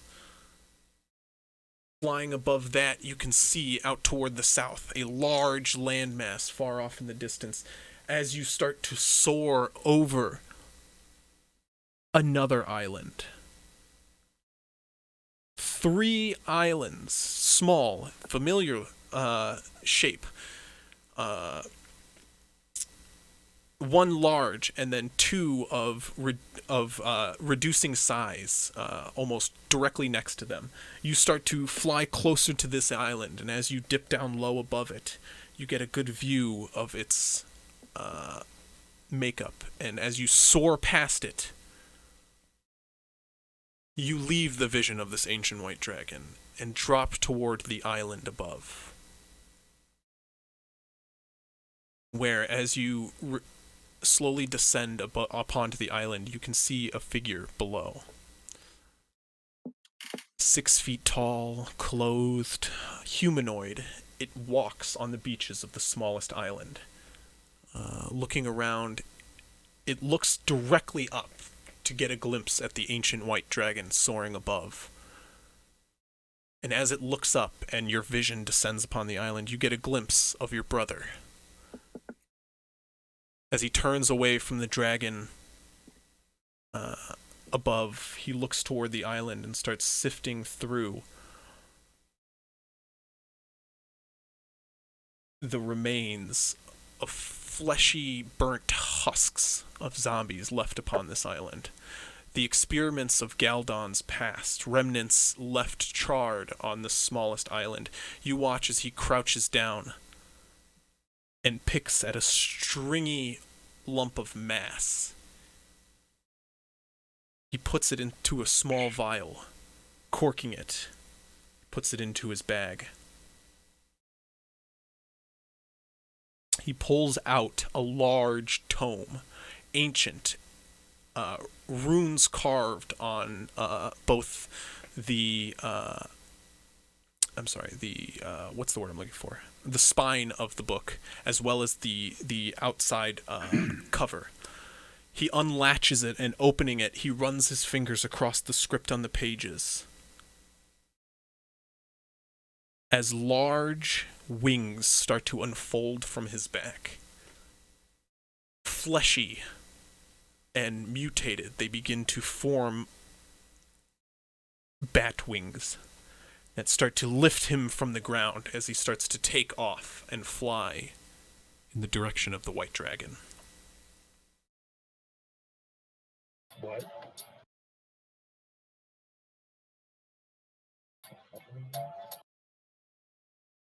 You wake up. All right.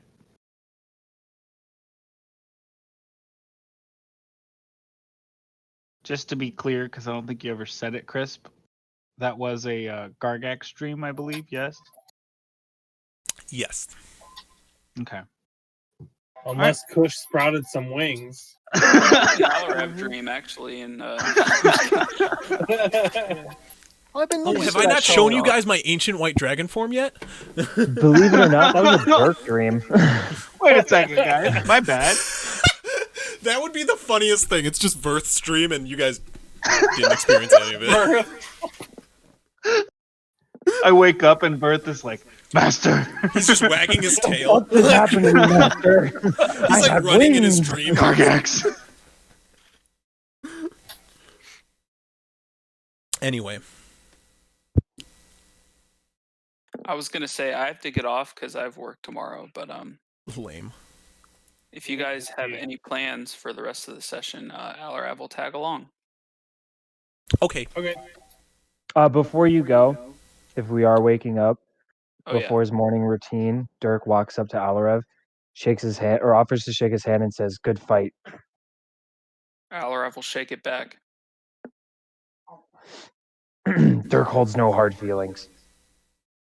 Dirk was a little too drunk last night. Alarav will nod and say, "So much for crushing me under your pinky, eh?" If I had my maul, that'd be a different story. Sure thing, bud. And Alarav will walk away. And Dirk will go do his morning routine.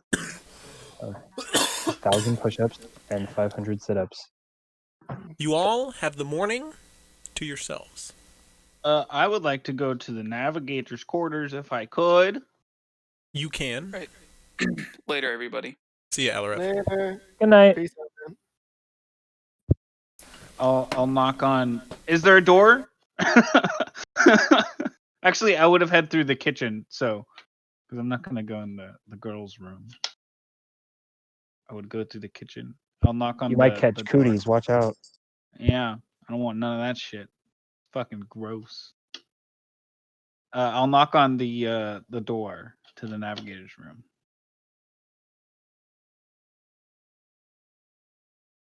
Are you muted? You're not muted in Discord. We can't hear you. No audio. Nope. Nope. Is it the same thing from earlier? No? Okay. Didn't close my soundboard program, my bad. Oh, there we go. Yeah. Yeah, Alonzo answers pretty quickly. Good morning. How's your chair? I mean, it's down in the workshop, waiting for repair. It's not mine. I have plenty in here. All right. Mind if I take a look at the map? Of course. I mean, I only have drawn up to what we've visited. I'm still finishing up what I can gather from the stores on Dragontooth Rock's shape, but yeah. And he pulls out the map table. How much room is there to the right of it? 1 second. What do you mean? Like, there's plenty of room for more drawing. Like, it's... I'll pull out a separate parchment and draw like a really shitty version of Dragontooth Rock. Well, of what he has on he's his got map. plenty. He's got plenty of like predecessor sketches that you can like, draw on that are rough sketches. Perfect. So perfect, because I don't want to fuck up his like big. No, map. like he's got like, yeah, he's got rough drafts. He's an artist. Yeah. I use one of his rough drafts, and I start sketching out the like really shitty versions of what islands I remember from my dream to the east of Dragontooth Rock, to the best of my memory. Also helping with the map that I saw from Captain Doyle. Okay. Give me another intelligence check, if you don't mind. Sure.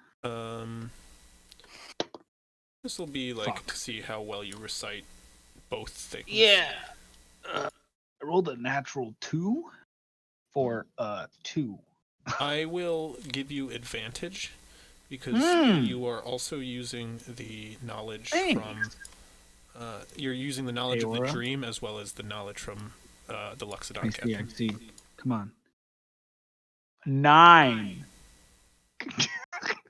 Not 2, but still only 9. Where'd my other die go? I threw it because it was rolling bad. Okay. Let's just see here. Oh, that would have been great. That would have been awesome. All right, I'll start using this one again. Okay.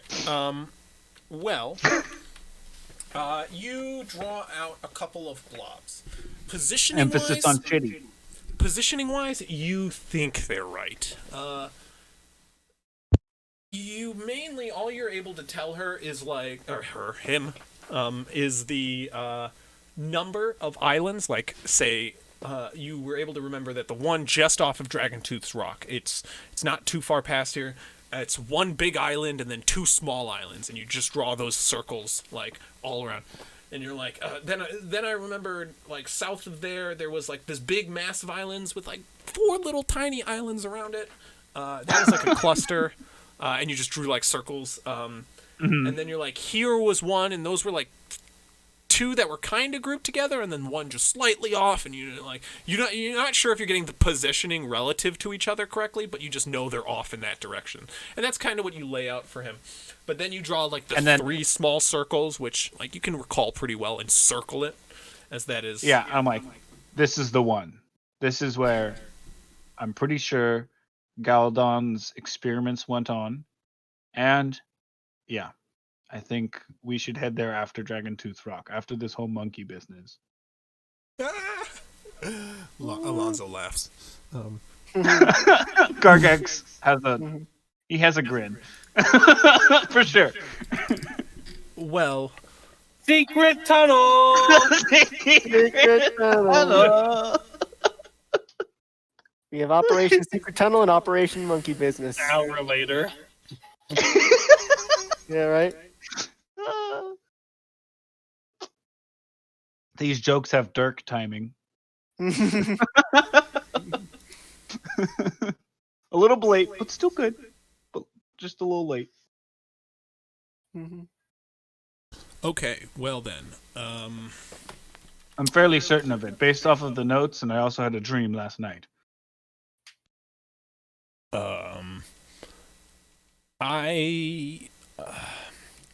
This is awkward, Gargax, but I like to go to my uncle with a little bit more solid evidence than your dream last night. Do you... I'm not saying I don't... Why do you feel like your dream is gonna guide us to Galdon's place? I'm just confused. Because... Well, one, this is where... We knew that this is where Galdon did tests on the specimen or whatever. I mean, yeah, Cole showed me the drawings of his island, and you drew an island similar to that, but you know it's out here because of a dream? Yes, I'm fairly certain of it. Also, I saw it on another captain's map when I was in the jungle district. The jungle district, not just the jungle. Okay, well... I'm fairly certain that it's about here. And I'm like pointing, I'm like poking it vigorously. Like, okay. It's like right here. I'll go to the captain with this information. That's enough I need. What captain was this you saw? In the jungle? Captain Doyle. Doyle, okay. Captain he writes Doyle. that down. Yeah. It's fine by me. I'll talk to Apparently, the navigator. he is the captain of the Seekers of the World Tree. They're a crew that left off the claws, and they're more closely aligned with Makiti Kate. Yeah, fuck. I know how to say it when I look at it. Did you Rapua forget my Matakite. name? The Rapua Matakite crew. Okay, well, sound good for me. I mean, good enough for We me. did- Just saying, if we don't have a destination after Dragon's Tooth Rock, I think this is a notable suggestion. Definitely. Okay. He hurries up, taking all these notes, and This runs whole off to time, present them. Gargax's eyes kind of look like a little cracked out. Like he's been a little too wide-eyed this whole time. Like he looks Are you a little okay, crazy. Gargax? Yeah, I'm fine. Why? You And look like he you blinks didn't like sleep 4 well. times. Are you? I look fine, right? Looks I like he mean, just you snorted look like you cocaine. didn't sleep last night. Slept? I just told you I slept. I dreamed. Okay. I'll leave Do you I to have it bags then. under my eyes? I look out. I start looking for a mirror. I'll leave the room, starting Do to look for a Dragonborns mirror. get bags under their eyes? I don't know. Do scales sag? This actually raises a lot of questions I have for you, Gargax. Gargax walks out of the room.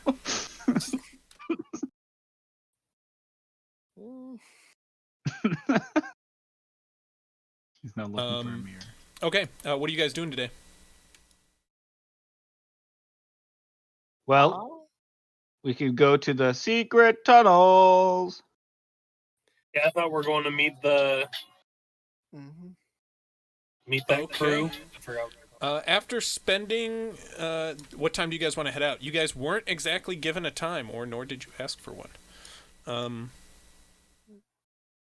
No, but they're watching us, so I assume that they'll know when we start heading that way.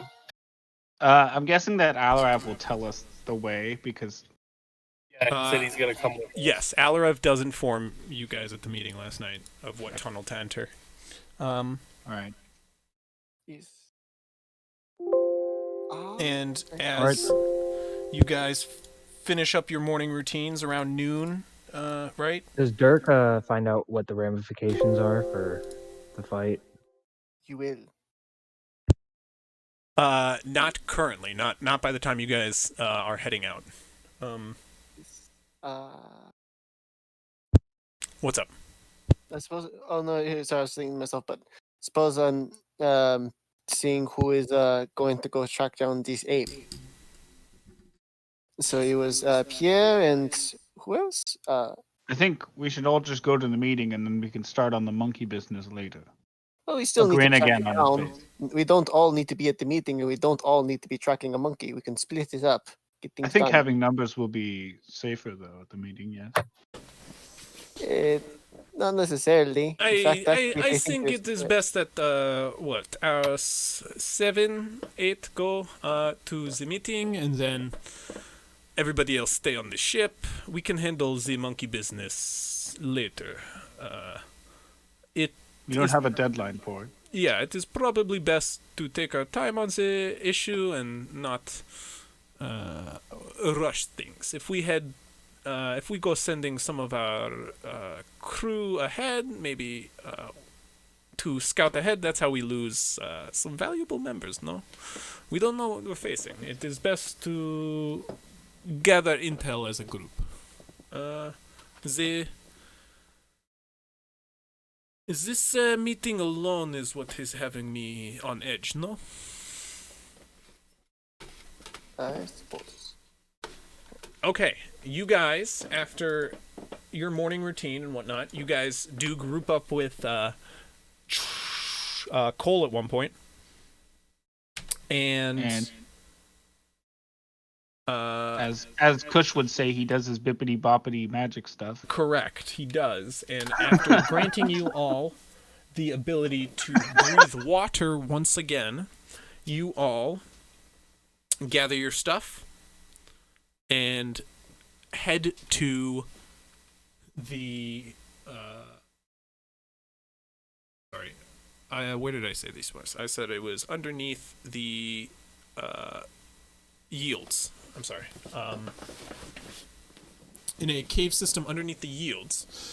To get there, you head throughout the city, heading north once more throughout the jungle as a pack. You guys head south past the yields, where on the northern region, past a large bathhouse, you guys do see a dockworks that heads down a number of layers to the bottom of the large cliff face, where there is a docks set up to load and unload a number of ships that pass through the northern canal. As you all walk through the city, you get to this dock, and grouping up on the edge of the water, you come to the conclusion that it's directly beneath you. Do you all enter and proceed below? Sure. Yes. Kush definitely does not go first and is not excited about the idea of getting wet. I'll jump in first. Dirk is right next to you, also not excited at the prospect of getting wet. We took Pierre with us, yeah? That's why. Pierre is with you as This is well. why I wanted to go Okay, track good. the monkey. You do notice he does not have his gun on him. Mm. Okay. Kush reluctantly jumps in. Oh, Starts here he swimming. goes. Yeah. Not bringing any food in this trip. and just go in. Should I bring Verth too, guys? Or no? What do you think? Do you guys think we should bring Verth? Dirk Gargax likes will the bring it up with idea. everyone. Does at the Verth have beginning. water breathing? No.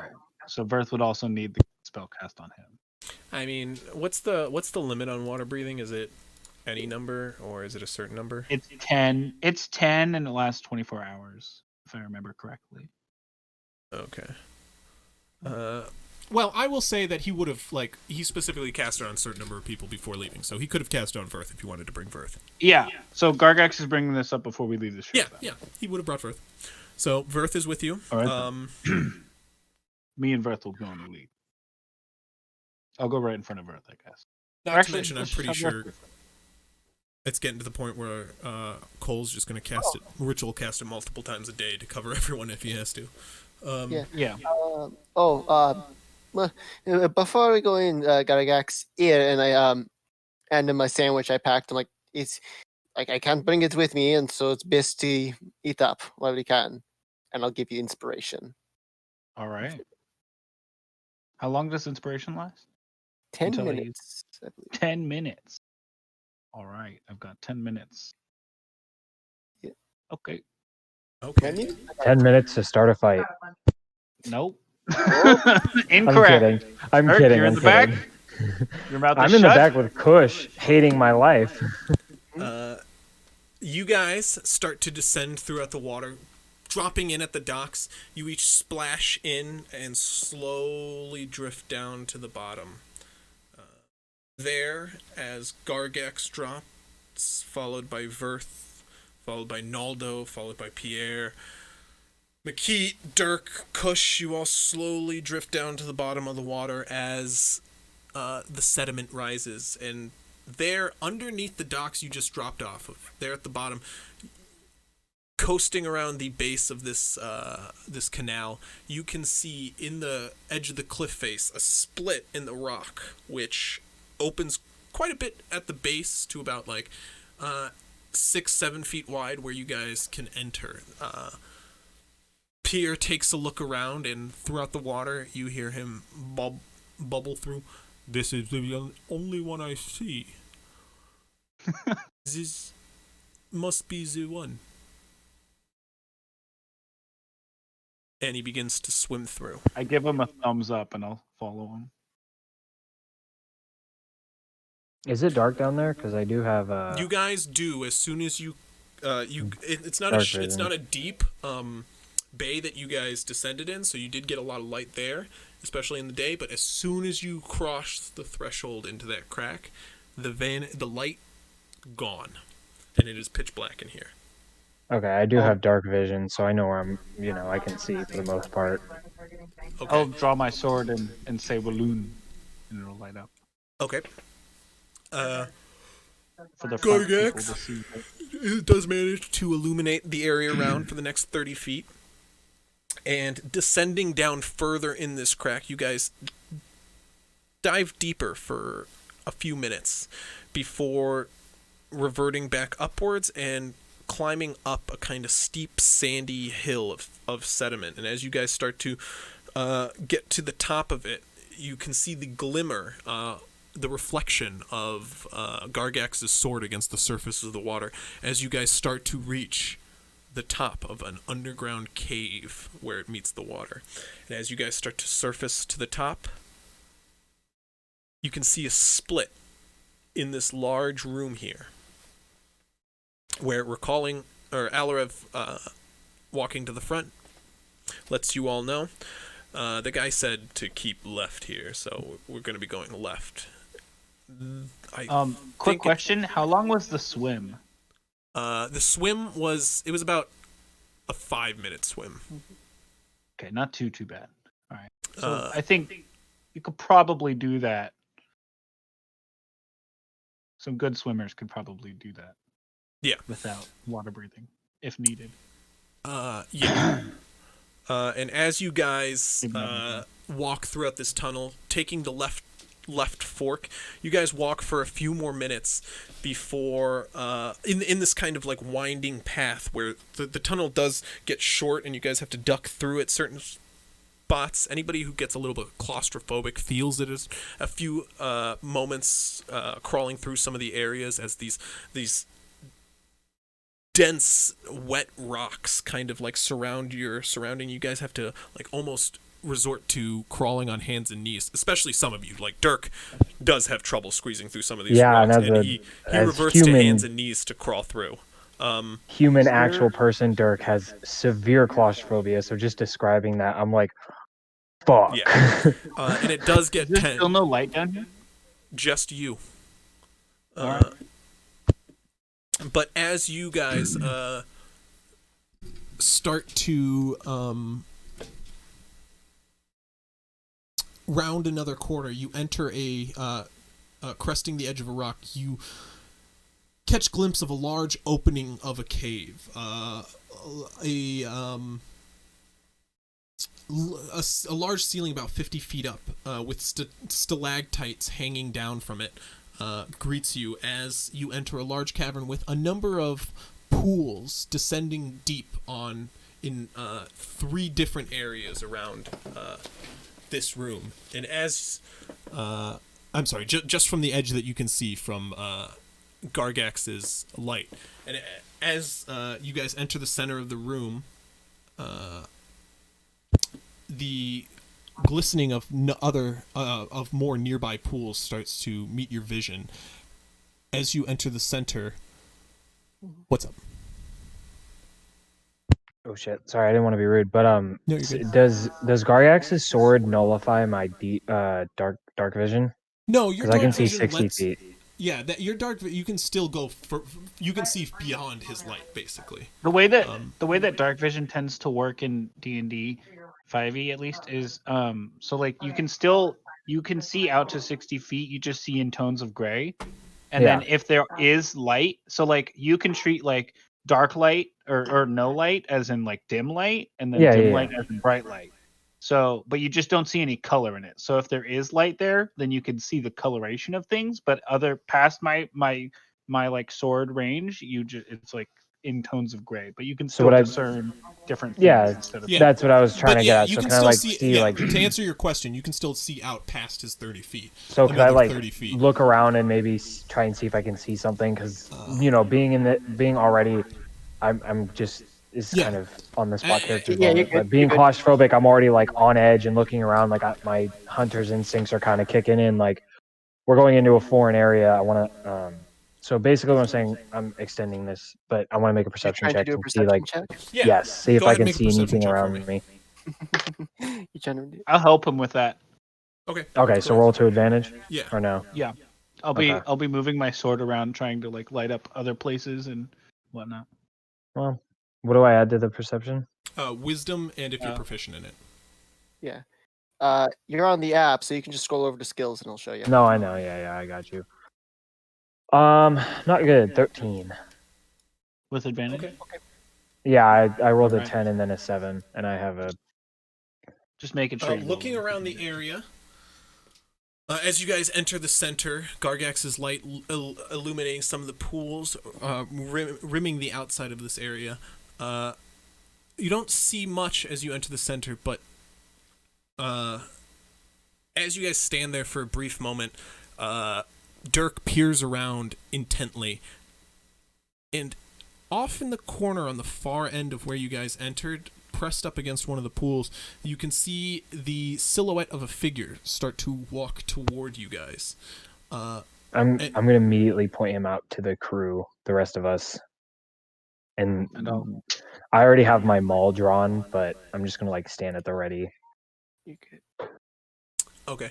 And as he starts to walk toward you guys, and you point him out, and the entire party turns in his direction, you watch as two hands go up on the figure as he starts to enter the radius of Gargax's light. You can see. I'll reach over and hit Dirk's maul, and I'll say, "Apologies, this is just our light source." Holding out my sword. I completely understand. I didn't expect you to come unarmed. That would be foolish. As you start to see the visage of a familiar individual, Avariel, appearing into the light of Gargax's sword. What's his face speaks up. Alarev speaks up. This is the man I met in the shop, the guy who said he was tailing us. Yes, it is true. I was assigned to follow you lot. I thought it'd be important. As my captain has taken an interest in you all, he sees a opportunity that has arisen in you all. Well, we're here to talk, so. Yes, that is not really my job now, is it? One second, please. And he kind of turns away from you guys, reaching into his pocket. You watch him grip something in his hand, and his eyes go. He closes his eyes for a brief moment. You watch as he slides his hand back into his pocket and turns back to you all. My captain will be with you all soon. Until then, can I get you anything? Welcome to my abode. Is there any other forms of light down here? No, not really. I do have some torches if you would like. I kind of relying on my own natural vision, you understand? As so does my captain and our other co-worker.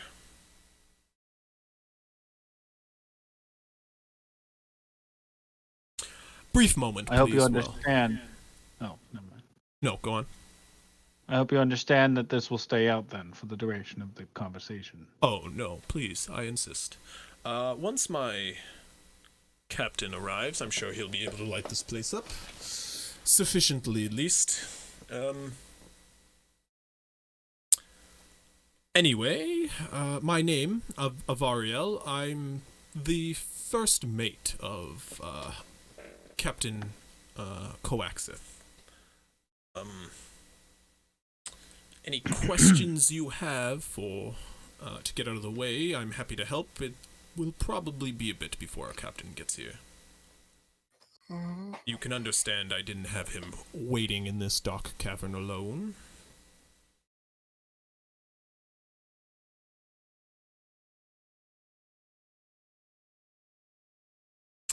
You guys kind of wait silently and awkwardly amongst these rocks for quite some time. The rakishly dressed individual, like, giving you guys coy smiles every so often and making awkward conversation.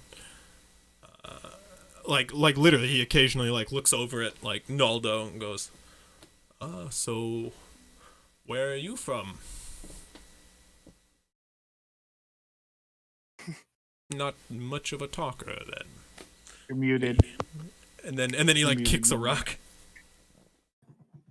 She was muted. Well, unmutes to say nothing. she already played it off like she ignored him.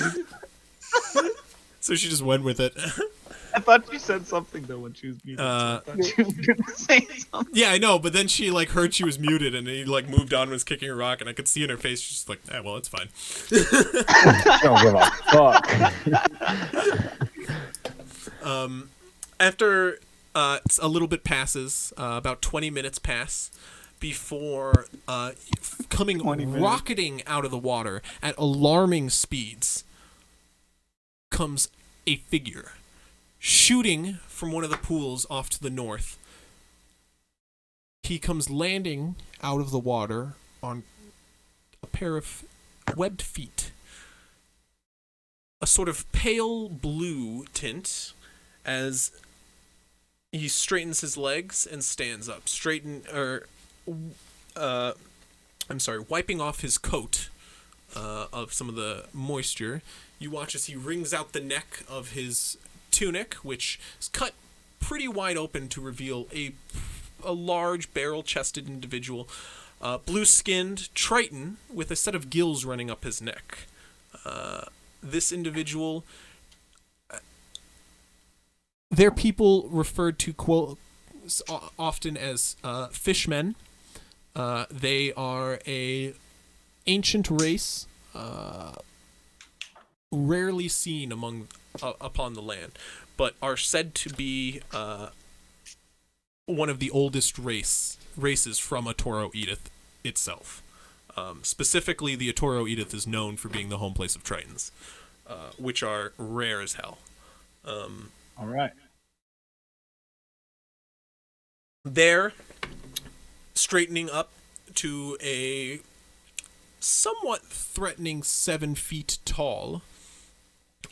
This Triton puts on his large tricorn hat and struts toward you all.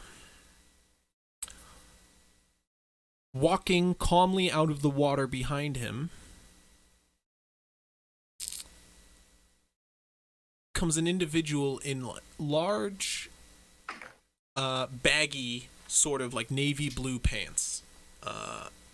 hanging loosely around his ankles, he has a sort of like orange golden shining sash around his waist, with a matching sleeveless shirt on top. His attire resembling a lot of Naldo's and Alarev's as he follows behind. This individual appears entirely unarmed, but walks with an air of confidence, as you can see his bulging biceps from his sleeveless tunic. They unite in the center where you all stand, and the Triton looks down at you all and gives you all a incredibly charming smile.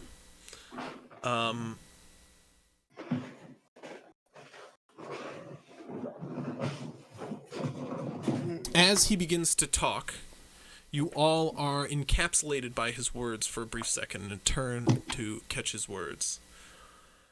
Well, wonderful meeting you all. I assume my colleague here has been to your liking? We were intrigued. I hope you can understand our captain's failure to appear, but he's not quite the best swimmer, for he only has one leg. Would have been surprised if you brought him into such a dank cave to meet a stranger in these unknown lands. I will say that.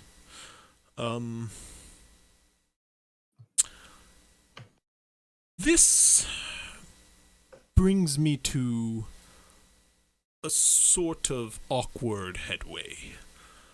I wish to speak to you all on a very pressing and confidential matter, but I require to know where you all stand amongst, well, this world we live in general.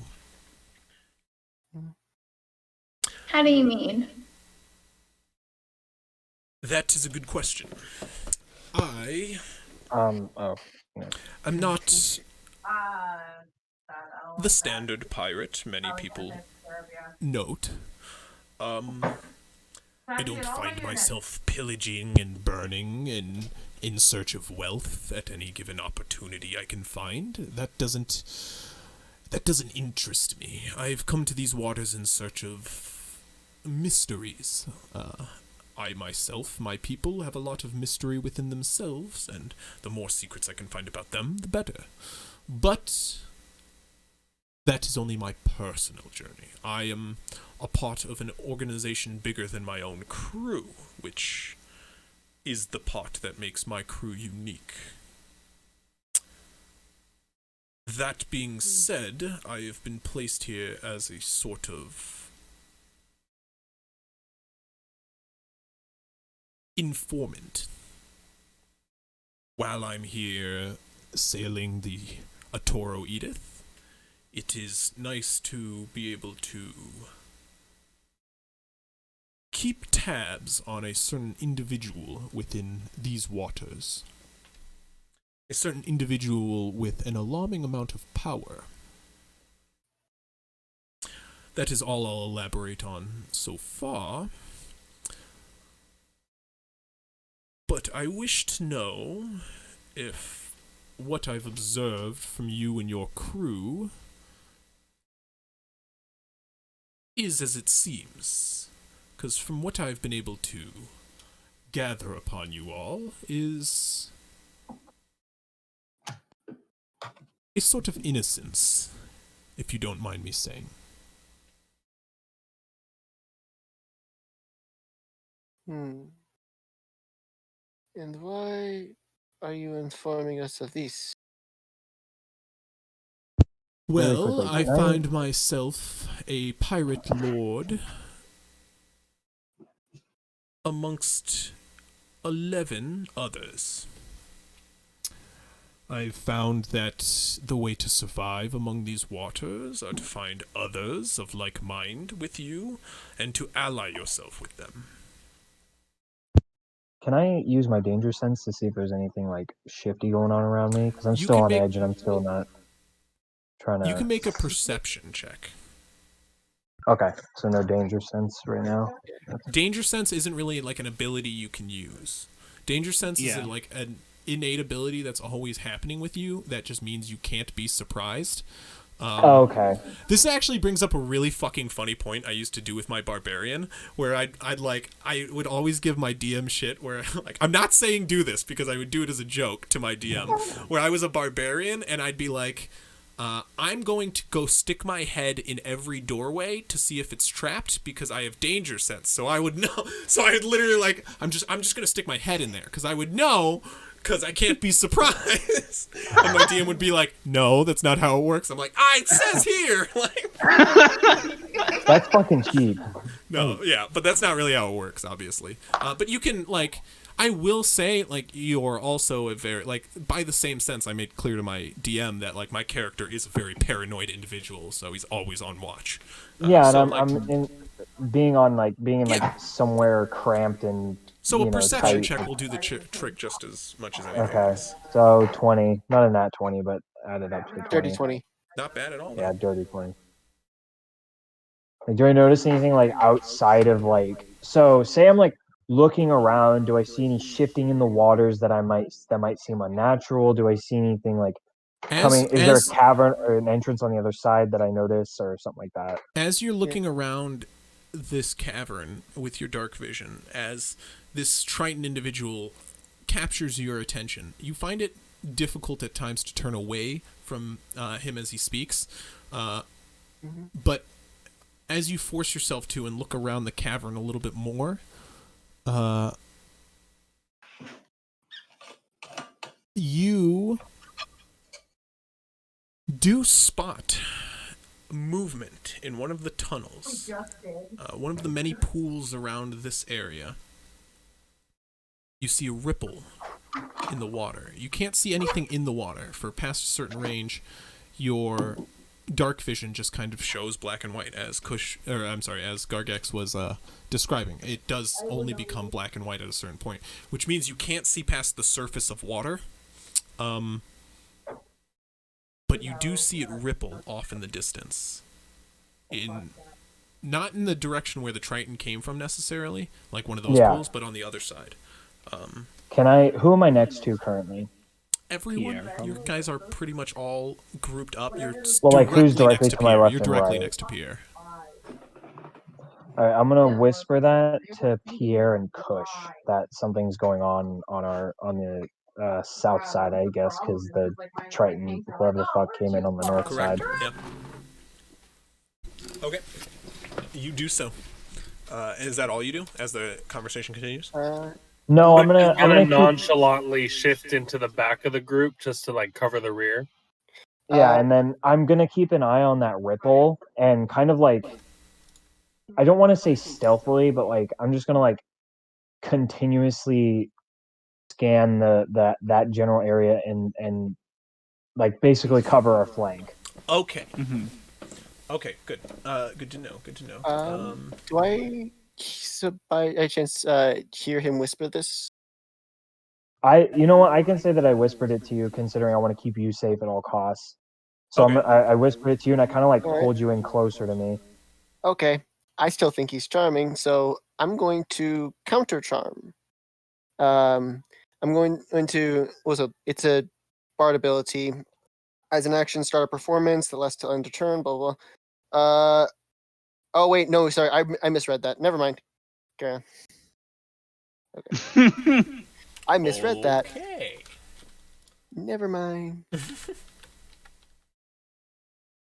Well, I suppose I will be the first to inform you that so far we are not directly affiliated with anyone, really.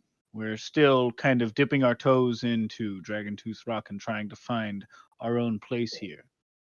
Definitely trying not to step on anyone's toes. No, that is ideal and probably in your best interest, that is for sure. But sure, you can understand being the new kid on block. Yes, I agree. And our goals are definitely not to disturb any order that is going on here in Dragontooth Cove. We would never dream of anything like that. However, I also do not wish that How can I put this? I do not wish for this Pirate King to get out of hand. There was an air about the previous Pirate King that was, trustworthy and very honest. The Hoppy has shown herself to my superior to be not as trustworthy. And for this reason, we have been tasked to watch over her.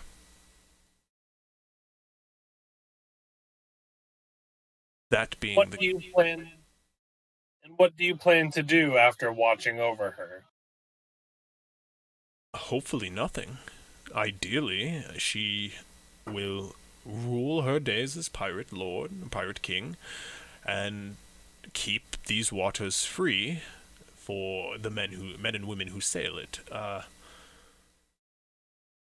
What I'm not looking forward to is possibly one day having to dethrone her, for I do not think I myself hold that power. That is why I think powerful allies are required.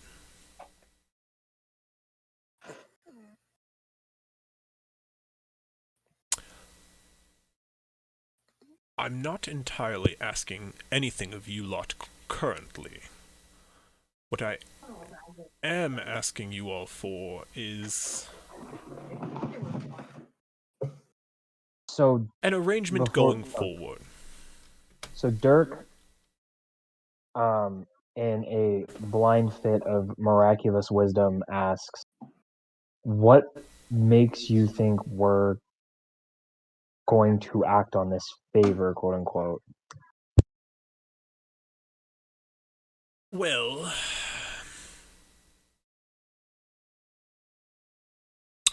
this is the awkward part, for I think it only appropriate to discuss the extent my comrade has been watching you all. For you all are quite talented and astute individuals. However, my friend here, and he motions toward the man standing behind him, he has been aboard your ship the last few days. He has waited, and he has listened. And what he's reported back has been interesting, to say the least. Wait, even with everybody on the ship watching out? Mm-hmm. My colleague here is, quite quiet when he needs to be. Which colleague is he pointing to right now? There's two elf? individuals. There is the elf, who he is not motioning to, and then there is the monk attired individual. He is dressed alarmingly similar to Alarev. Okay. I'm gonna tighten my grip on my maul. I'm preparing. Now, for what the worst. what exactly has he reported back to you? I'm curious.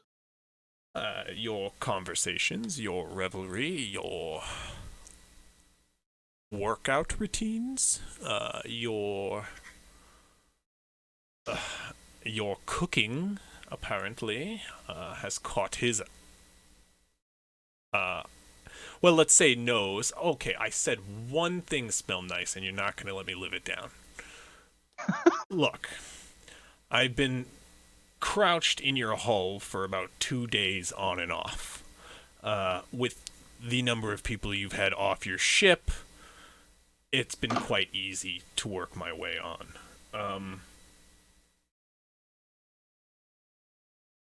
I found none of you are here with any sort of ill intent.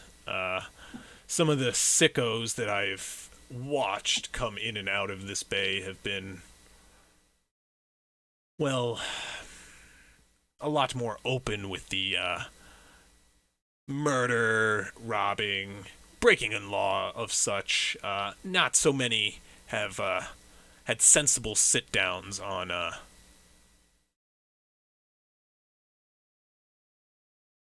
how to not cause the most trouble in this town. I will say we have word of your debt. And I have given that info forward to my captain. This is where we might be able to show our good faith. Should we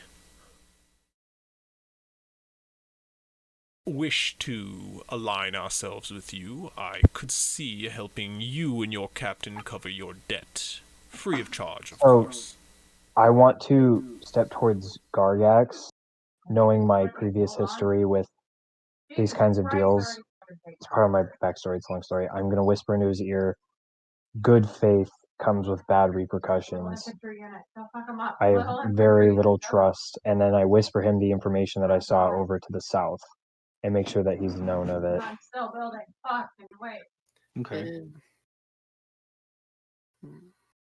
Continue, Chris. You have a problem here? He motions Jesus. to Gargax and the orc. No. No, we don't yet. But I'm sure you can understand that we don't have plans to exchange one debt for another. No, and I do not wish for a debt so much as a information agreement. Should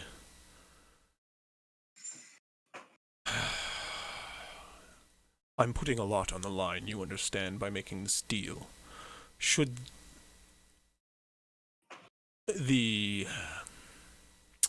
Pirate King ever disclose certain valuable information to you,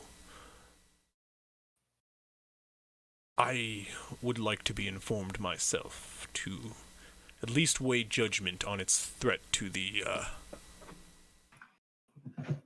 plan at large.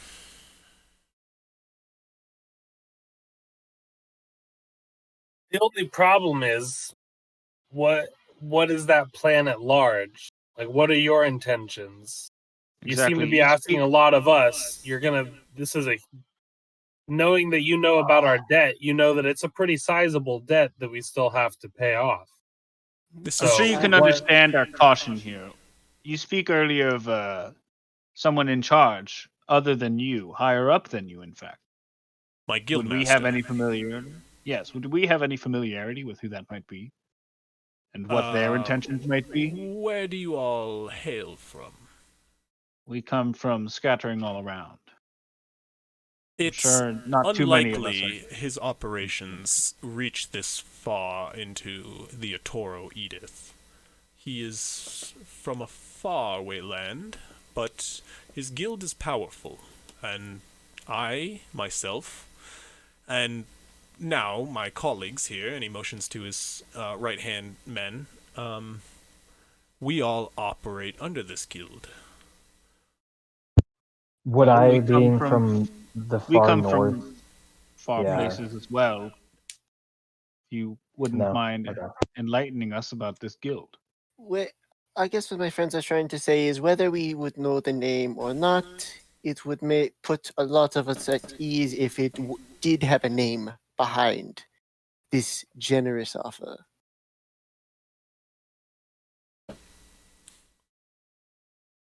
My crew operates under the funding and supervision of the Guild of the Guiding Hand.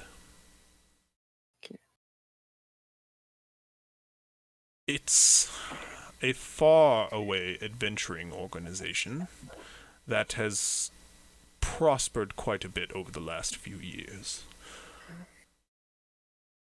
Their reach of the hand has grown significantly due to this. Our guildmaster was the first to circumvent this planet, visit all 4 of its continents, if you will, and he returned home to set up the guild in discussion.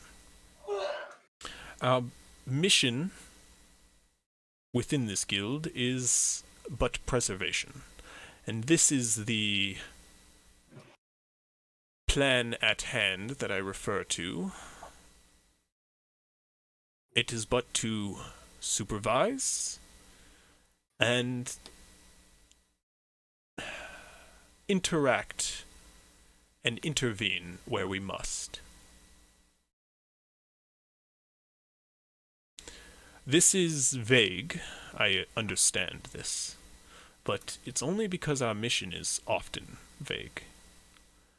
I am placed here as the most out-of-the-way post on this planet, and my contact with our guildmaster is scarce, to say the least, but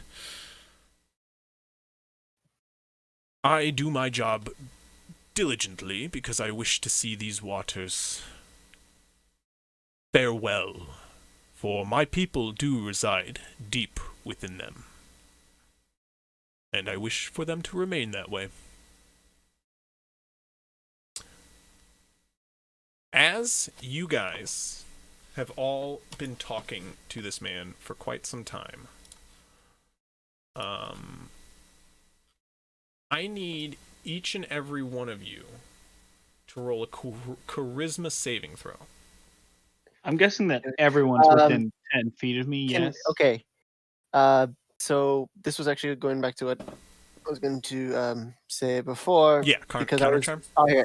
Yeah, the counter charm, and because I was already thinking that he was going to be using charms. He does. You're not seeing any sort of spell casting taking place. There is no spell casting in this process. I will say, go ahead and make me a intelligence saving throw. Yeah. Or Okay. an intelligence check. McKeat. I'm sorry, not saving throw. Just Okay. McKeat? Yeah, just Yeah. McKeat. By the way, Okay, I was gonna say intelligence for me. Well, you know, it doesn't matter now. I was going to say all counter charm does is give you an advantage against being frightened or charmed, but that doesn't matter because I just rolled a natural 1. Oh, I was reading counter spell. I'm sorry. Counter charm is your effect, Yeah, no. your bard feature. I'm sorry. Yeah. Literally, I do a little performance, so I was going to be doing some spoon boning just in the back and give us an advantage. Would it give all of us advantage or just you? Nope, anyone who can hear it. No, that's fine. Yeah, you could have been All doing right. that. I'm Yeah. sorry. Yeah. And I'm guessing that everyone of our party is within 10 feet of me. So Yes. all of you, even you, Dirk, get an extra +3 on top of your roll. So because of McKeat advantage and because of me, an extra +3. Dirk's gonna need it. I will say you started. I will say think you so. started banging on your drum, a couple minutes ago, like 2 minutes into the 2 minutes ago in the conversation, as this Like a nervous effect tick. starts to take place. Yeah, and You it's can just literally just claim like it a off as spoon a just like nervous hitting my lap in like a rhythmic way. Because I didn't bring any of my pots. Oh my lord! I'm gonna try and roll. Oh, this is bad. And you said Yes. charisma saving throw? Charisma, yeah. Okay, The well, idiot did good this time. Everyone gets an extra +3. yep. Dirty Oh. 20 for me. Do you want us to just put it in roll 20? So it's easier I'm for sorry. you? No. Yeah. Everybody put in roll 20. Okay. Oh, do you need one from Verth too, technically? No. Or is it's he not really. just with me? I mean, yeah, sure. Go ahead, give me that. All right. Let's see, Verthy boy. Watch you fail. Yep. Yep. All right.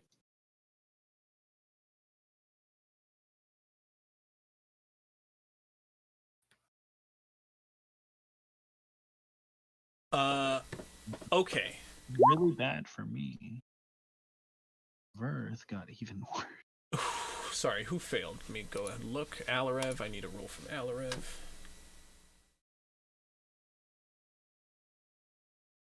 I rolled like shit for Gargax. This is And I think literally my best Alra save. said that he got Damn, an you advantage rolled against worse than being Dirk. charmed. Makit, you Yeah. Makit, you failed. Kush, you succeeded. Verth failed. Gargax, you failed. Wait, how did Dirk do? Dirk's fine. Dirk succeeded with the 20, yeah. Okay, I didn't You hear you, sorry. guys, everybody who failed, finds themselves charmed.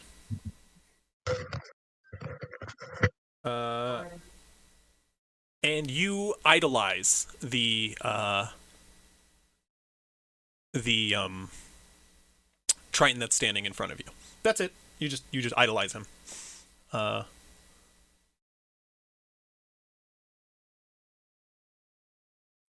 basically, the people who passed are just kind of sitting there like, wow, this guy's a dumbass. Would Kush be aware that well- something had just happened, or no? No, it's a very subtle effect that happens over the course of just talking to the man, but as you've spent a while talking to this Triton, his harmonic voice resonates within your ears to the point where, like, everybody who's failed that Triton just wants to hear his voice more.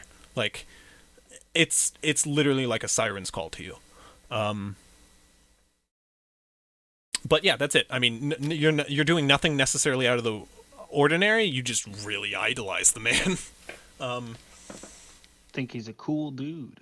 But yes, he continues. I can't remember where we left off, but he was talking about his organization.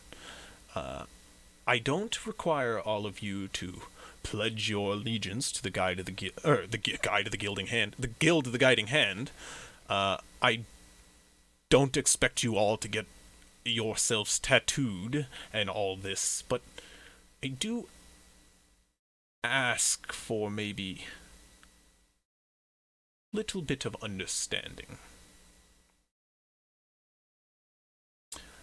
Our leader has a bit of a how can I put this? Affinity to holy spirits.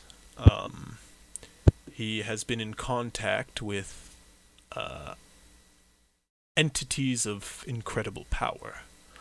And the omens that have been spoken of these seas is only described as terrifying. For such a powerful man, I have taken heed of his warning, and I can respect it. Can I make another perception check? No, not like no. You can't just keep So making not the like a same. look. No, I'm Okay. running off of the same perception check. You said you were still watching the same area, but nothing much else has happened in the time. I mean, not that much time has passed necessarily. It's just a conversation, but No, yeah. I was wondering if I noticed anything different. no, or nothing else has anything happened. changed. But you are still watching that area, so I'll let you know if something does. Okay. Thank you. You all sit so quietly. I Well, wish to hear your thoughts. Well, we're not exactly trying to make enemies out here. But I think how tempting your offer truly is, I think we are fine with our own means of finding the money. But we will keep in mind your invitation. I will say that one way you could earn our trust potentially, and maybe convince us that you are worth dealing with, is maybe leave us to our privacy. No offense, but I feel a little uneasy knowing that one of your crew was amongst our own for such a long period of time unnoticed. Yes, and it is for this reason I have informed you of this fact. I could have left this information out, but I figured I'd be honest with you all. I did not wish for you all to go into this agreement without everything on the table, if you understand. We appreciate the honesty. Dirk chimes in and says that you could have just told us that regardless, and still have intentions other than what you want us to perceive. Well, this brings up the extra awkward part of all this. For the only way we could approach you is upon knowing it was safe to approach you all. For now, we have told you of valuable information about me and my crew, and this leaves us in a bit of an awkward situation. No, where the fate of my crew depends on yours not leaking our information. This is why we chose to first stake out your crew. I would also have you all know we're not the only crew staking out yours. You might find that some aboard your ship are closer aligned to others.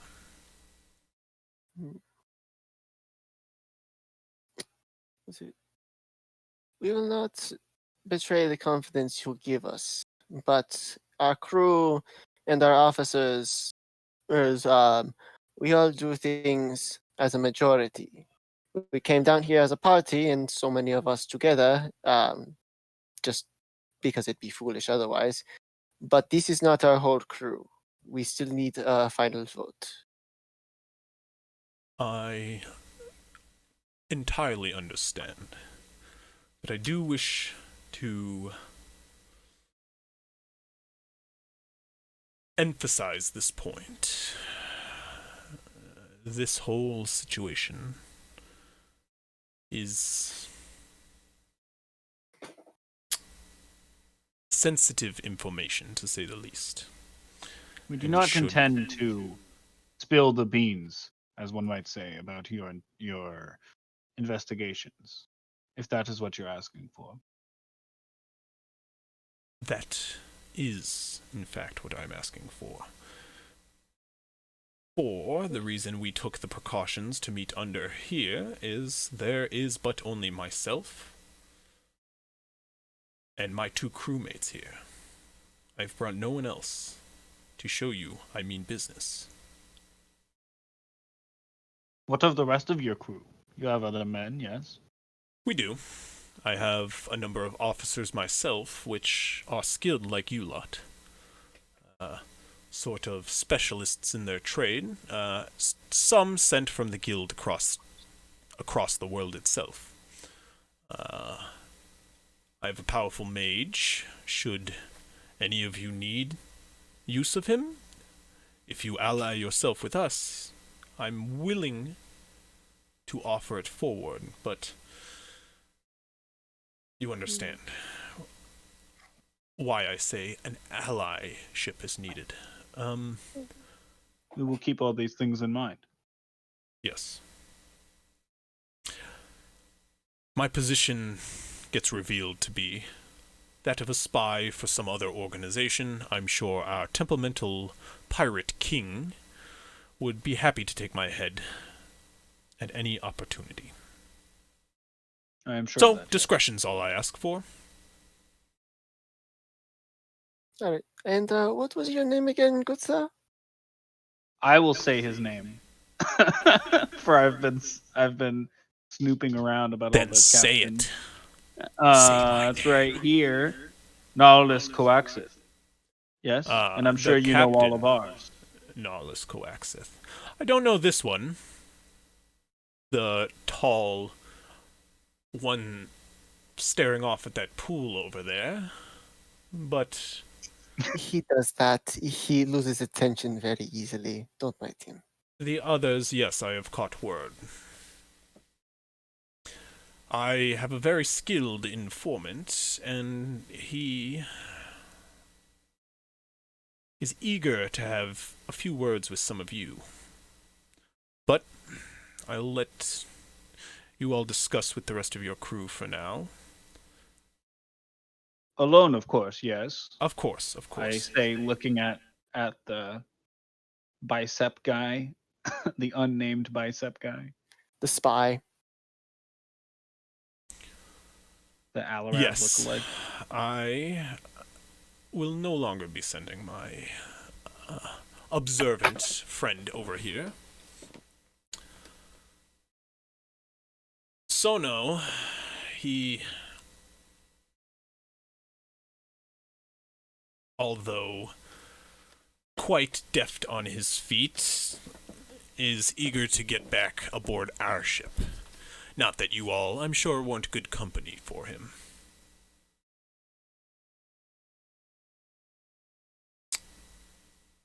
How should we keep in touch with you once we have made our decision? Sorry, real quick. As this conversation goes on, Dirk, you do notice more movement in that pool on that far side.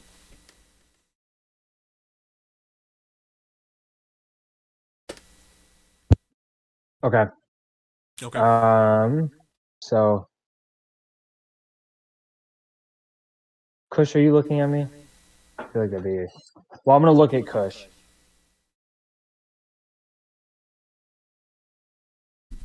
How should we keep in touch with you once we have made our decision? I'm always around. I was hoping to speak to you all at the Farmer's Respite the other night. No one stopped by my table. I felt left out. But Well, if you're going to make a introduction, step up and make an introduction. You all seem to be having quite a bit of fun. I can be found at many of the inns around this place. I do spend my evenings in the Farmer's Respite with a few of my men. Makes for jolly times. Like you, I only find myself with a ship docked in these oceans, or in these docks. I'm working on acquiring myself a fort maybe upon the island. However, it takes quite a bit of work. Should you wish to find me, you could probably contact me in the evenings in the Farmer's Respite, or stop by my ship, the Siren's Call.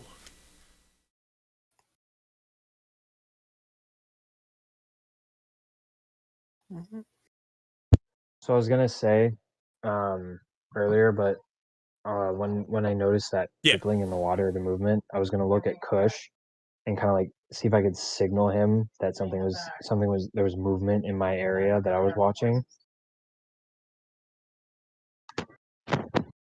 He's around to see it. Is Kush there? Kush? Kush? Kush. Sorry, yes. Dirk has been motioning to get your attention. Yeah, sorry. I noticed something over on the left, and I was just kind of like subtly motioning to you to be like, "Hey, there's something over there." Like, there's movement in my area of watch. Okay. Yeah, I mean, I'm just at the ready. I don't really like. I'm mostly concerned with talking to this guy. I kind of believe him that he's not going to do anything to us, but I'm ready. Shit, you've been affected. That's right. No, I haven't. I'm actually not. Oh, okay. And neither are you. Out my wits. Yeah, that's why like I have that's why like I still have my distrust, because like I'm on edge. He's fine. Well then, shut up. You're affected. I'm on edge too. I'm just. I don't. Yeah. Plus, it's part of my character to naturally Yeah, I get distrust it. like people in a Yeah. in a Yeah, yeah. position Yeah. of power. Well then,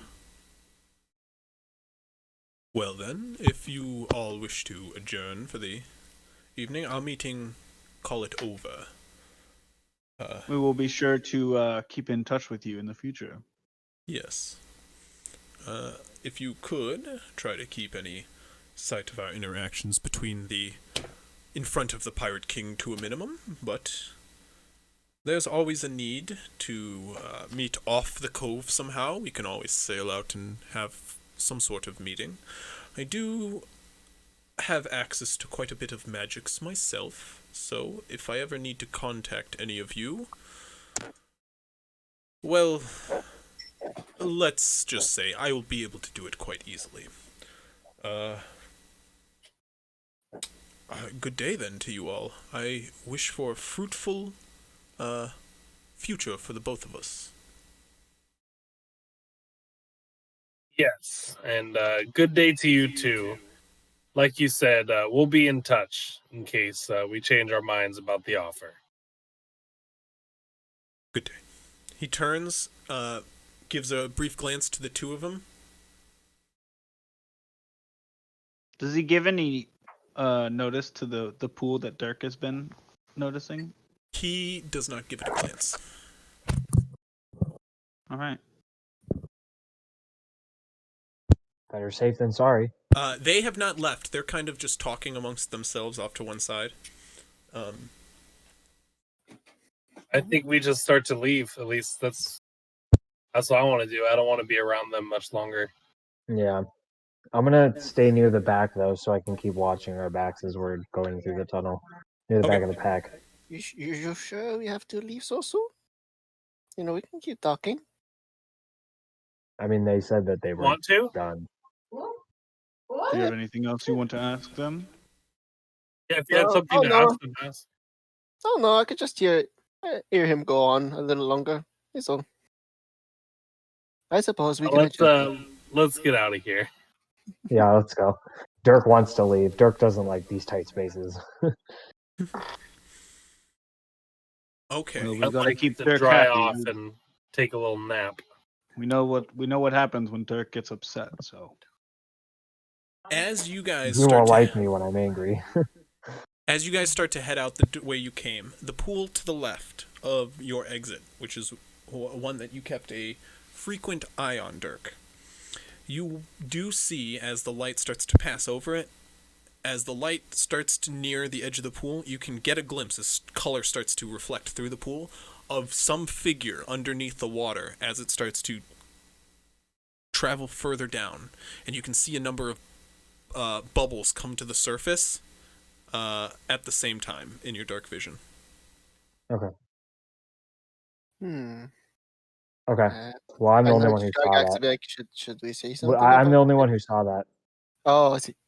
because I've been watching it. So I'm just gonna, since they all seem to be like entranced by him. Just one I'm person is, gonna- not everybody is. Yeah, no. Two of us, me and McKee. Oh, okay, two. Yeah. Yeah. So like, well, but I don't know who else is or isn't. So Yeah, under true. my assumption, I'm gonna see. It seems like everybody's kind of like all for this guy, and I'm the only one untrustworthy. So I'm just gonna keep that to myself, and I'm just gonna stay at the back of the pack, and I'm going to very frequently continue looking behind me, like even crawl backwards on the crawling portions of it. Damn Okay. near, just continuously too- watching us. Don't fall too far behind, Dirk. We might lose you. Fortunately. Dirk wants to get the fuck out of here, so he's gonna make sure he gets out quick. But Give me but he's another gonna make sure we're perception safe check. at the same time. Dirk, Another go ahead and give me perception another check? perception check for me. Okay. You know what, you fucks? I'm helping you in the long run, alright? He seems okay. 17. Alright to me. He's a real guy's guy. Yeah. No. He knows how to hold his own in a conversation. I can always appreciate that. Just gotta drink sometime with him. You guys travel through the dry portion of this cavern a bit longer, and as you guys go through the crawl cramped space one more time. Dirk gives one last look throughout the cramped hole before he follows in the final one. And Dirk, down the tunnel in the distance, tailing you guys around the edge of the stone, keeping as close to the stone as possible, you see the grays, because out of color, about 60 feet away, of an individual with long hair and 2 blades, tailing you guys stealthily. Who's in front of me? Probably me. Because I was in the front going in. So I'm at the Oh, back no, he's of in the the pack. back. So that would be Kush. Yeah, so I would be in the front going in, so the back going out. Because we would all just turn around and start going out. He's at the No, very but back. I waited to go to the back of the train. If you're leading us out of here, I'm Yes, you're but I'm saying I was the lead going through the tunnels in. So if we all just turned so if we're around, going I straight would back now out. be in the back. No, yeah, yeah, Who's in okay. the front? Well, Alright. okay, you're in the back except for Dirk, because Dirk did say he's holding Yeah, up the rear. that's what I'm saying. Yeah. So That's why I'm saying I would probably be next to him. Okay, Oh, so no, Gargax is next to you. Ooh, man, my lack of trust has really hit me right now.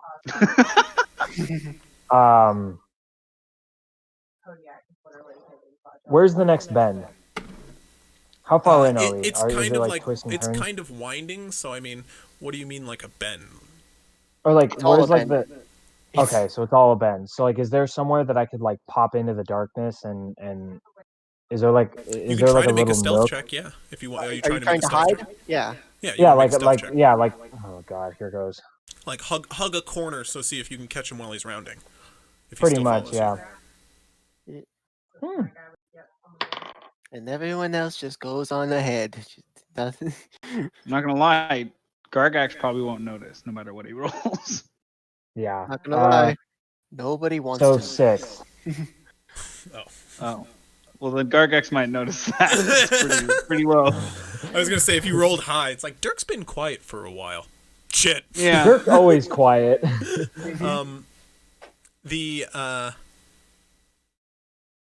You guys all do watch as Dirk like hurriedly comes through the like hole that you guys squeezed through. Tries to hide like a panicked look on his face, and then clutches to like the wall just slightly out of around the corner of that like smaller receding area. And as you guys Well, I do wasn't trying this, to stealth from them. I was trying to stealth from. I know whoever. that's what I'm saying. but we that's all what we see it. see. Okay. But like also you're not far out from that like area where he has to squeeze through. Dirk's. Yeah, Dirk isn't. So like Yeah. Dirk's already through it. This is me talking. Oh yeah. Oh Dirk. okay. Dirk. You go on ahead. I'm gonna watch the entrance and see if anybody follows. Why would they follow us? Call it You're just being intuition. paranoid. Let's go. It's not far. Exactly. It's not far. Dirk will catch up. Do you want Verth to be in the back? Verth can go in the back. Dirk is fine. Dirk just has. For once, please hear Dirk out. You know where the ship Hurry is. up. You know where the ship is. And I'll keep going, I guess. Yeah. Okay. You guys continue on down the hallway, and Dirk, as you're like pressed up, pretty obviously against the wall, at the like reduced air. I'm sorry, at the smaller area of the tunnel. I will say, as I'm leaving, if you're trying to be quiet, you're not very, very successful. By the way, you're kind of big, and I'll just walk away because I can very obviously see his shitty stealth. As a moment passes, nothing comes through the doorway or the archway. Nothing comes through the archway. Nothing comes through the archway. Your friends are slowly. His Gargax's lights slowly vanishing off in the distance till it's around the corner and you can no longer see the glow. So you know what I'm gonna do? No. I'm gonna say. Well, hang on. God damn it! Give me a second. I like to speak out loud. The most wild card person here. So I'm gonna say to myself, but kind of loudly, because I already know I like going off of what Gargax said. I already know that I'm probably have been spotted. I'm gonna say, well, I guess he's not coming, and then, but I'm gonna stay there. Kind of like do a Roll a doopy-doop. deception check. These are all things I'm bad at. Why did I have to see this? Gargax gave you the chance to tell him about it. Do you really fucking think Gargax would have done anything about it? I have a natural distrust of shit like this. Ooh, yeah. Crisp is like, whoa, man. 3. I'm just sneaking up on you, so. You very obviously try to pull a ruse on the individual. And some more time passes. I mean, I wouldn't not do something about it. That's my point. Like, I'm like, yeah, he totally would. Like, you know what? I'm totally cool with the mysterious guy following our group. He sounds like a guy. So listen, you guys have been so about this dude that you wouldn't. In my brain, my stupid brain thinks that you and my also. You don't know you don't know they idealize him. That's where I'm not getting it. Like, you don't know. Well, no, because like even with what I'm saying is like there is. I'm just watching and being, because I rolled high on perception, my character would know, like, would be kind of untrustworthy and stuff like that, but just hearing the conversation and hearing how it's played out, he would know that, like, my crew might not be. I get it. But yeah, I'm trying to think as my character, as you obviously, like, say this ruse, another few moments pass and nobody comes to the goal. I'm guessing, yeah. So I'm, in my, he probably either left or. Let me try calling out and seeing if he just like gives up because I already know he's there. Like being like, "Hey, come out! What are you doing?" But let me do it like intimidatingly. Let me do it. I'm gonna try and do it like forcefully. Try Go all ahead of and roll an it. intimidation check. I'm fucking good at intimidation. Might as well. I'm trying to do something in this goddamn campaign, okay? Respectfully. 18. There we go. Finally. Okay, you shout out at the individual in the other. Did you bring a bucket of chips? Well, hold that up. Is that not a bowl? Is that not a bucket? Like bowl. it looks like a. Just a bowl. I don't know That's why a really deep bowl. I like that. I guess bowl. it looks like a deep bowl, but like just the like nose, the like kind of like nose it has made me think it was like a bucket. Yeah, like it looks like does it has have like like a a board. little lid. Yeah. Yeah, fat ass. Jesus. Just a full bucket of chips. God, Chris calling you fat, dude. What are you gonna do about it? I was actually gonna respect it if it was a bucket. To be fair. He's not wrong. Anyway. Damn, Chris, you should feel bad. As you shout out, it echoes through the tunnel. Come out now! I know you're there! Echoes deeply into the distance. You hear a very faint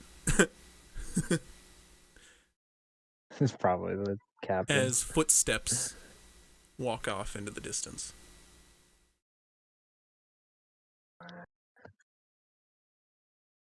Okay. I'm gonna continue moving forward, but I'm gonna keep checking my back. Okay. I'm really fucking paranoid. It's literally in my trades.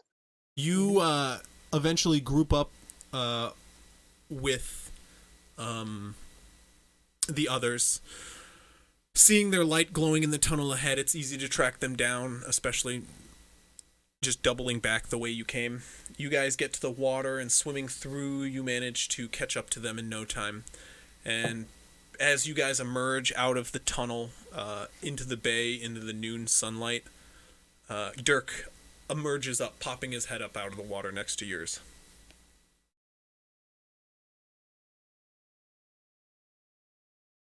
Well, are you good?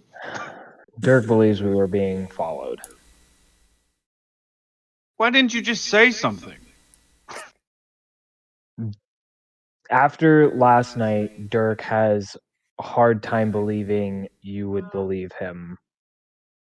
You're muted. Or I couldn't hear you. Good night, Kush. Oh, good night, Kush. Oh, I missed Kush. Can you hold out for a few minutes? We're not far out from done.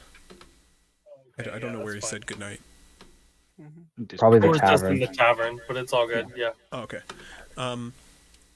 As you guys start to surface on the water, you can pull yourself out of the docks. I figured we wouldn't go much later than this. You guys can return back to the ship, and I mean it's almost 6 hours in, so this is about where I'd wrap it up. As you guys start to emerge, popping up above the water, you pull yourself out onto the docks to a few stray looks. Dirk, looking back, you see no sign of following once you'd entered the water. You still look back every so often, paranoid, but on your entire walk back throughout the city, you guys seem unperturbed by anyone. The odd glances from individuals through the jungle shot your way. That seems to be it as you arrive back to the ship. To a number of greetings from Lithos fixing the chair, to Cole busy studying in his room, to Sayri chasing down her pixie, who's also chasing down Alariv's boar. You guys... Gargax, are you not going to respond to what I told you about us being followed, or was that like gone with the wind? I mean, we just kind of skipped over it, but... Oh, I'm sorry. Go on about it. You guys can talk about it on your way back. Yeah, I wanted to see what you had to say. We'll just have to keep a keen eye out. It's not that I don't trust you, it's just that I don't understand your thought process in any way at all. Dirk might not be good at convey. He wouldn't know that word. Hey, as he pauses for a second, I go conveying or showing. Yes. Saying. Yes, Dirk is not good at conveying himself. Dirk has a long history of being betrayed by people who came to me with good intentions, and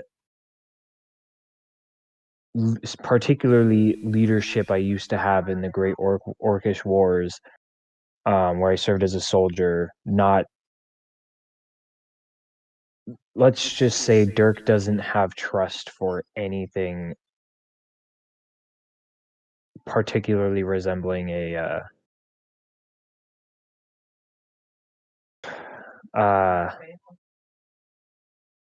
big like organization. What's a stupider word for organization? Group. There we go. I love how Dirk is in need of a reverse thesaurus. right. Listen, it's hard being stupid, okay? I'm in medical. I have to have a very I have to know these Latin words, but being stupid is hard for me. Hey, that's good. Well, you can trust me, Verth, that there's not a lot of trust to be had on this rock. Verth? Dirk. I say Verth, my bad. Who's Verth? They share an intelligence level. My pet. My dragon mount. Well, you can be sure, Dirk, that there's not a lot of trust to be had on this rock. And no one in our group is too hasty to trust anybody.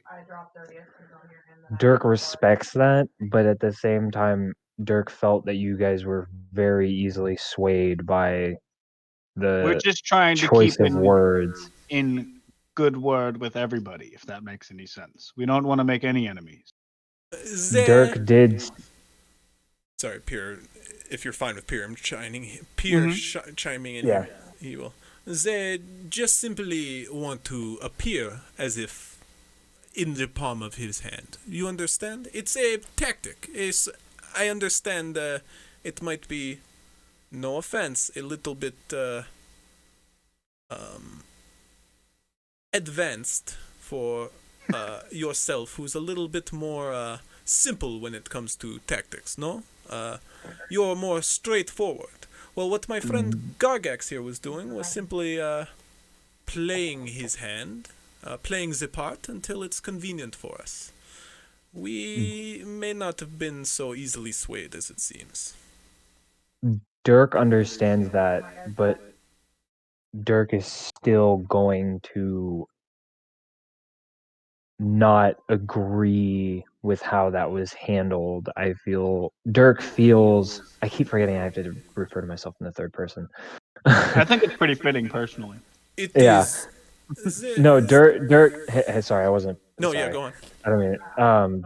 Dirk feels that knowing we were being watched, Dirk thinks that we should have used that as an upper hand to keep an eye on what's around us more.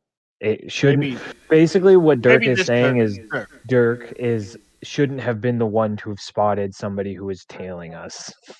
Dirk, my point is that if he's watching us, then so be it. We're not going to be able to stop him from sending endless amounts of men, but at least we know that he's watching us, There is, or that someone is watching us. Yes. Or we know that this he is might be unaware the of that alarming person as part, well. So we don't know if he was the one watching us.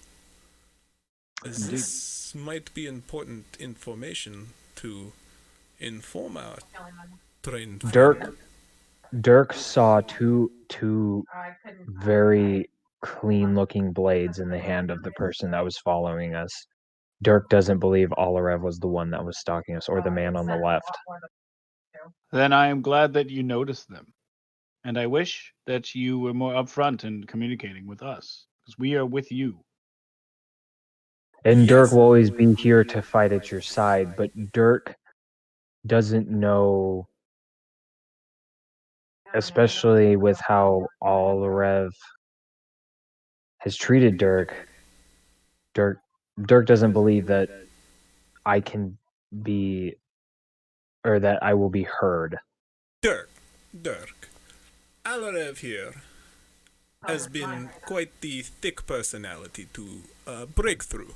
And through our time, he puts a hand on Alarev's shoulder, we have been able to break that hard exterior. If you give us a little bit of time, maybe we can do the same for you. And gives you a nice pat on the back as well.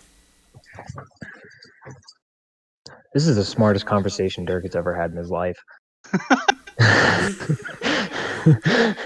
This is how you know Dirk is learning. Silence sometimes says a lot.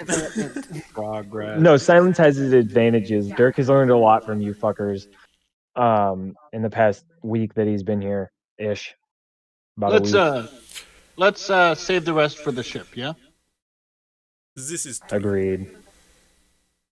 You guys, plenty of years on this. You guys wrap up your conversation as you head back to the crew, greet the rest of them, and discuss the matters that just took place. We're gonna wrap up there at a convenient just under 6 hours, and we will pick up tomorrow evening with a reduced crew. So I don't know who's around tomorrow if they want to join. Some monkey business. Monkey business most likely tomorrow. I'll see if me and my wife want to join. I'm not probably gonna be able to stay for long. I have to be up at 5 o'clock in the morning on Monday. That's okay. I'd prefer it if it's somebody who can stay the full session. So just because, then I it might be probably monkey won't. business. I really wish I was here for the monkey business, but tune in I'll on be Twitch. sad to see you go. Yeah. Or Tune in on YouTube. Twitch. Bye Kush. It's on the stream, so that's fine. Bye Kush. Watch the stream. Watch the full Bye, stream Kush. so you can just get the buy. And also watch it on YouTube so I get the views on both. This was a Or else learning you- experience for Dirk. Don't do that. That's ridiculous. Yeah, no, that's good. That's really fun. That's like Alarev is kind of been taking it on stride too. Like every moment has been a learning experience, where yours is a little bit more intelligently stunted. His was emotionally stunted. You've got a little bit more emotion, but a little less intelligence. Well, see, like, so Sometimes too much emotion. the thing about my character, that's why I was like, this is like that's why I chose this moment to really let my character shine, is because like part of this is just me talking about my character. I don't think this will get me in trouble, but let me know if it does. Talking about my backstory. So my character specifically, the reason why he has an aversion to knowledge and to leadership